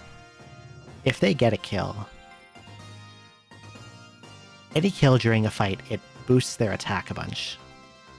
And because Aya got Fatal on the first form, it gave her a pretty large boost, and she got to carry that into the second fight. So she was hitting about 30% harder than Kiara was. But thank you so much for the raid. I hope you had a good stream. Finishing up Legacy of the Void campaign in StarCraft 2. Why am I having trouble spelling your name? There we go. That's the Protoss campaign, right? I played a little bit of Bread, not Speed. I played a little bit of the Terran campaign because I got the game when it came out because my friends did, but it ended up ultimately not being my kind of thing, RTS.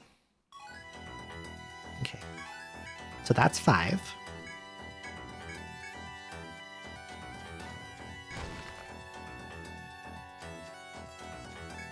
Now we're going to go back up and save.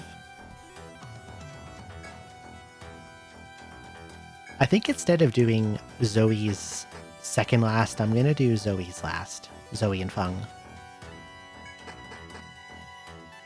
Because I think that one's actually the coolest.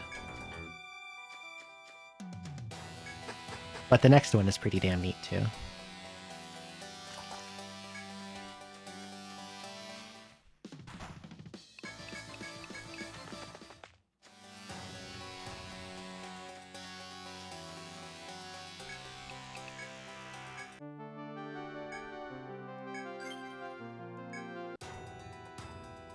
Oh, you had initiative plan again. I understand that. I get that with Age of Empires too. I'm really bad at RTS. Like, I don't even think I can beat the second or third AI difficulty in Age of Empires 2 cleanly. And that's like easy mode. I'm very, very bad at it. But I have fun with that game still. Okay, so we have 5 of 7 parties done. The next 2 are smaller than 5-person parties. This one with Jill Drill in front is a 3-person. And the other one is just Feng and Zoe. Okay. I'm a little bit sketchy on this one. This may take some attempts for me to get used to, because I usually do not run Yggdroid. And I've actually never done this before. I only know how it works in theory. So this might take a couple attempts. Tunnel Vision too badly do RTS games that pausing a lot. I like to build a lot of walls and turtle and just make buildings and farm resources, and when the AI is capable of getting through my walls and ignoring my towers, I get really annoyed.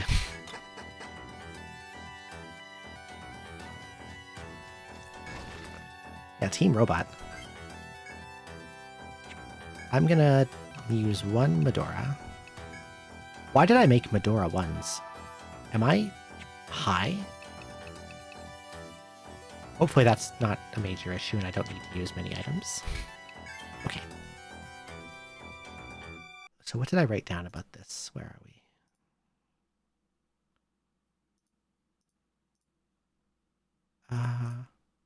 I cannot find my notepad for this.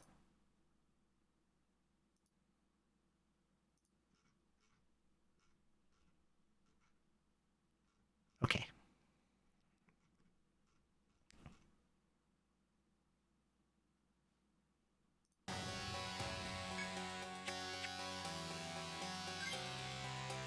Okay, I want to note for this one, for all the other fights, there are tentacles on this floor that, when you kill them, it weakens the first phase.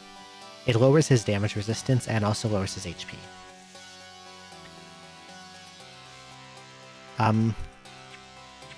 For this, we actually deliberately left them alive, because it makes the script for the first form more predictable.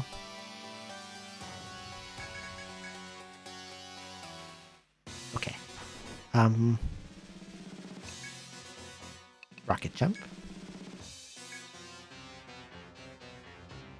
Limit Indomitable. I wasn't supposed to get an encounter before I got in here. Oh, Boniface, what's up? What the fuck is this thing? That's the super boss. Oh, no problem, Withwin. Good night. I hope you have a good sleep. You do not like this thing? He's very lumpy, isn't he? Also, I fucked up and I'm gonna let him kill me now.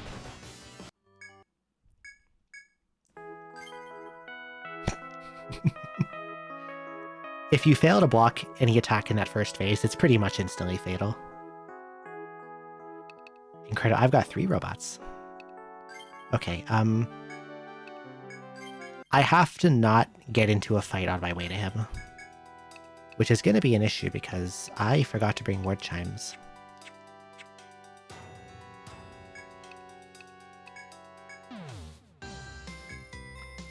It does have some robots. I don't use them much. I don't like their kit. It's a little clunky. And they can't be subclassed, which I think hurts them a lot too. Like they can have subclasses, but Yggdroid cannot be a subclass. And I think if they could be really cool.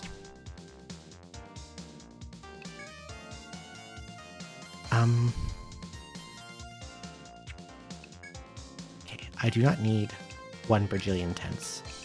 I don't even know why I have bajillion tents. I also do not need Medora 1s. What we want are Medora 2s. And some word chimes. There we go. I did all that prep this morning and I still fucked up on random things. I have to go into the fight with full limit for these, so I can't get into an encounter and have to run away from it on the way to the boss.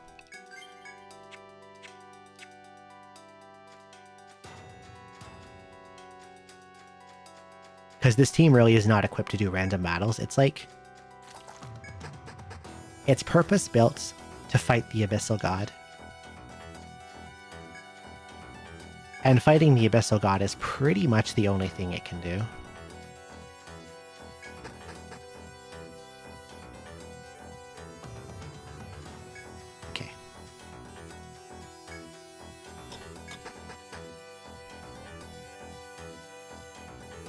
Actually, I'm going to use one of those tents.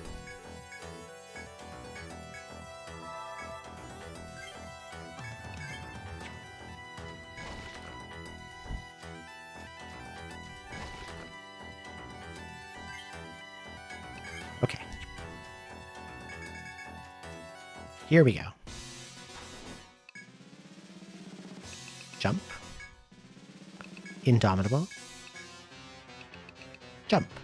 No, not you. You don't jump. You summon Bluebot. And you jump.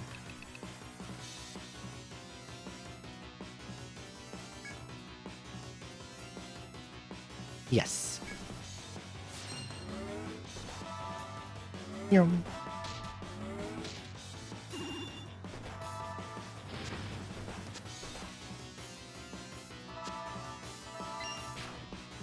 Wait a minute. That was not supposed to happen. That bot was supposed to come out after. Heal me.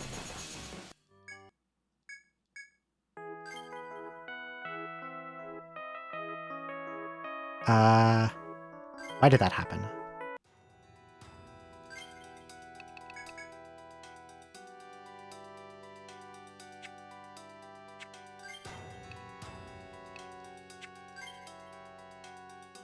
The bot is supposed to come out after he Magma Oceans. Why did it come out first?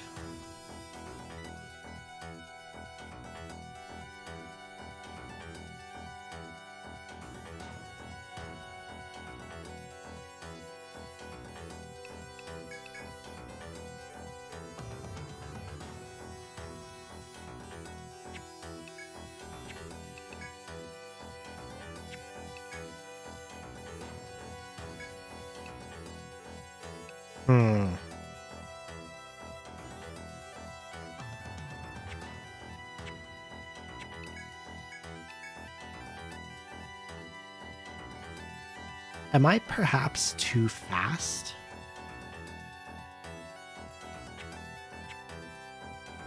Okay, I need to look up some things.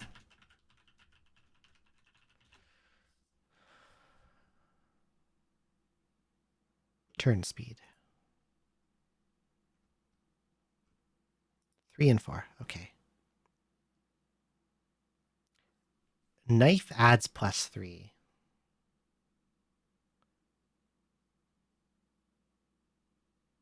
Book is -1.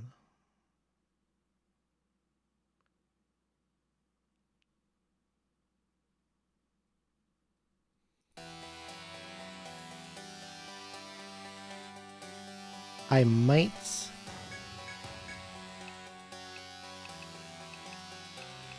God. I don't actually know what to do here.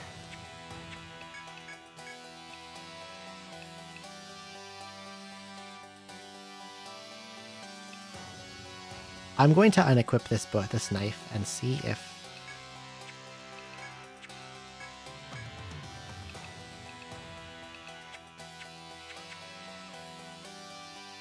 Noelle is still appropriately slow.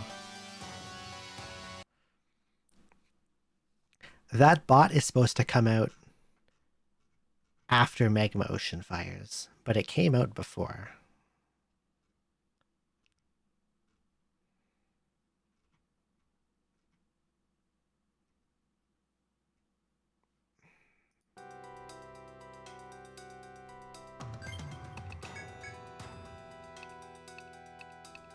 Since knife adds speed to be used as a weapon, I'm going to unequip it and see if the -3 is enough to make the difference.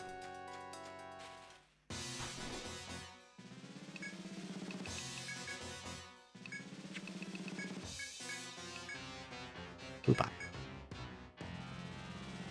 Rocket jump.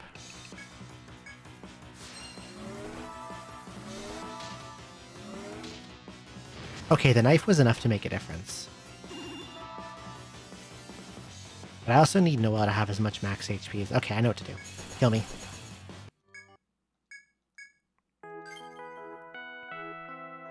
I know what I must do. Load. We must go shopping for a moment.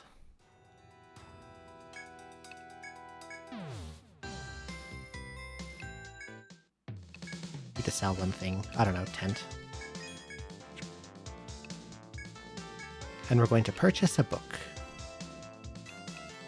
I need a book that adds max HP and does not add speed. This'll do. I think. This will too.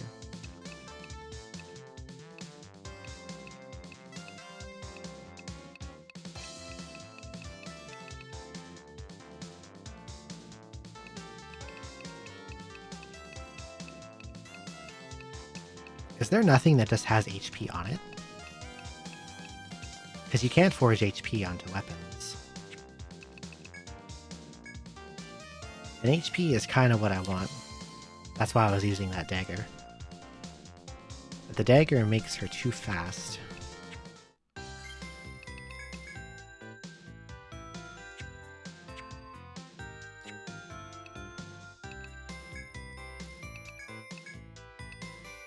Any daggers in here that have random HP on them from... Homa's knife will do. No, it can't be a dagger, it has to be a book. Dagger's too fast, I remember. Sapphire's book will do. HP. Yeah, I gotta bring this one out. No, I can't do armor. These amulets have to be on. It has to be these.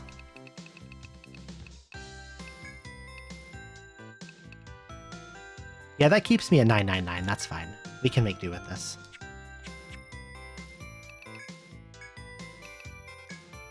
The important part is the max HP.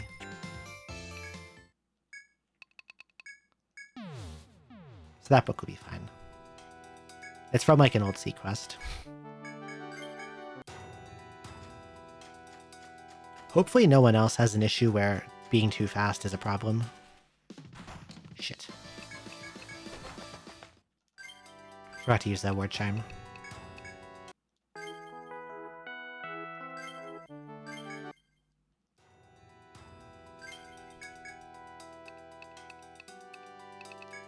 There we go.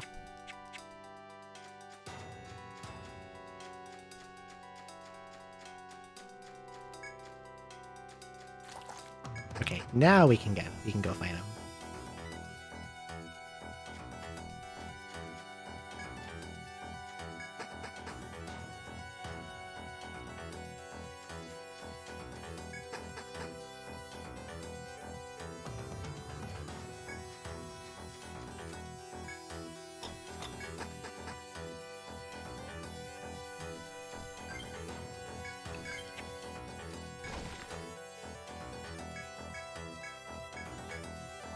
To get my HP and TP full, because they're not quite full.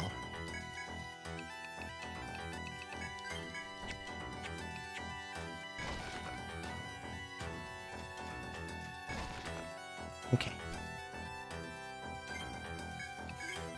Now let's do this.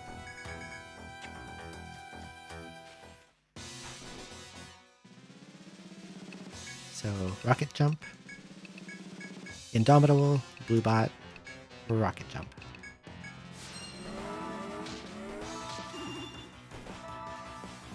Excuse me? Why now faster?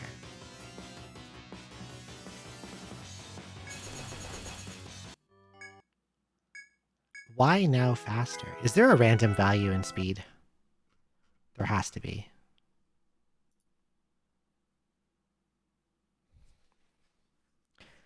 Because, like, okay, every weapon has a speed modifier attached to it, you know?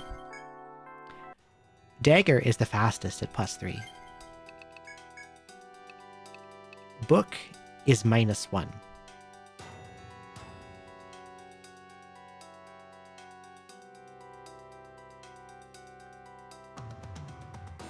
Is there some randomness going on?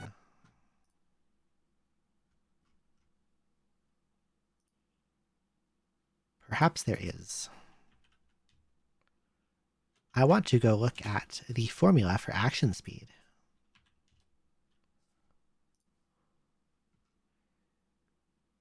Action speed. Okay.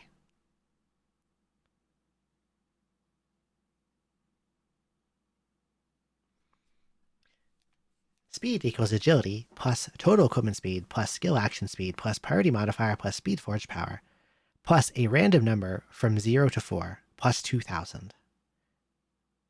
If speed is less than 1, speed equals 1. If speed is greater than 32,767, then speed equals 32,767.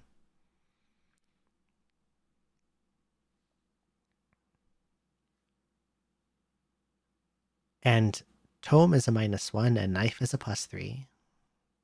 So there is some randomness.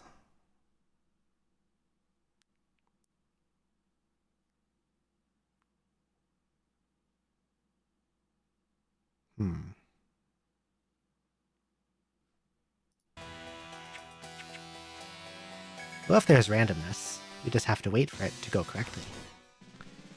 If I really have to, I can go back up to town and rest until Noelle gets a speed, like agility stat drop. But that might bring her below 999 max HP, so I'm not sure if that's going to be an issue or not.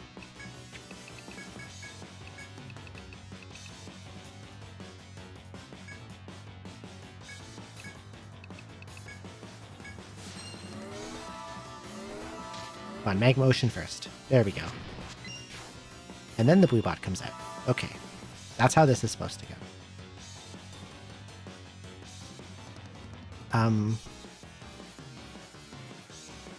And then this turn...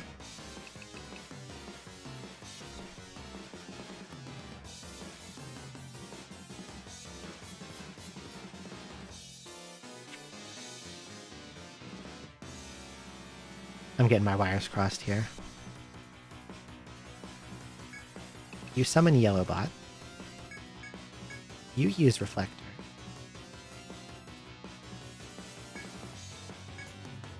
And you summon Red Bot.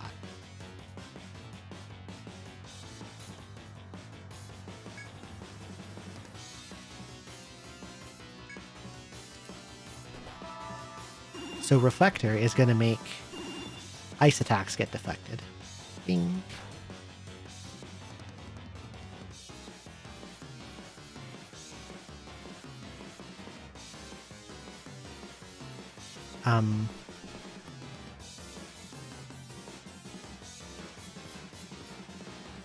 And then...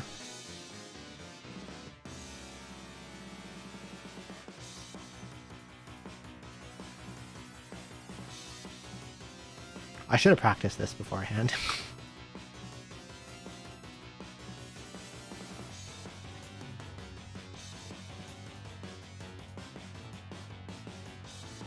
So what I'm doing right now is I want it to have it so that eventually all bots on the field belong to Jill. Right now, the red one, or the blue one, is owned by Noelle. The red one is owned by you, Mr. Pumpkin Reaper. And the yellow one is owned by Jill. So this turn, Jill will do Reflector.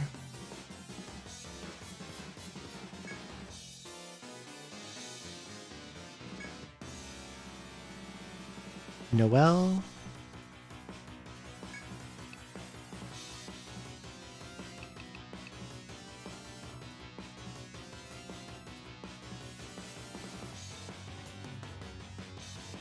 Blows up her own bot with Shoot. And you have to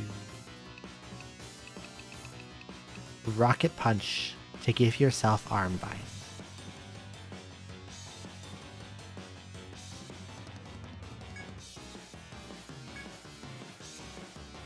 That blocks Proton Thunder.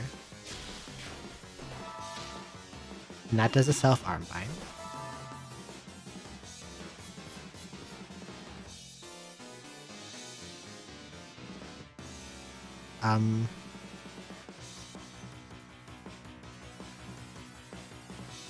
So he should use Magma Ocean again. He'll go in a loop until turn 20.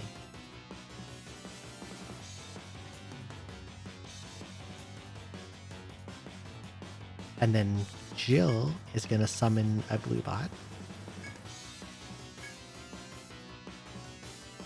Noelle will use Core Dump.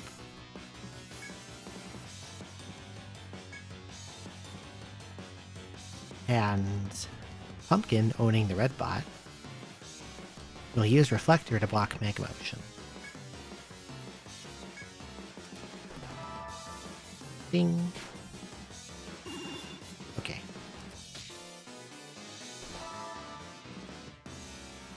So now all of Noelle's parts are fully bound.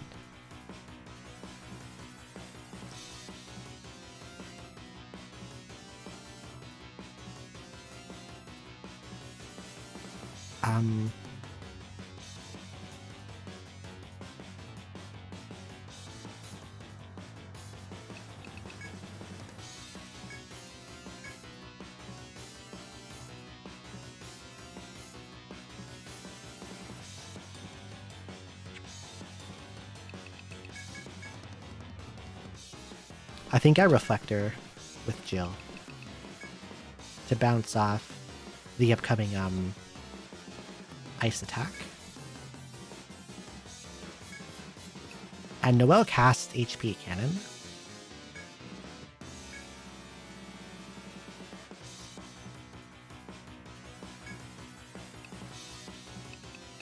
And I think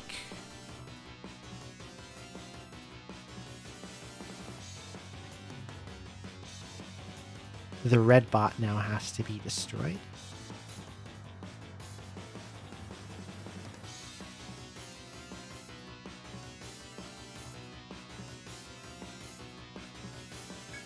I'm not sure, actually. No, maybe the red bot stays out for now.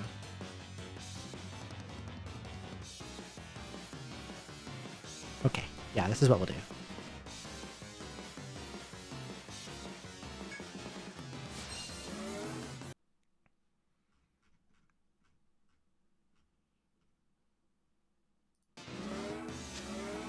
Okay, so like...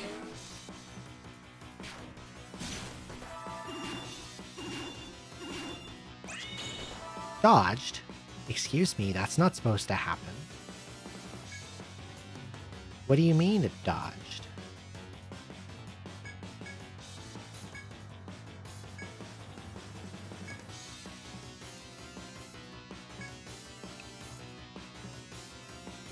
So I think I just have Jill and Pumpkin mash Reflector every single turn.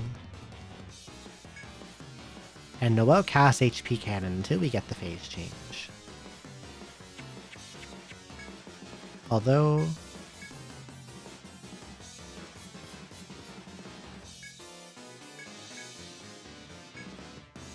I'm probably going to have Jill self-arm bind at some point. This should be a Proton Thunder turn, so... I guess I'll just press all out, I don't know. It doesn't do much.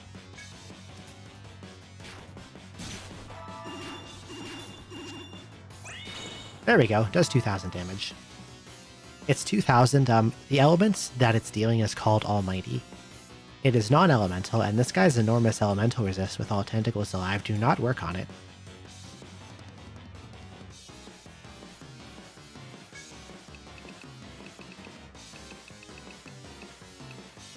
So I think this turn I want to Rocket Punch.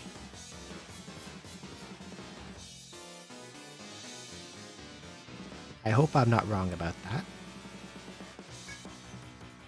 I don't think Jill needs her arms for anything else this fight. And Noelle just keeps pressing HP Cannon. I forgot to use Reflector.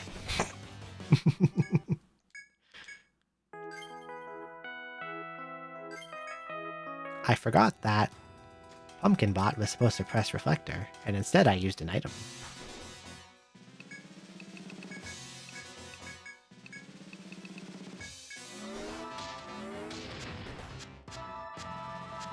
I'm having some really dumb moments today. I also forgot to press Indomitable.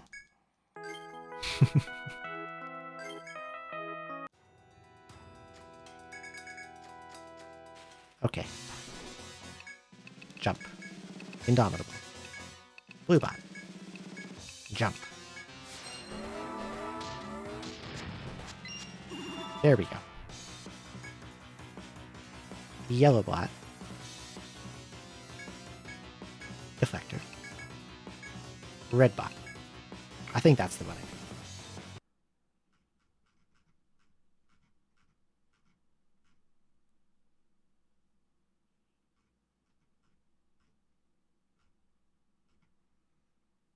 Where's my notepad gone? I have so many fucking windows up right now.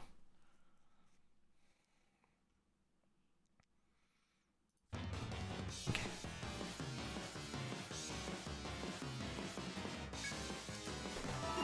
Missile block, Ice Tempest.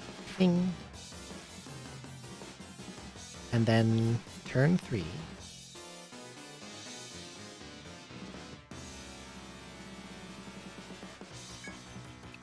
Jill reflects.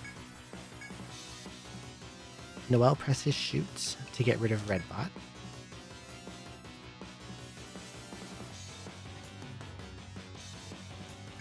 And Pumpkin bot will use rocket punch.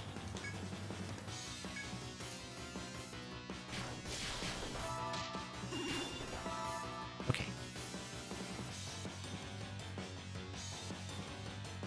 So this turn, Jill calls the blue bot.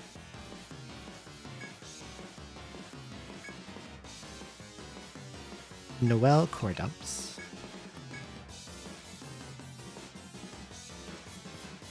And you press reflector.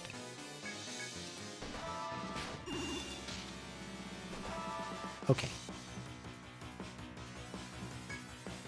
Reflector. HP cannon.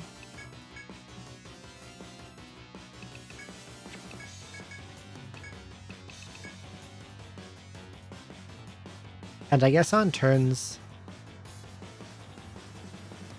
that are not Mega Motion turns, I'll just have Pumpkin press all out for a tiny bit of damage. I don't know.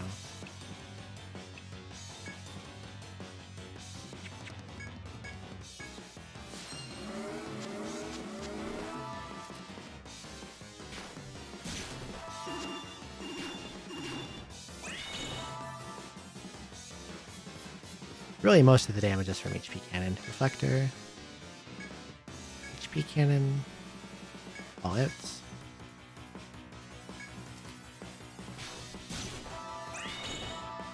Okay, and then this turn I will have Field Rocket Punch, HP Cannon. And now Pumpkin Bot uses Reflector to block Mag Motion. Okay. I think I've got the hang of this now so far.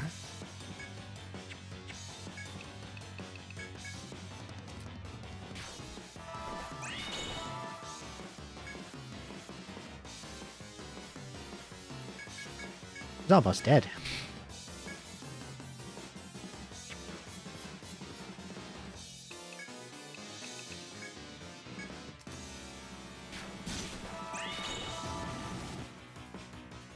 Okay, phase 2.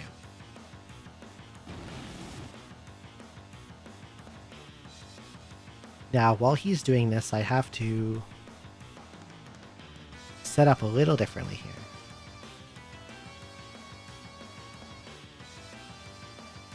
We have some free turns where you don't have to do anything, because he's not going to attack.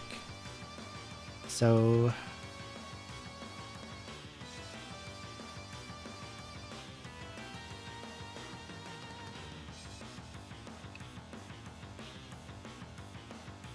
Pumpkin Bot's going to get rid of that red bot now.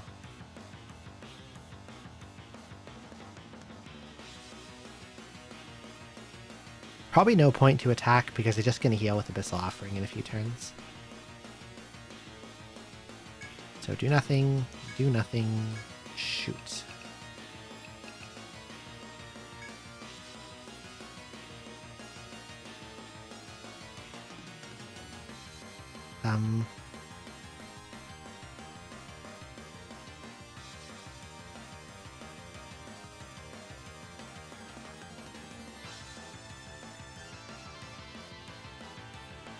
I think.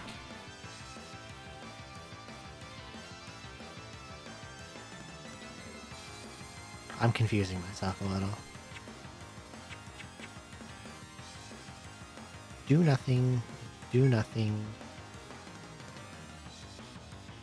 Shoot.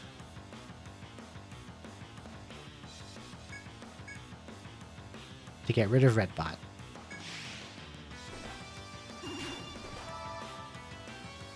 And then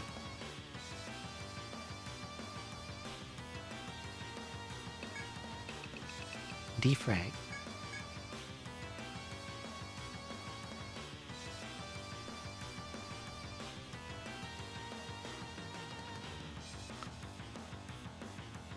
Defrag.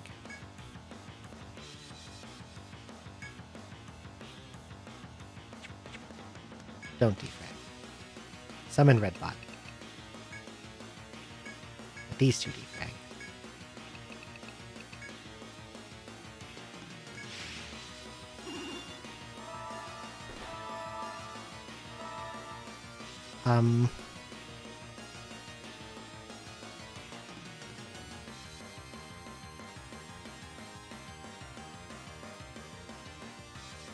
You want a rocket jump to avoid.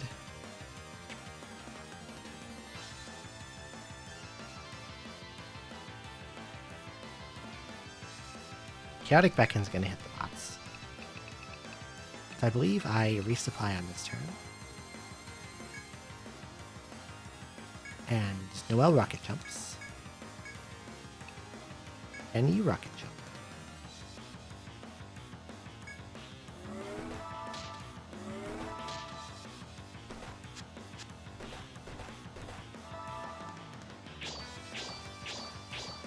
And that heals the bots.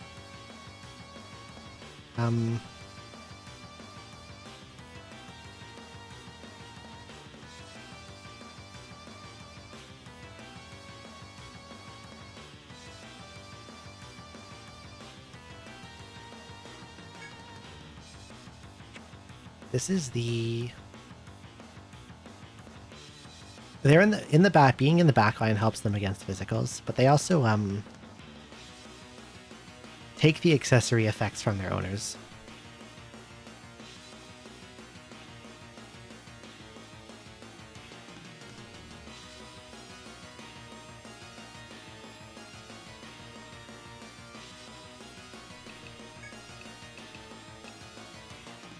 And I think I want to keep Cut Mist up for when Rising Claw comes out.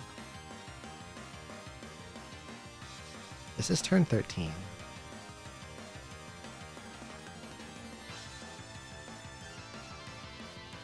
I think Jill just heals this turn. Noelle core dumps again.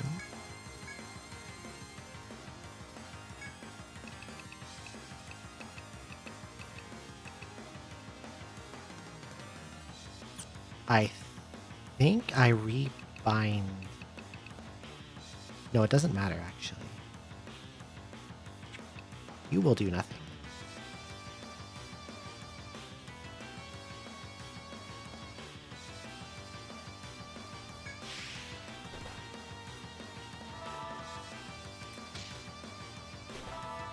Okay. Turn 14.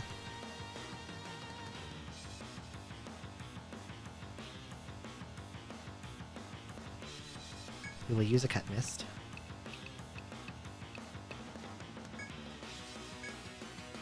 And we'll go back to using HP Cannon, which does not get countered. This should be the Abyssal Offering turn. And Noelle should go after he ends.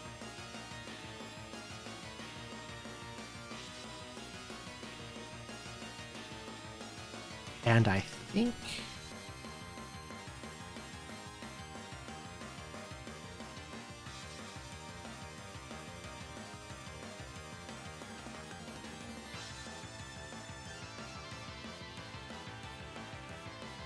Doesn't he Demon Rage next turn? This is the Abyssal Offering. So I feel like I don't want to miss just yet.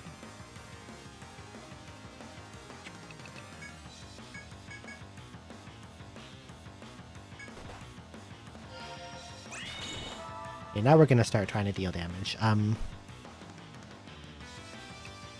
So now this turn he's gonna use Demon Rage, so I'm gonna throw out a Slash Mist.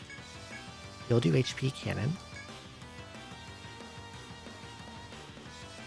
I think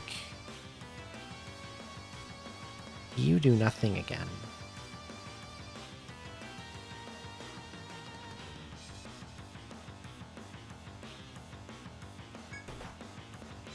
No, you're too fast. I gotta use it again now.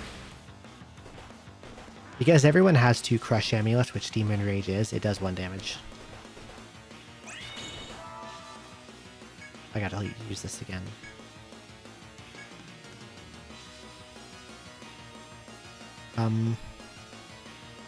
That might be a problem, actually. If Jill was too fast then and too slow now, I think I died a Rising Claw.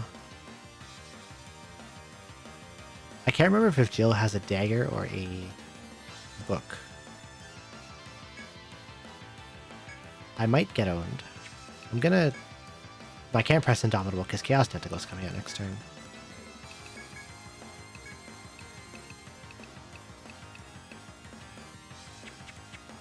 How about I have Pumpkin Rot use the Slash Mist? Because you have a dagger, so you should be faster.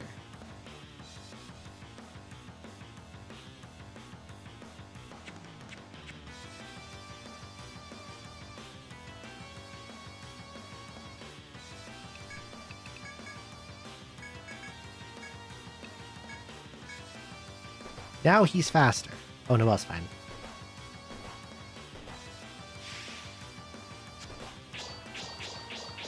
Okay, all good.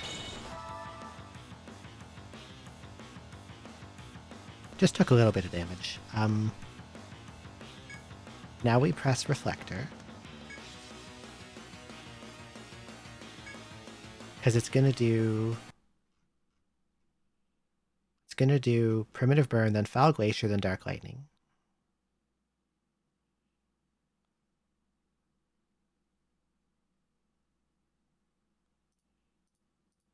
Yes. And Noelle's just gonna keep pressing HP.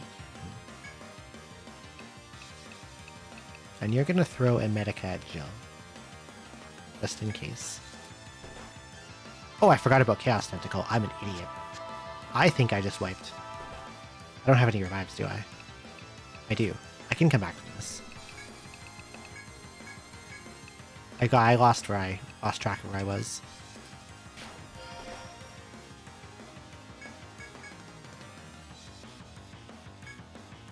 You have to core dump again.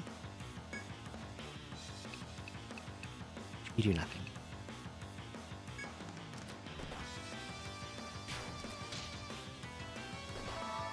Okay, and then Reflector again, HP Cannon, Defend,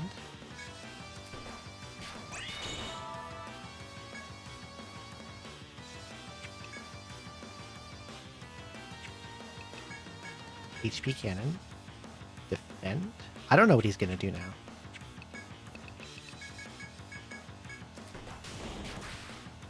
It's gonna heal, that's what it's gonna do. Dick.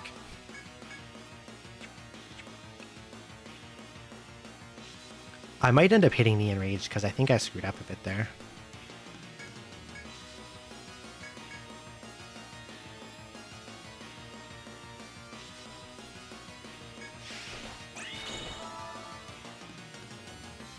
Chaotic Beckon is, I think, a stab attack, which will kill Noelle.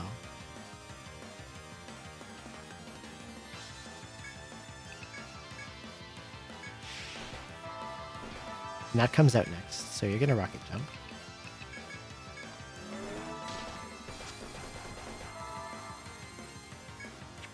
I think I fucked up a bit. I think I'm gonna hit the Enrage before I kill him.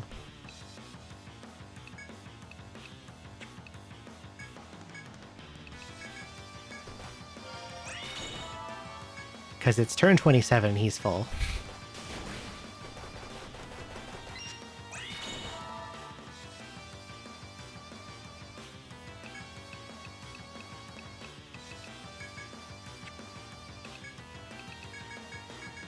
We'll see.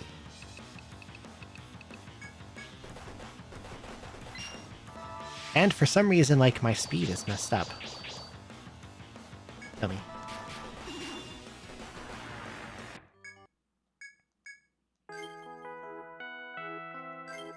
I'm like in the speed range where I'm inconsistently slower.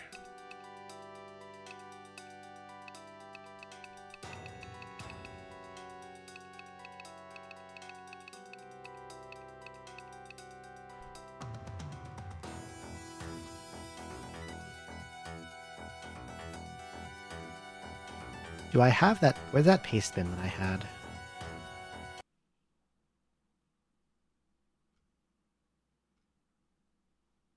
I want to look at that paste bin again. Does it say what his speed is? Here we go.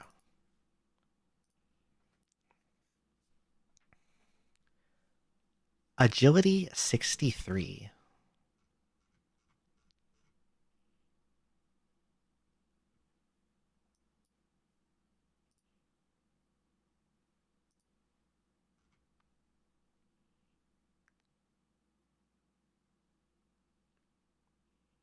And do any of its abilities have minus action speed? Chaotic Beckon's +3. The counters are +60. Abyssal Offering is -3. Demon Rage is -10, I see. So that's bringing him down to 53.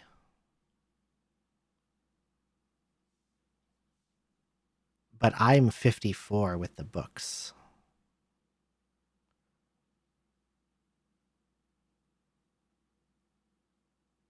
So I need to lose some agility stats somehow.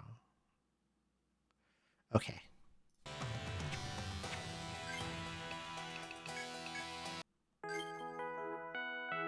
I need to have less agility. Don't continue.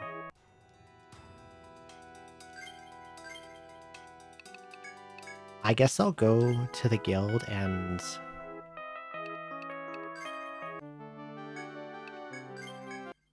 I'm worried about Noelle losing a bunch of HP because her damage comes from having HP. And as you might have noticed, damage is kind of close, whether I kill him before Enrage comes in or not. I think it's okay if Pumpkin is faster.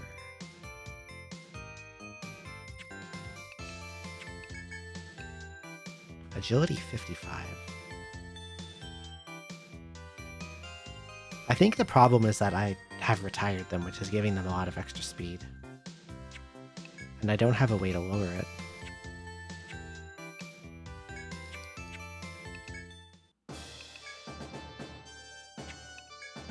If I rest, how much... I lose 5 levels. How much HP and speed do I lose? Oh, I need to make inventory space. I don't need as many things as I brought with me.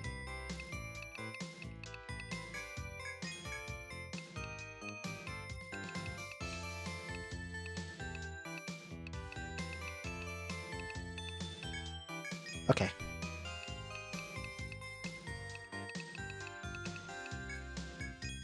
Free up some space.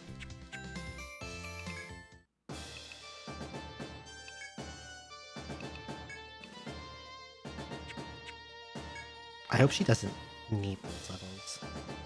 I could maybe... I don't know about Noelle.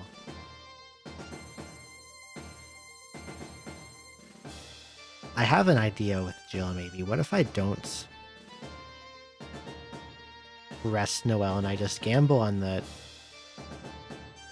chance early in the fight?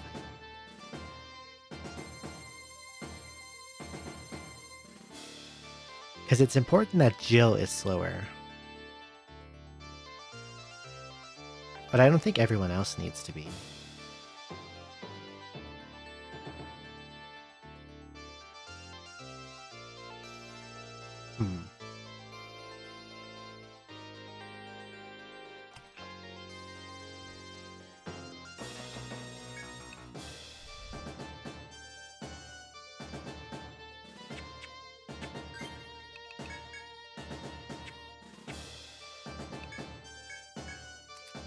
I have an idea kinda with Jill.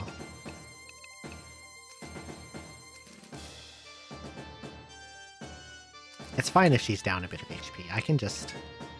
Here's what I'll do. I will rush Jill, which will drop her level by 5. That lost her 2 agility.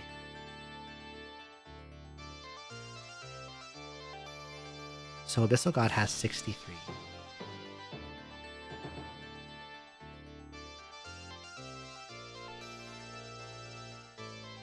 When he casts Demon Rage, it brings him down to 53. And a book will bring her to 52, but there can be a plus randomly 1, 2, 3, or 4. But what if I... So Jill's subclass doesn't actually matter.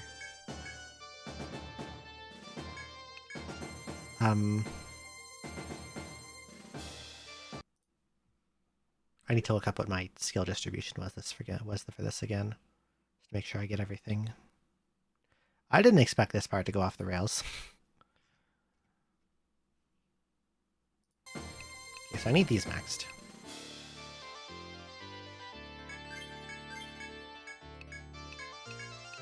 Resupply has to be maxed. We max Reflector.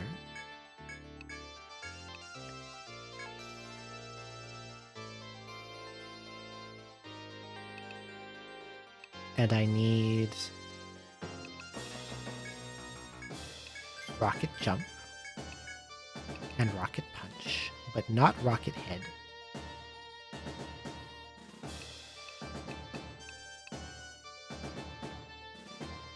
And we max Virus Scanner, and I'll max this. I don't think I need to touch Overheat or EM Barrier. Yeah, I didn't think they would be fast enough to outspeed him, but they are. Well, max HP up. I've got the points to max TP up. I need to go get a subclass. I know what I'm going to do to slow myself down appropriately. Since the biggest negative comes from using a mace, I'm going to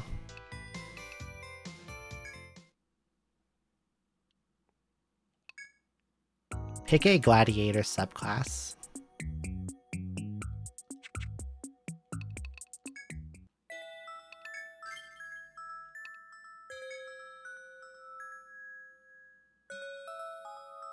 And I'm going to take a single point in Spear Mastery and equip a spear instead of a book. Not spear. Club Mastery. What am I thinking? And we'll max out TP up. And that leaves 2 points to go, I don't know. I hope shoot's not important. Worst case scenario, I might have to go gain a level.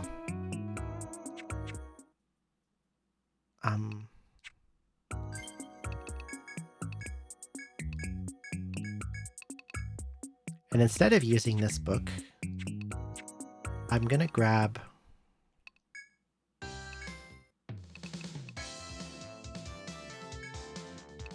this trident.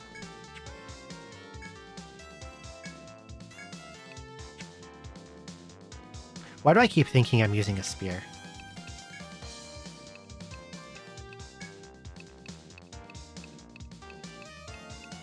This one. Was it this one? Yeah, the one with massive plus HP. We'll take that one. Drink.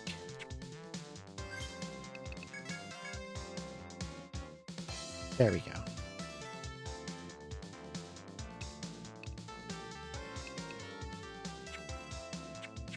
I think I was thinking about spears to slow myself down, not realizing that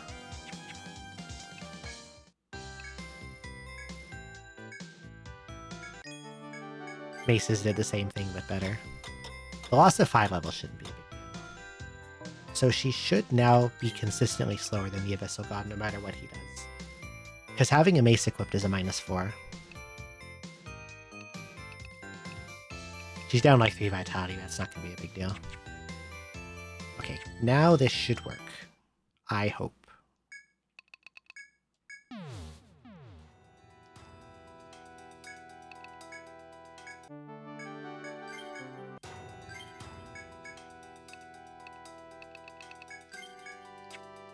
Alright, let's go.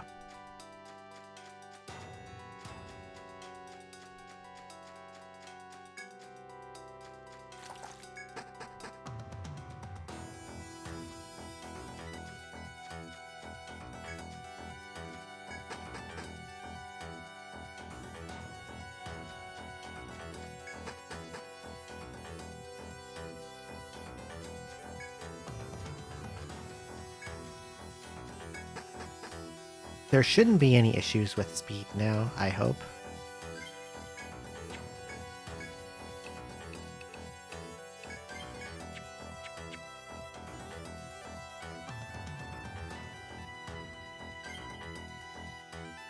I'm an idiot. How many tents do I have?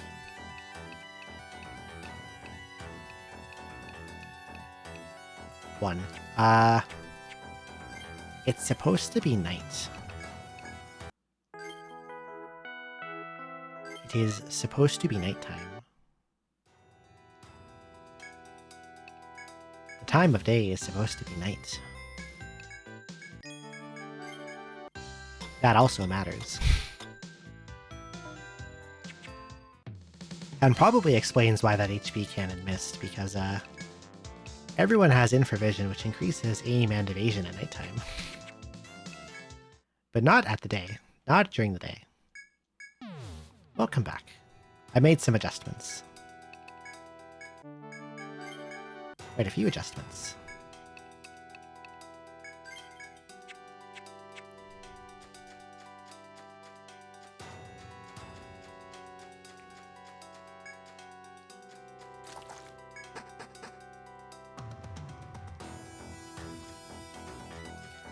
If I have mathed correctly, Jill should now never be faster than the Abyssal God.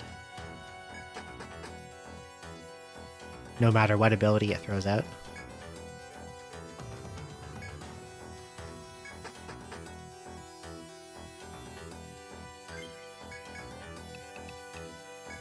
And it is now properly nighttime.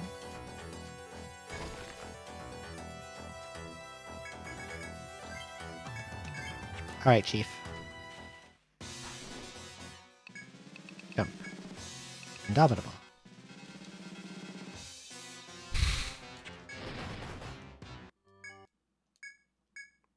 I've lost my limits, and I need to go regain them.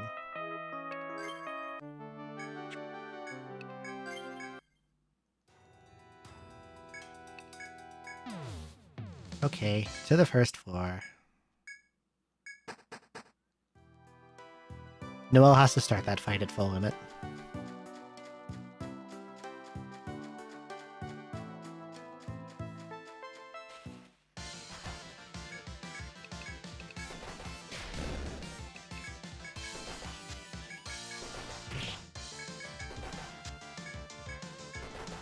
Yeah, that's true.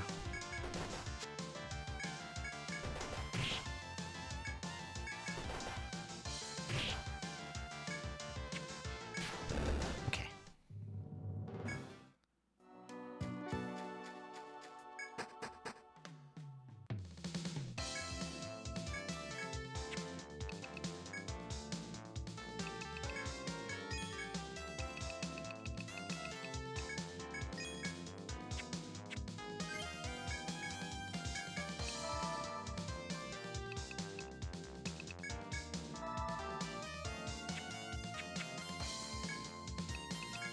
I'll buy some extra items.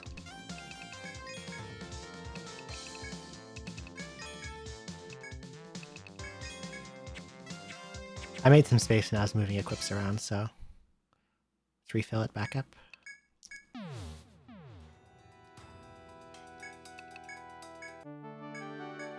Now I should hopefully be set.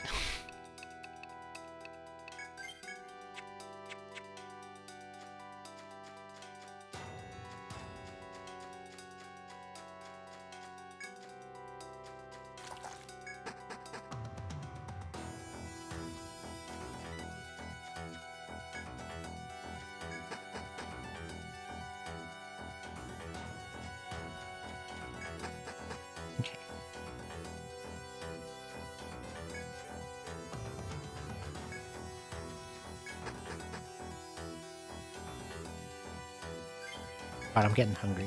Shut up, tummy. Just gotta hold out a little longer. It's only been 5 hours. I don't know what it's complaining about. Let's go.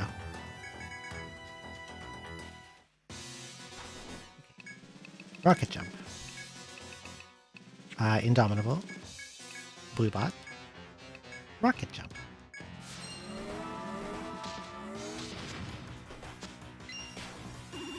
Okay.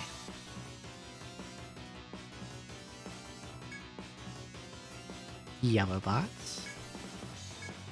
Reflector. Red bot.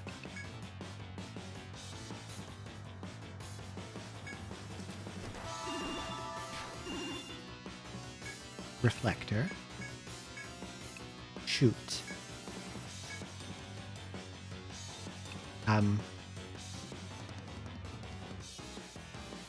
Punch.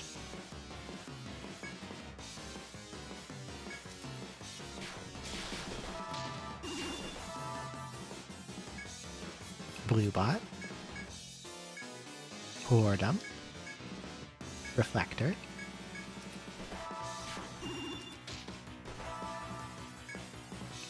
Okay.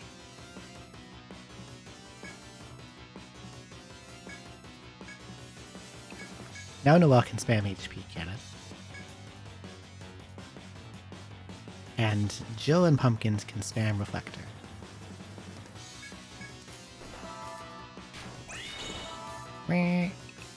Oh, interesting. Charge tactic increases. Where do limits go? Oh my god. I'm gonna make lose it.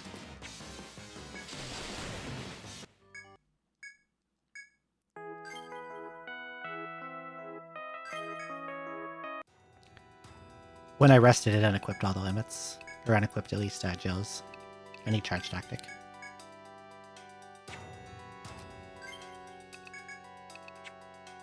That's fine. I can just re-equip them now. I just have to start again. Charge tactic increases HP cannon's damage, so I do kind of want it. Rocket jump. Dominable. Blue bot. Rocket jump.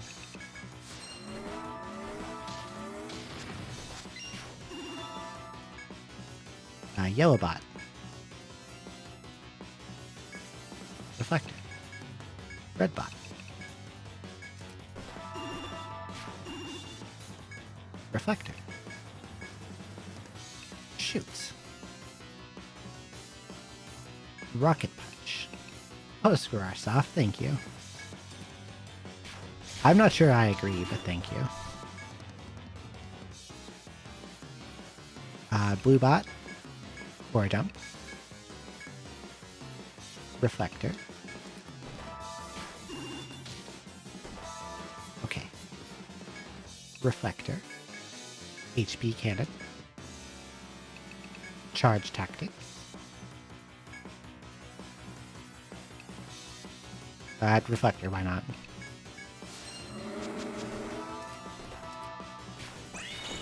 Wah.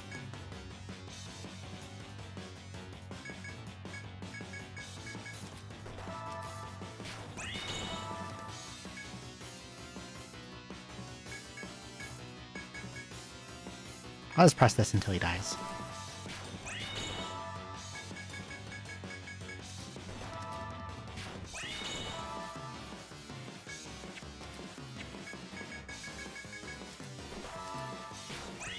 Okay, there we go.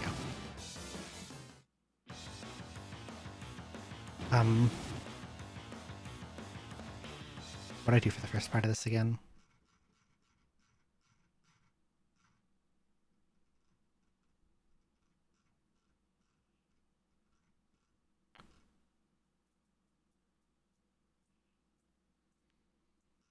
Artillery crew. Okay, so we have some time. I'm gonna have Jill restore her own TP. Noelle could HP cannon, but he's gonna get it all back when at Abyssal Offering, so probably no point. So I will defrag for now, because I need to jump over Chaotic Beacon.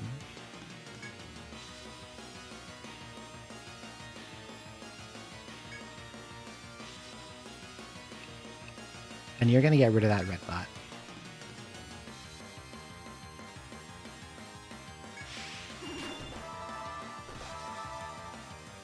Okay,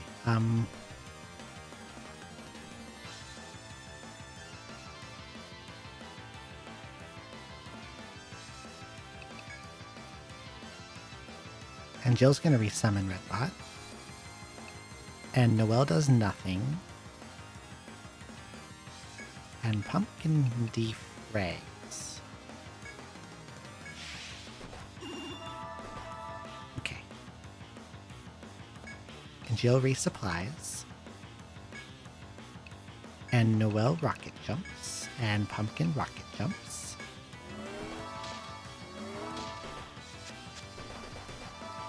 And then resupply heals the bots.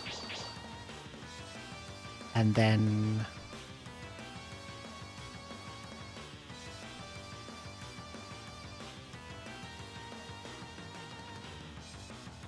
we dodge Chaotic Beacon. Now this is the Spurting Fume's turn.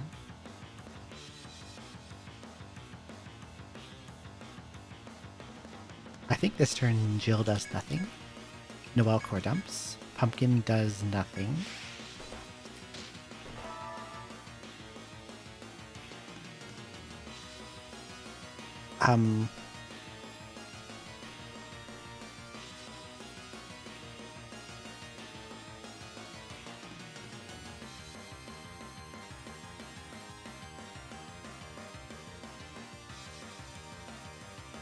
This is the Abyssal Offering. Tell a double dingle. I forget if it just Spurting Fumes or not. I don't think it did. No, this has to be the Abyssal Offering turn. Well, Jill does nothing. No HP cannons and should go after him. And Pumpkin does nothing.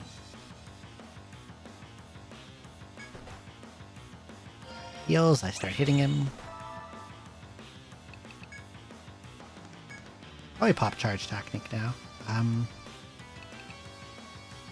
This is the Demon Rage turn, so I'm going to have Jill throw out a Cut Mist and should go after him.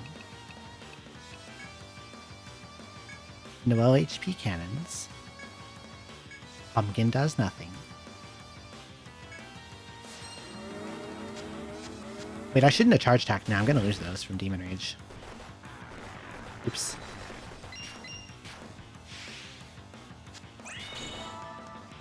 Threw that buff away a little.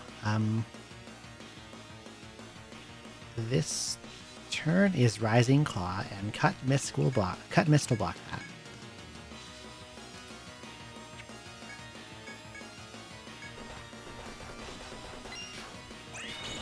And I resupply the bots.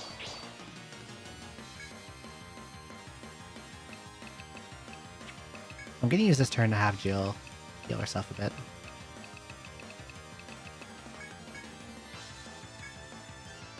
No Indomitable HP cannons. I need Indomitable to block Chaos Tentacle, so it doesn't kill me.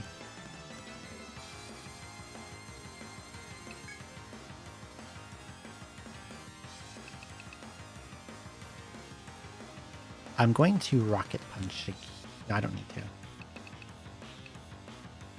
Doesn't matter. Defend. That leaves me at 1. That did 12,000 damage. Okay. And then this turn I press Reflector. HP Cannon. Nothing. Reflector. HP Cannon. Nothing. Reflector. HP Cannon. Nothing.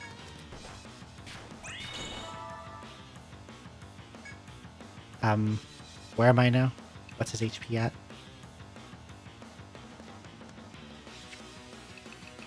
Oh, you'll have a job, you'll see. You'll see what your job is about to be. I'm just going to press HP Cannon again. Attack, I think. Stands ready. Pumpkin attacks.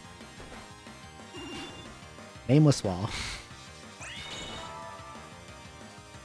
So your job is to bait the counters to prevent him from using Abyssal Offering. While Noelle spams HP Cannon. So you're just going to kind of slap away at him, taking almost no damage in return. Because everyone has Virus Scanner, which lowers ailment, like the chance to inflict ailment by a lot, they're probably not going to land. Even if I get hit by Spurting Fumes, so...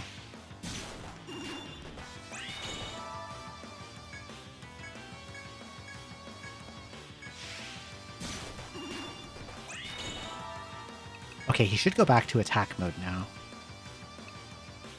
And in this part, he's going to use Demon Rage again, which I'm just going to use. Because it can't kill me. Can't do more than 5 damage.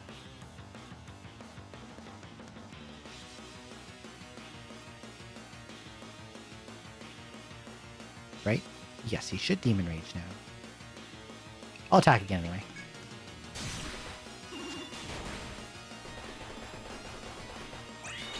Okay. I was supposed to cut, missed, and I forgot to. I might be dead. I forgot that Jill has to cut missed on Demon Rage turns. And I don't know if I have you do it, you'll throw it out in time. And I need to save Indomitable for Chaos Tentacle. I'm just going to have you try to do it. But I'm pretty sure you're slower. Nope, you are faster. At least this time.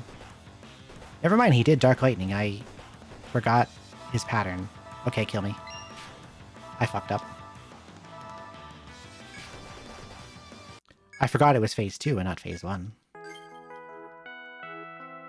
Airheadedness strikes again. Let's get him again. I think I've got this pretty well figured out now. Just need to get all my mental ducks in a row, you know?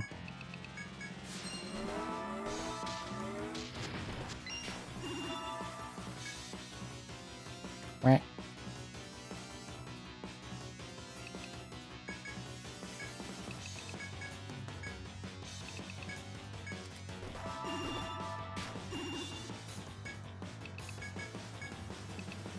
Like, I think I've got this part just about solved.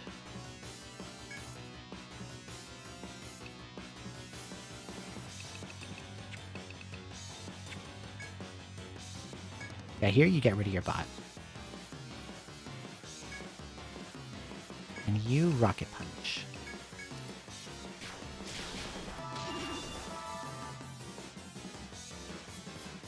And now you redeploy blue.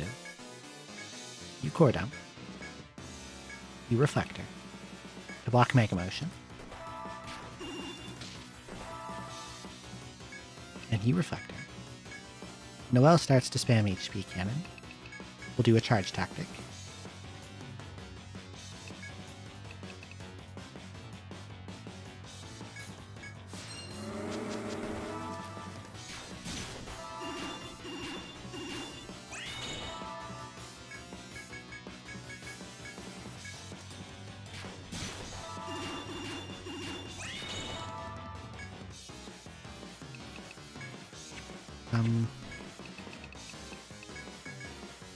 Rocket Punch, Cannon, you Reflector this turn.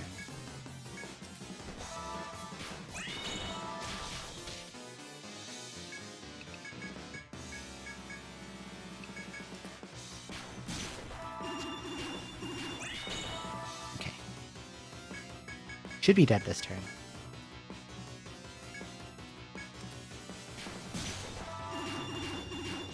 Here we go.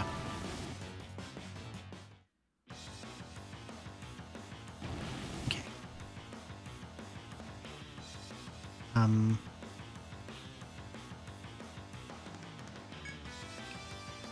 Do nothing. Do nothing. Shoots. to get rid of red bot. That doesn't feel right. Is that what I did before? I can't even remember.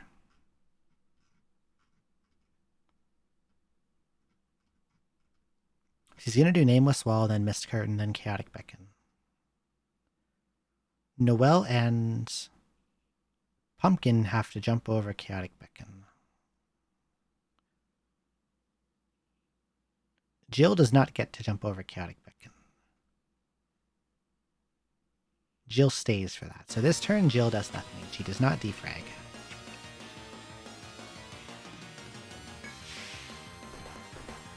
I defended with you and was supposed to.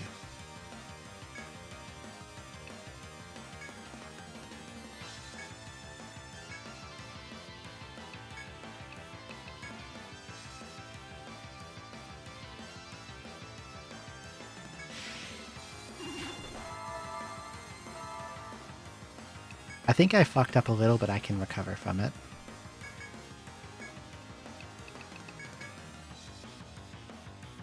I just did a bit of a dumb.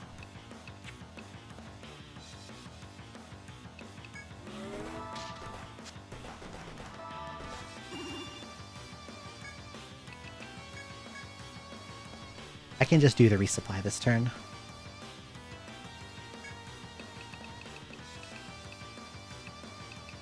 And this is where Noelle core dumps again. So this is the Spurting Fumes turn. So Pumpkin does nothing.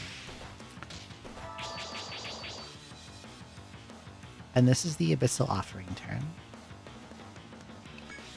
where Noelle starts to HP Cannon. And this is the Demon Rage turn, where Jill throws out a Slash Mist.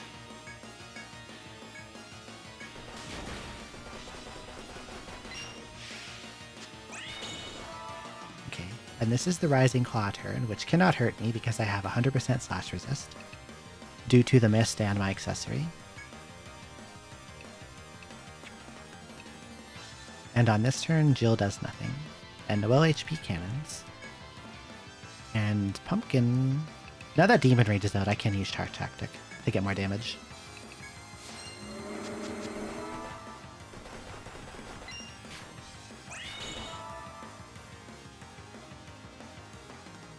Resupply, Indomitable, HP Cannon, nothing.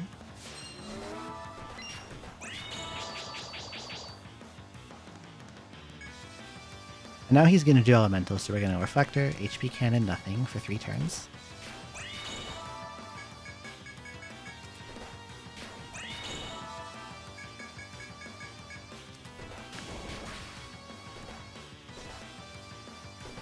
Did I do too much damage that he went back faster than expected? I think I did. Hello, Goopy. I am fucking up on this boss over and over and over again.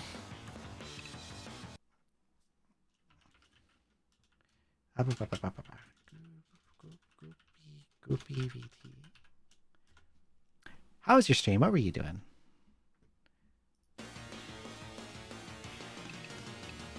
Jimmy and the Pulsating Mass. I have never heard of Jimmy and the...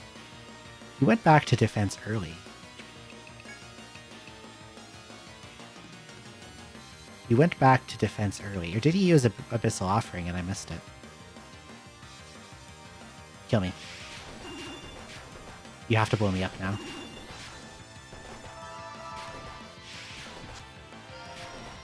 He's recovered too much. I gotta die.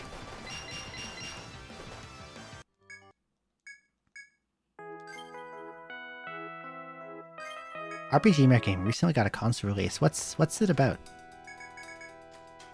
Aside from being about Jimmy and a pulsating mass.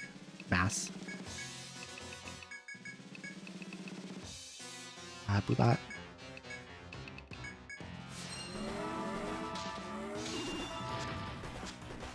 Okay, Noelle went too fast. I have to die again. This is not going very well.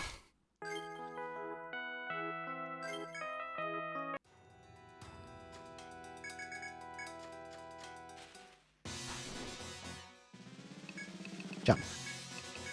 Indomitable. Blue bot. Jump.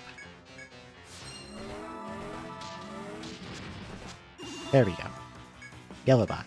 Reflector. Red bot.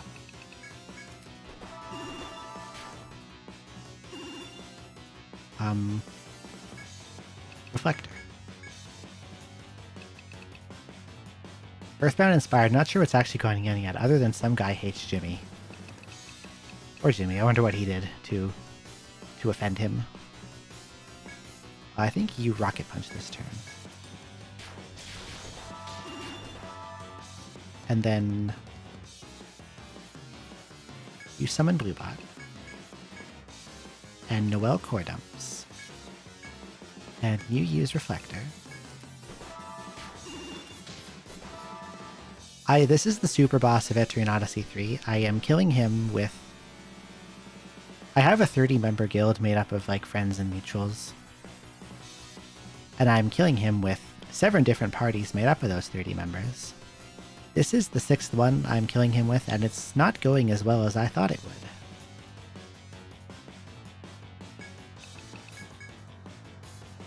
This has actually taken the most attempts so far. Unfortunately.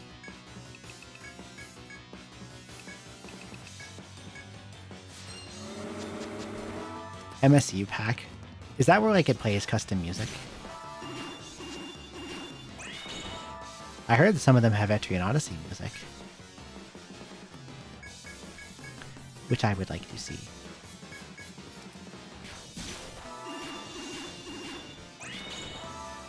It is fairly tricky. I'm also being a little bit airheaded and fucking up in strange places.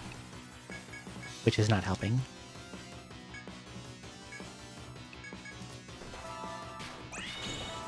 You got one of them on Steam a while back. I am in love with them. This is the 3rd one. This is my favorite.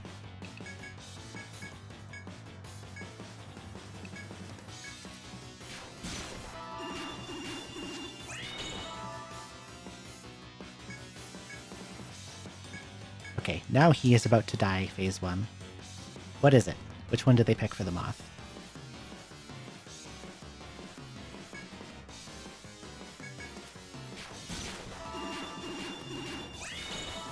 Okay, here we go.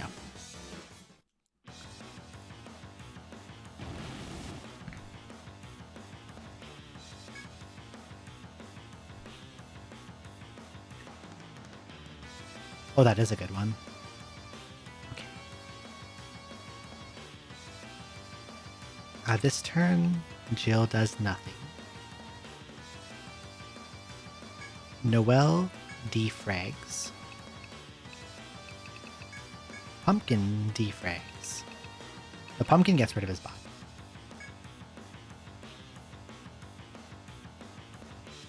Yes.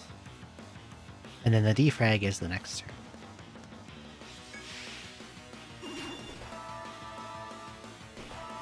And then Jill summons a new red bot. Noelle does nothing. Pumpkin defrags.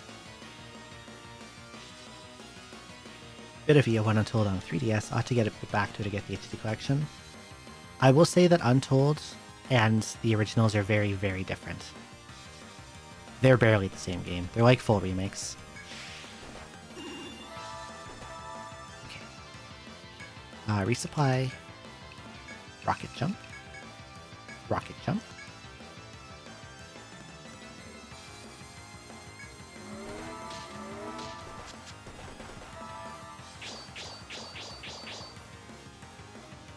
Yes. They're pretty much based like almost perfectly off the original DS version. There's some weird little balance changes. But other than that, they're the same.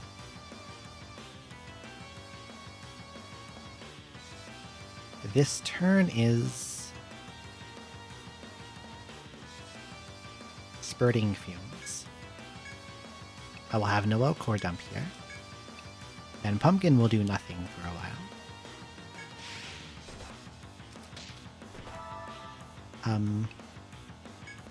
Jill throws out the Cut Mist this turn, Slash Mist. Noelle starts to spam HP Cannon.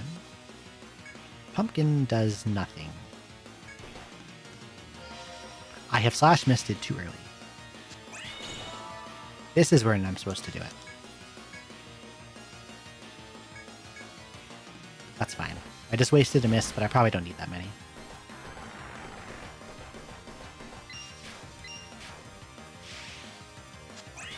Okay.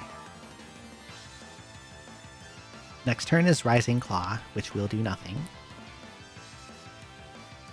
And I can safely charge Tactic now. Jill defends. Noelle attacks.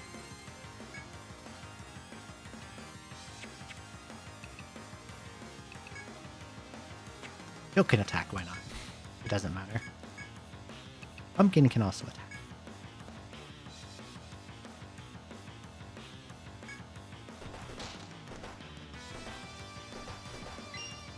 It can still stun, I see.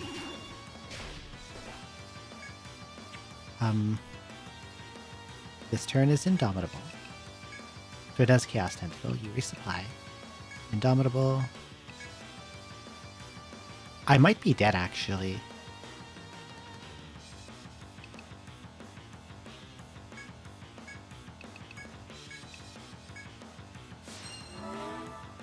Okay, it still blocked it. Now HP cannon's gonna do nothing. I didn't think Indomitable would still work at 1 HP, but it does. So now my damage is going to be real bad for a bit.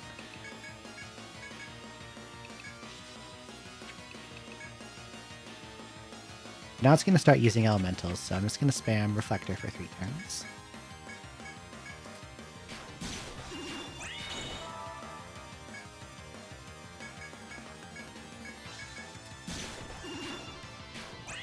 Some stuff is getting bounced back and like making some progress on his HP at least.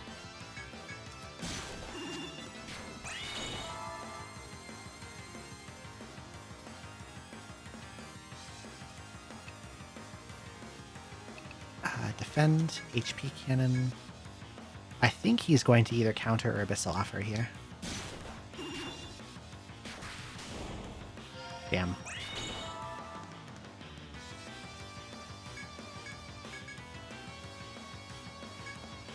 He's back to full, basically. I think I have to let him kill me. Because I have fucked up again. The stun from Rising Claw proccing was really bad.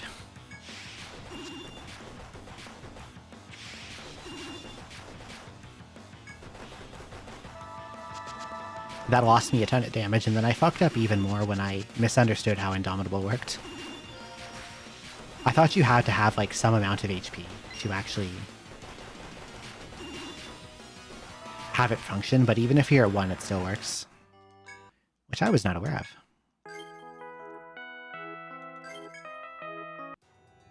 Alright, Chief. Let's go again.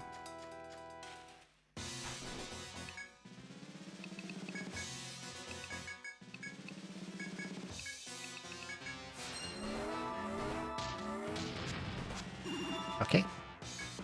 Yellow. Reflector.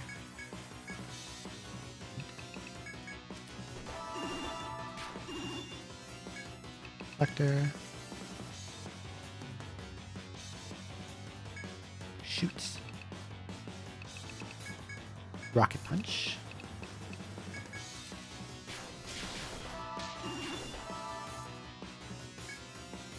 Blue Bot. We're done. Reflector.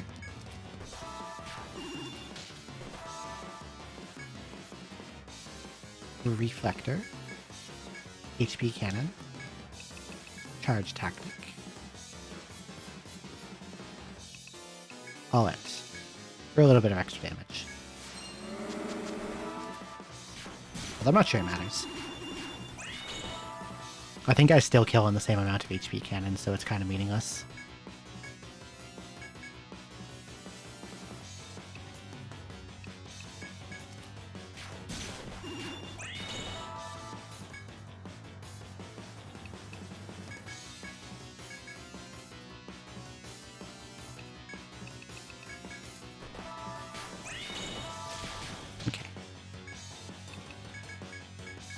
2 more HP cannons, I think.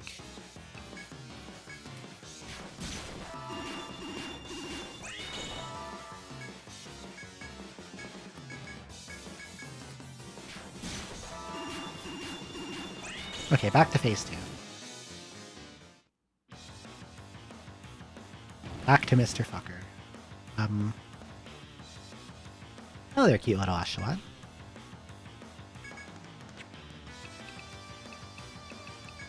I'm being bullied, or I might even be bullying myself. I'm not sure yet.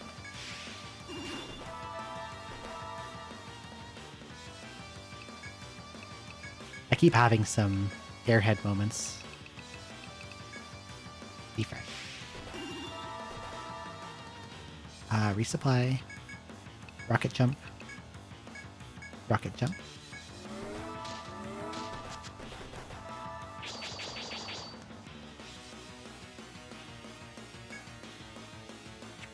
I think do nothing for a dump.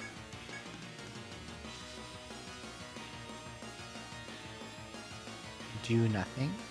This is the spurting fumes turn.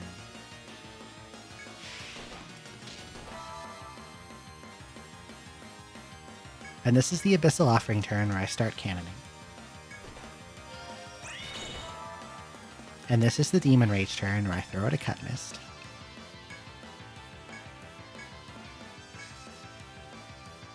No. Oh wait, I do Slash Mist now. Next turn I resupply. Pumpkin does nothing.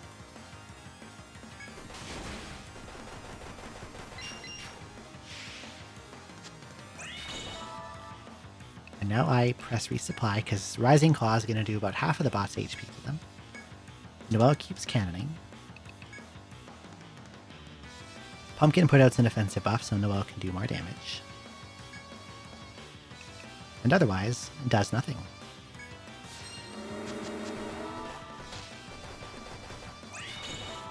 I'm getting really unlucky with these stuns.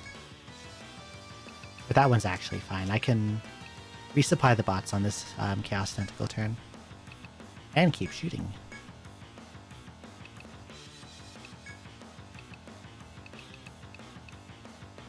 I think I can just attack.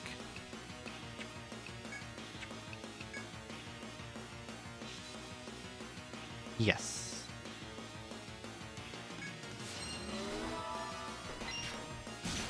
Gets a small amount of extra damage out, about 600.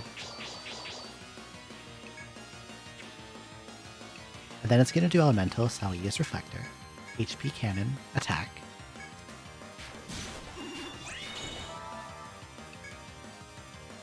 I don't think that's quite below 75% yet. I think I get one more turn.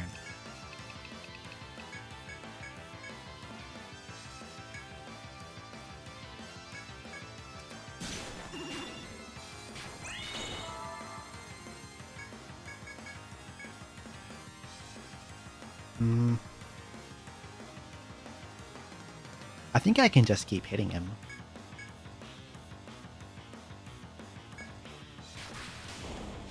Okay. Bad Mist Curtain.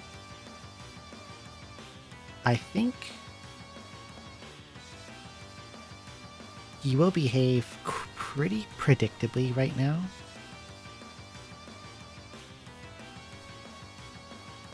Because he's mostly just going to respond to counters from Pumpkin's attacks.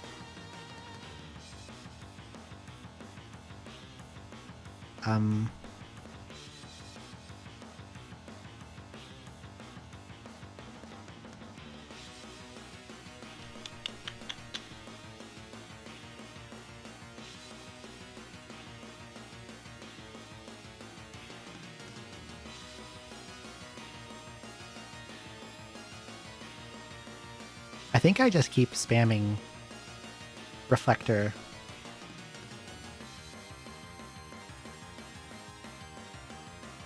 HP Cannon attack.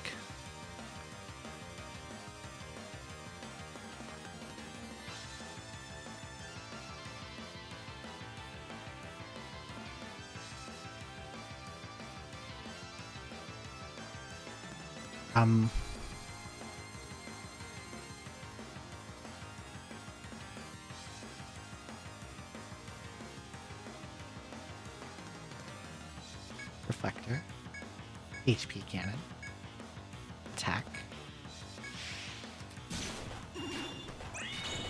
So I think I'm on, what, 3? That's 4. My count is 4.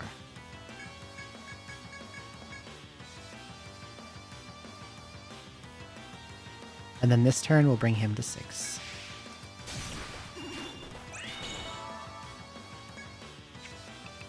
So he's going to Demon Rage here, so this is where I want to Slash Mist.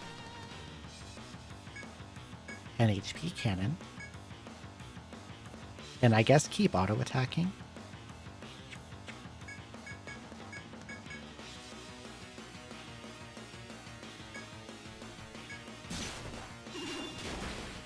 Yeah, there it is. And the Slash Mist comes out in case I need to block Rising Claw.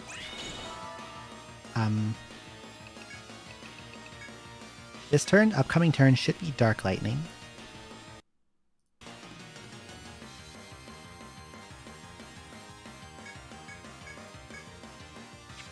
So I'll use Reflector, HP Cannon, attack.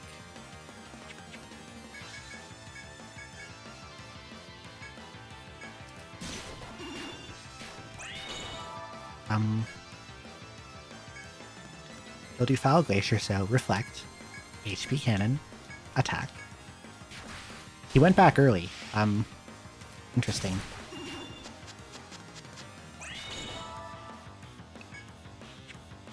Well, I'm just gonna keep doing Reflect, HP Cannon, attack. I don't want him to go back early. I want him to stay in offense for him.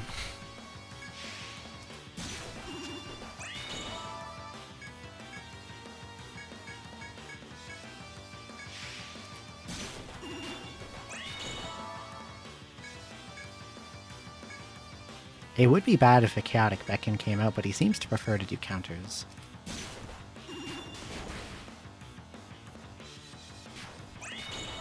Okay, now he's in...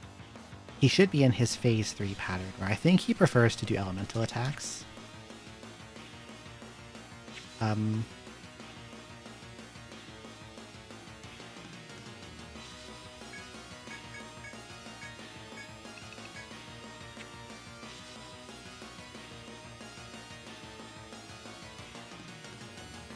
Demon Rage is possible.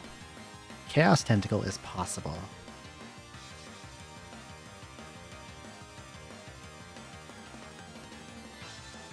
But I think he's most likely going to use elemental attacks.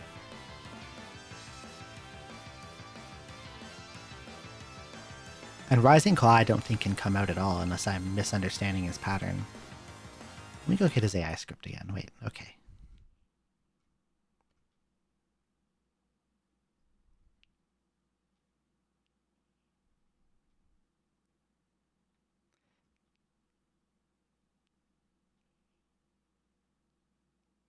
My god, his AI script is even more complex than I thought it was.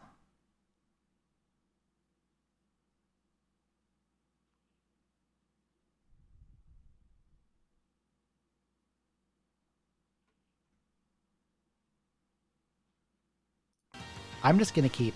I think I just shrunk the window by accident. Oh my god, why does it keep doing that?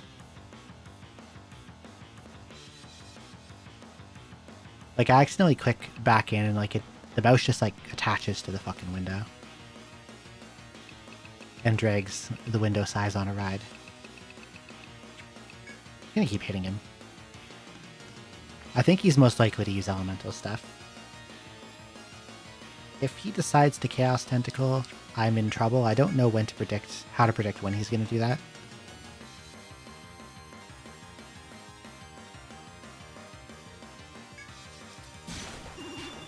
Okay, he did Dark Lightning. I'm just gonna keep pressing the same buttons. It seems to be working out.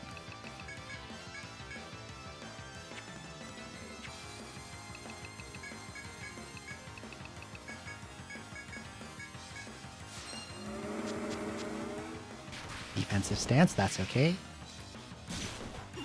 His HP Cannon will hit through his defensive mode.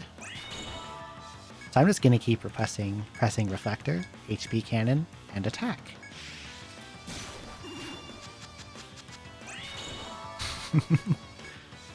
I see now how this is working.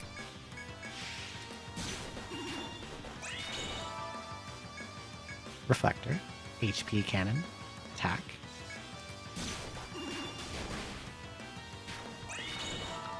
I think the only way I die is if he suddenly decides to Rising Claw me for some reason, or he decides to Chaos Tentacle Noel.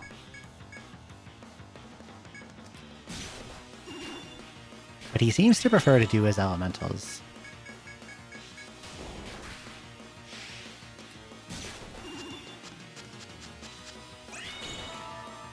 I see now how easily this works once you get past the scripted phase. He's just kind of doing whatever, and I just press the same 3 buttons over and over again. And nothing happens. To me, at least. Stuff happens to him.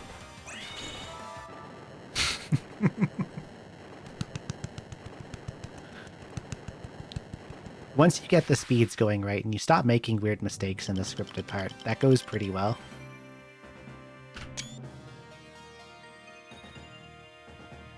GG. Okay. So that's 6 kills. We got 1 more to do, and this is going to be a fun one.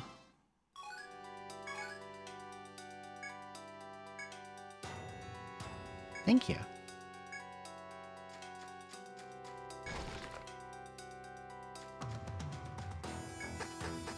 Okay, I'm going to go back to the magnetic pull and save. And then we got 1 more party to kill it with, which is just Zoe and Feng.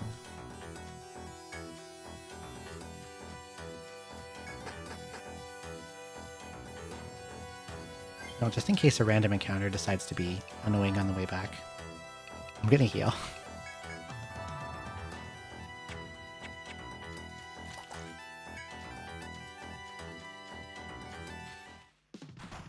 Okay, it's just eggs. Sometimes the dragonflies can be enormous bastards. Alright. Title screen.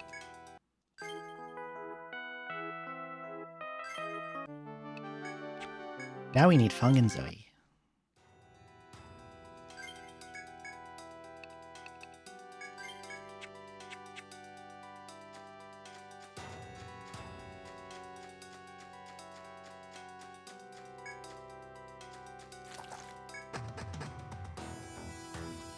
I'm pretty sure I have this one down by memory, but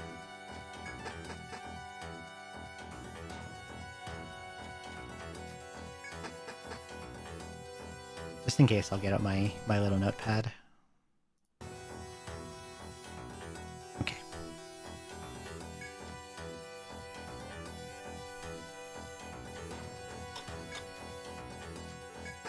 I'm sure you know.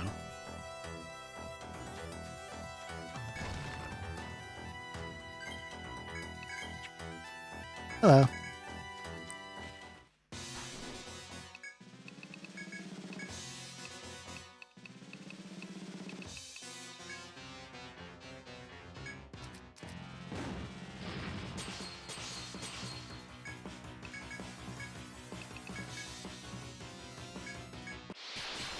Bye. Okay. Attack order, double. Attack order, double. Double again.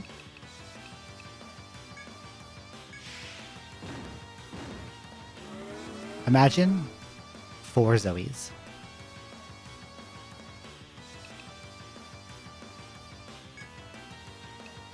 Okay, you need your TP.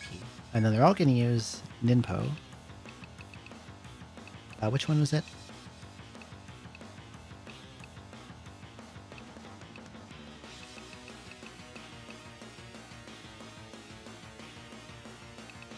Did I just mess up? There's an ability missing.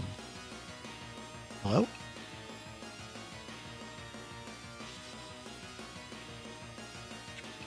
I am confused.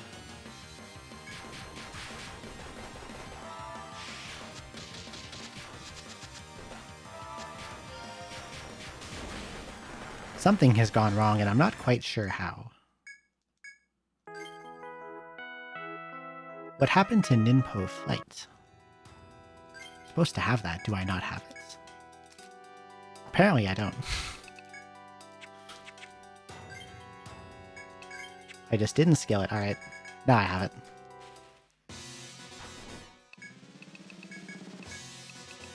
Double. Don't tentacle me.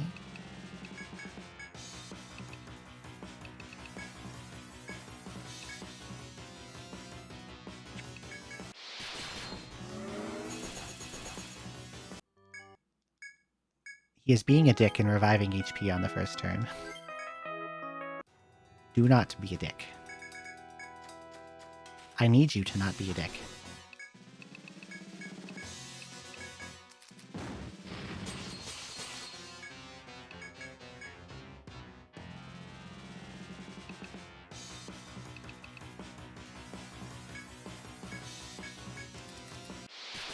There we go.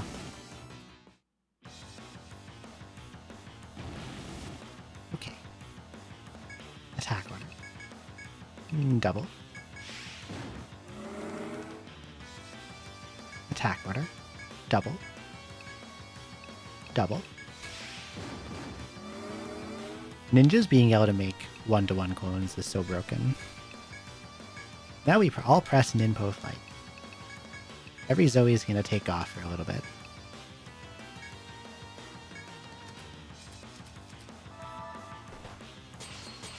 And Chaotic Beacon gets blocked completely.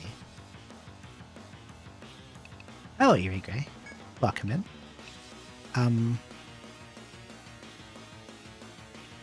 I don't think Fung does anything for the rest of the fight.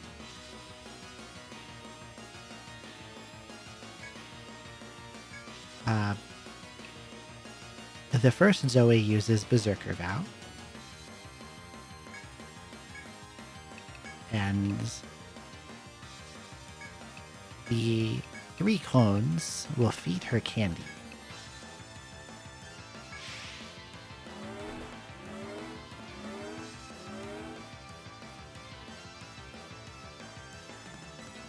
And then, hello, Kiara. You missed the party that you're in. But you killed this guy too.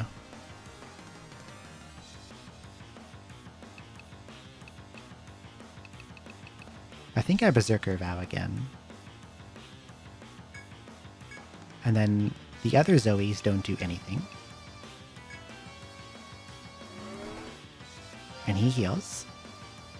This turn I use Ouroboros Guard to make sure no one takes damage. Yes, it is. This is Etrian 3.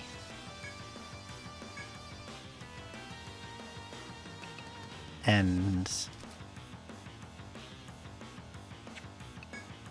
yeah, this is the super boss. You might want to bail out if you don't want to see any more of this. Wipe this from your memory. Thank you for stopping by, though. I hope you have a good rest of your night.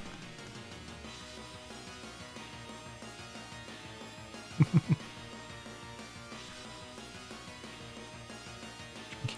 Charge. Defend. Defend. Defend. So because of Ouroboros Guard, I will not take any damage from Demon Rage.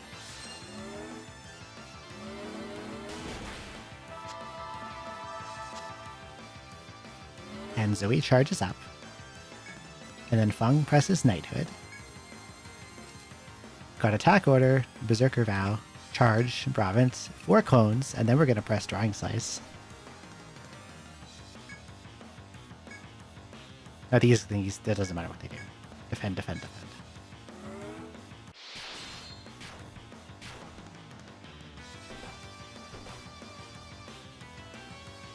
Why are you alive?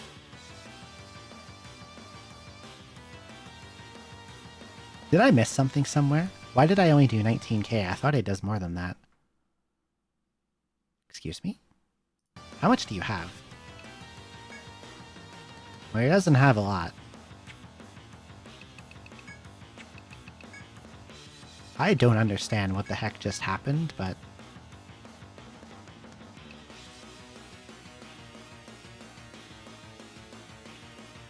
Did I miss some kind of damage modifier somewhere? Press Hawk Strike.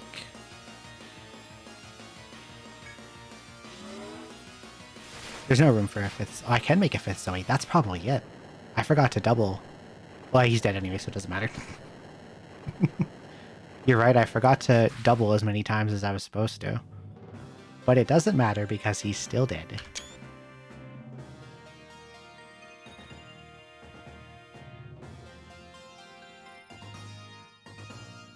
What a good game.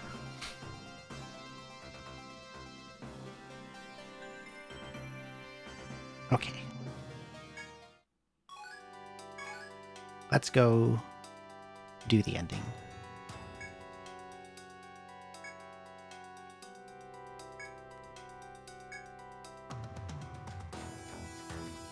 I agree.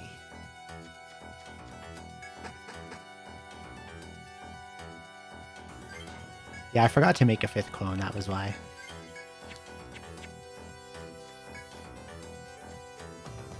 If I had remembered the fifth clone, it would have done probably over 30,000 damage per hit.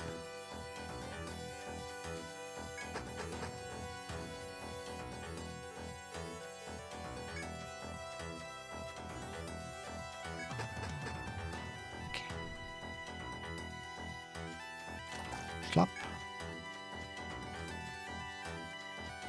No, I don't want to fight. Okay.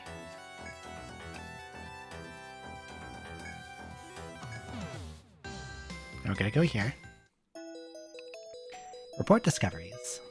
Item compendium. Reported Dark Star bead. So now I have everything in here.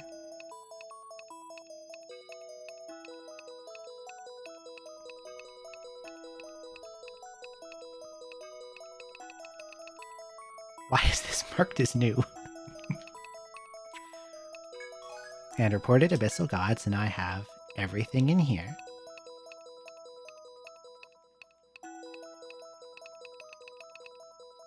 $60,000 HP.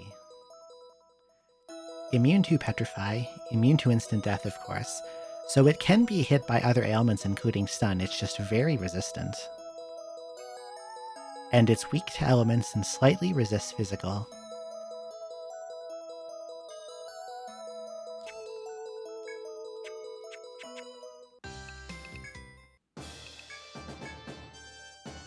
Okay.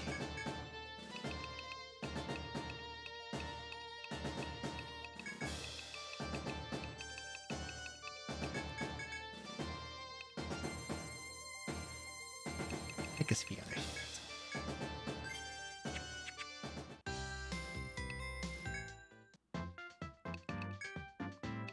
That should be everything.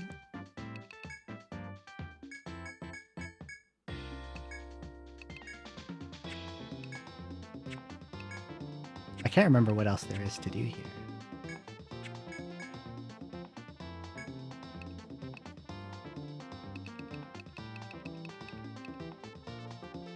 I thought the scene triggered here, but did I miss something? I don't think I did. Gathered all materials, defeated all monsters. Gathering all goods, ship parts, and epics. Did every quest, got all the treasure, got every limit skill, every sea quest. Yeah, I'll poke around a little.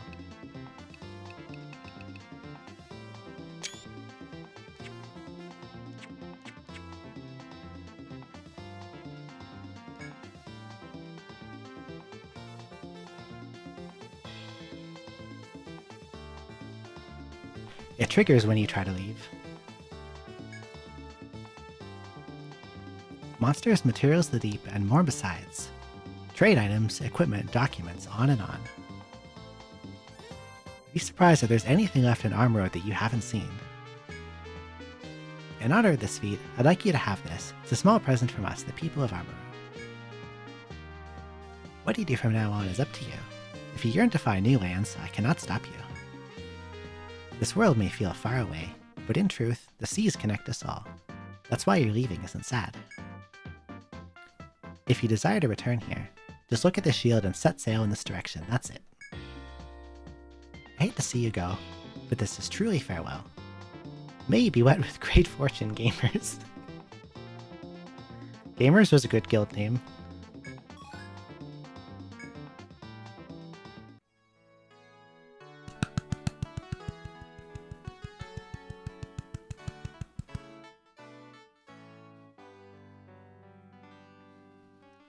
Thought Yuzo Koshiro might have done Phantasy Star music. I guess not.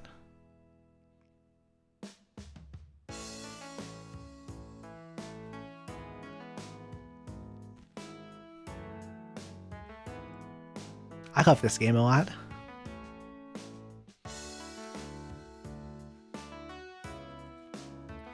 Stats on the shield? I want to say it's plus 10 all stats.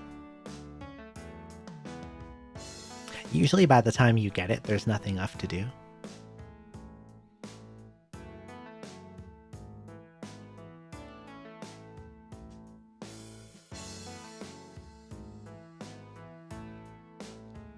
But I think it's plus 10 all. And anyone can equip it. It's not restricted to shield users only.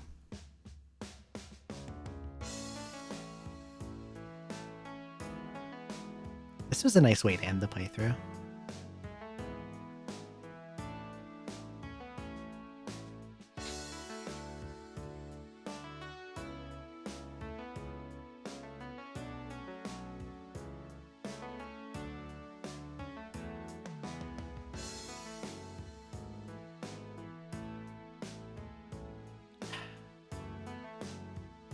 Kind of took me a while because I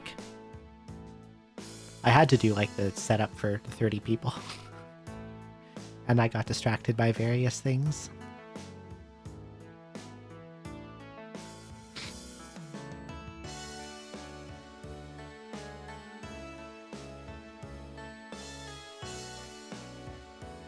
I like how it's showing all my maps on the right.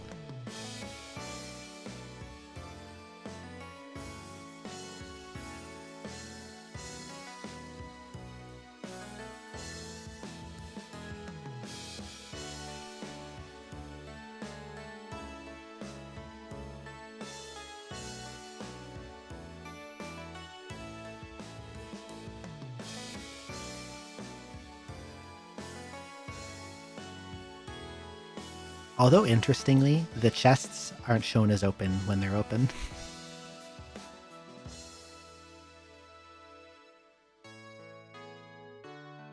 Like the icons show the closed chest icon.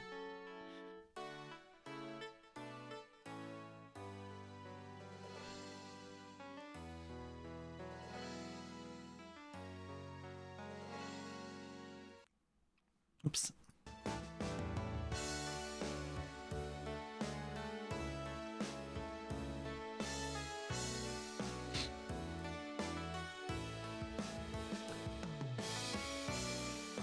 So I still have to play... I shouldn't say have to. I would like to play Untold 1 and Untold 2 on Classic. I'm probably going to do some other things for a bit first, like a friend gifted me Metaphor, and I haven't played that yet.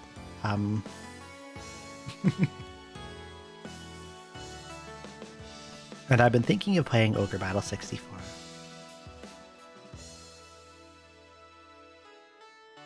And some other RPGs, but I want to do Untold 1 and Untold 2 both on Classic mode.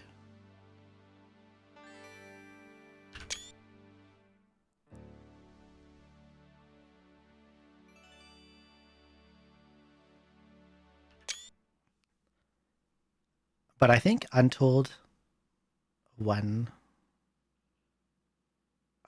The way they did Untold 1...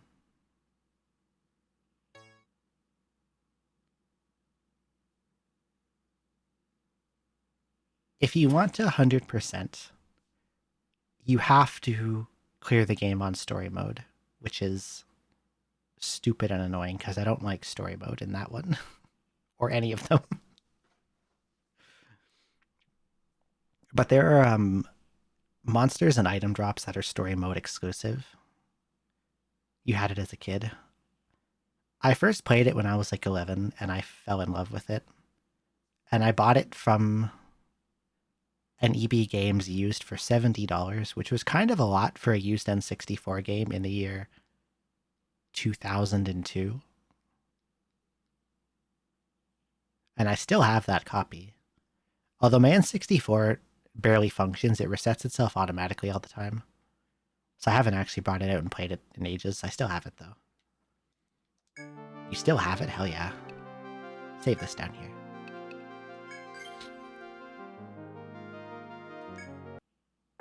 Okay. What a good game.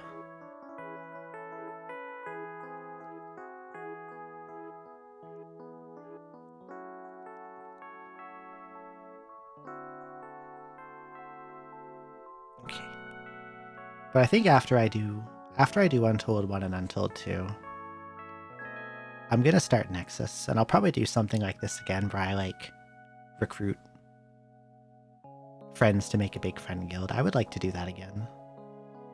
And Nexus seems like a good place to do it because there's like a billion classes. And I think it has a mod that adds in some other missing classes that didn't get put in it. So I'll probably use that as well. But that's going to be the sixth one. The sixth one is Nexus. Nexus isn't really 6. Nexus is like, what if they made a greatest hits version of Etrian Odyssey? That's basically what it is. It takes everyone's favorite classes and a bunch of dungeons and smushes them all into one game. A very big game. But I'm going to do that at the end after I do Untold 1 and Untold 2.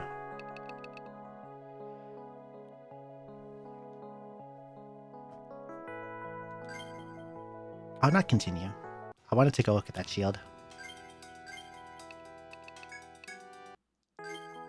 Let's see what that shield is like. Load game. Yes, I will. I would like to try that.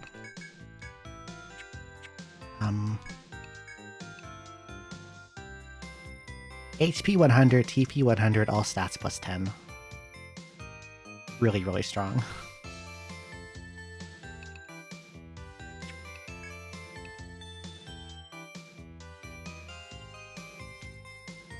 It's basically the Armor Road and Deep City emblems merged together and then made into a shield.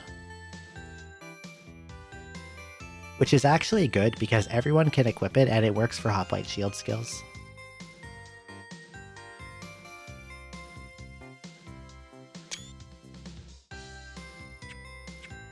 I'm taking a lot of pictures. I like to take pictures.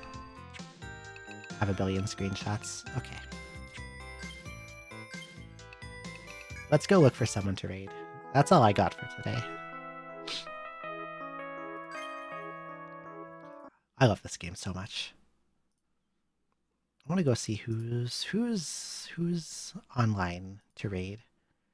Although I feel like I know who I would like to raid already.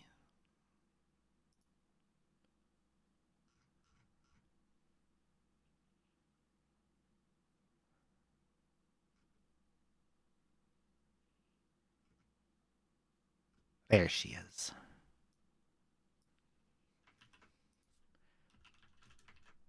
Let's go say hi to Noelle. We're gonna go see Noelle.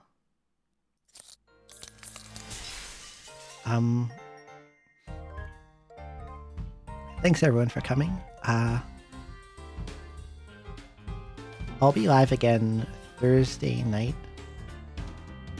We're gonna continue that run of Bayside Beach Cave in Sheeran 4. Friday, well, I would normally stream, I will not be because I took an extra work shift because I need money. If you're new and you like the stream and would like to see more, I play a lot of RPGs. You can press the follow button if you like. I also have a Blue Sky and a Discord, a notification-only Discord. You can join if you want. Well, thank you for coming. I'm gonna go have some lunch, I guess. Lunch, dinner, I don't even know what it is now. Probably a mix of both. And perhaps I will see you Tuesday. Let's go say hi to Noelle. Good night, everyone.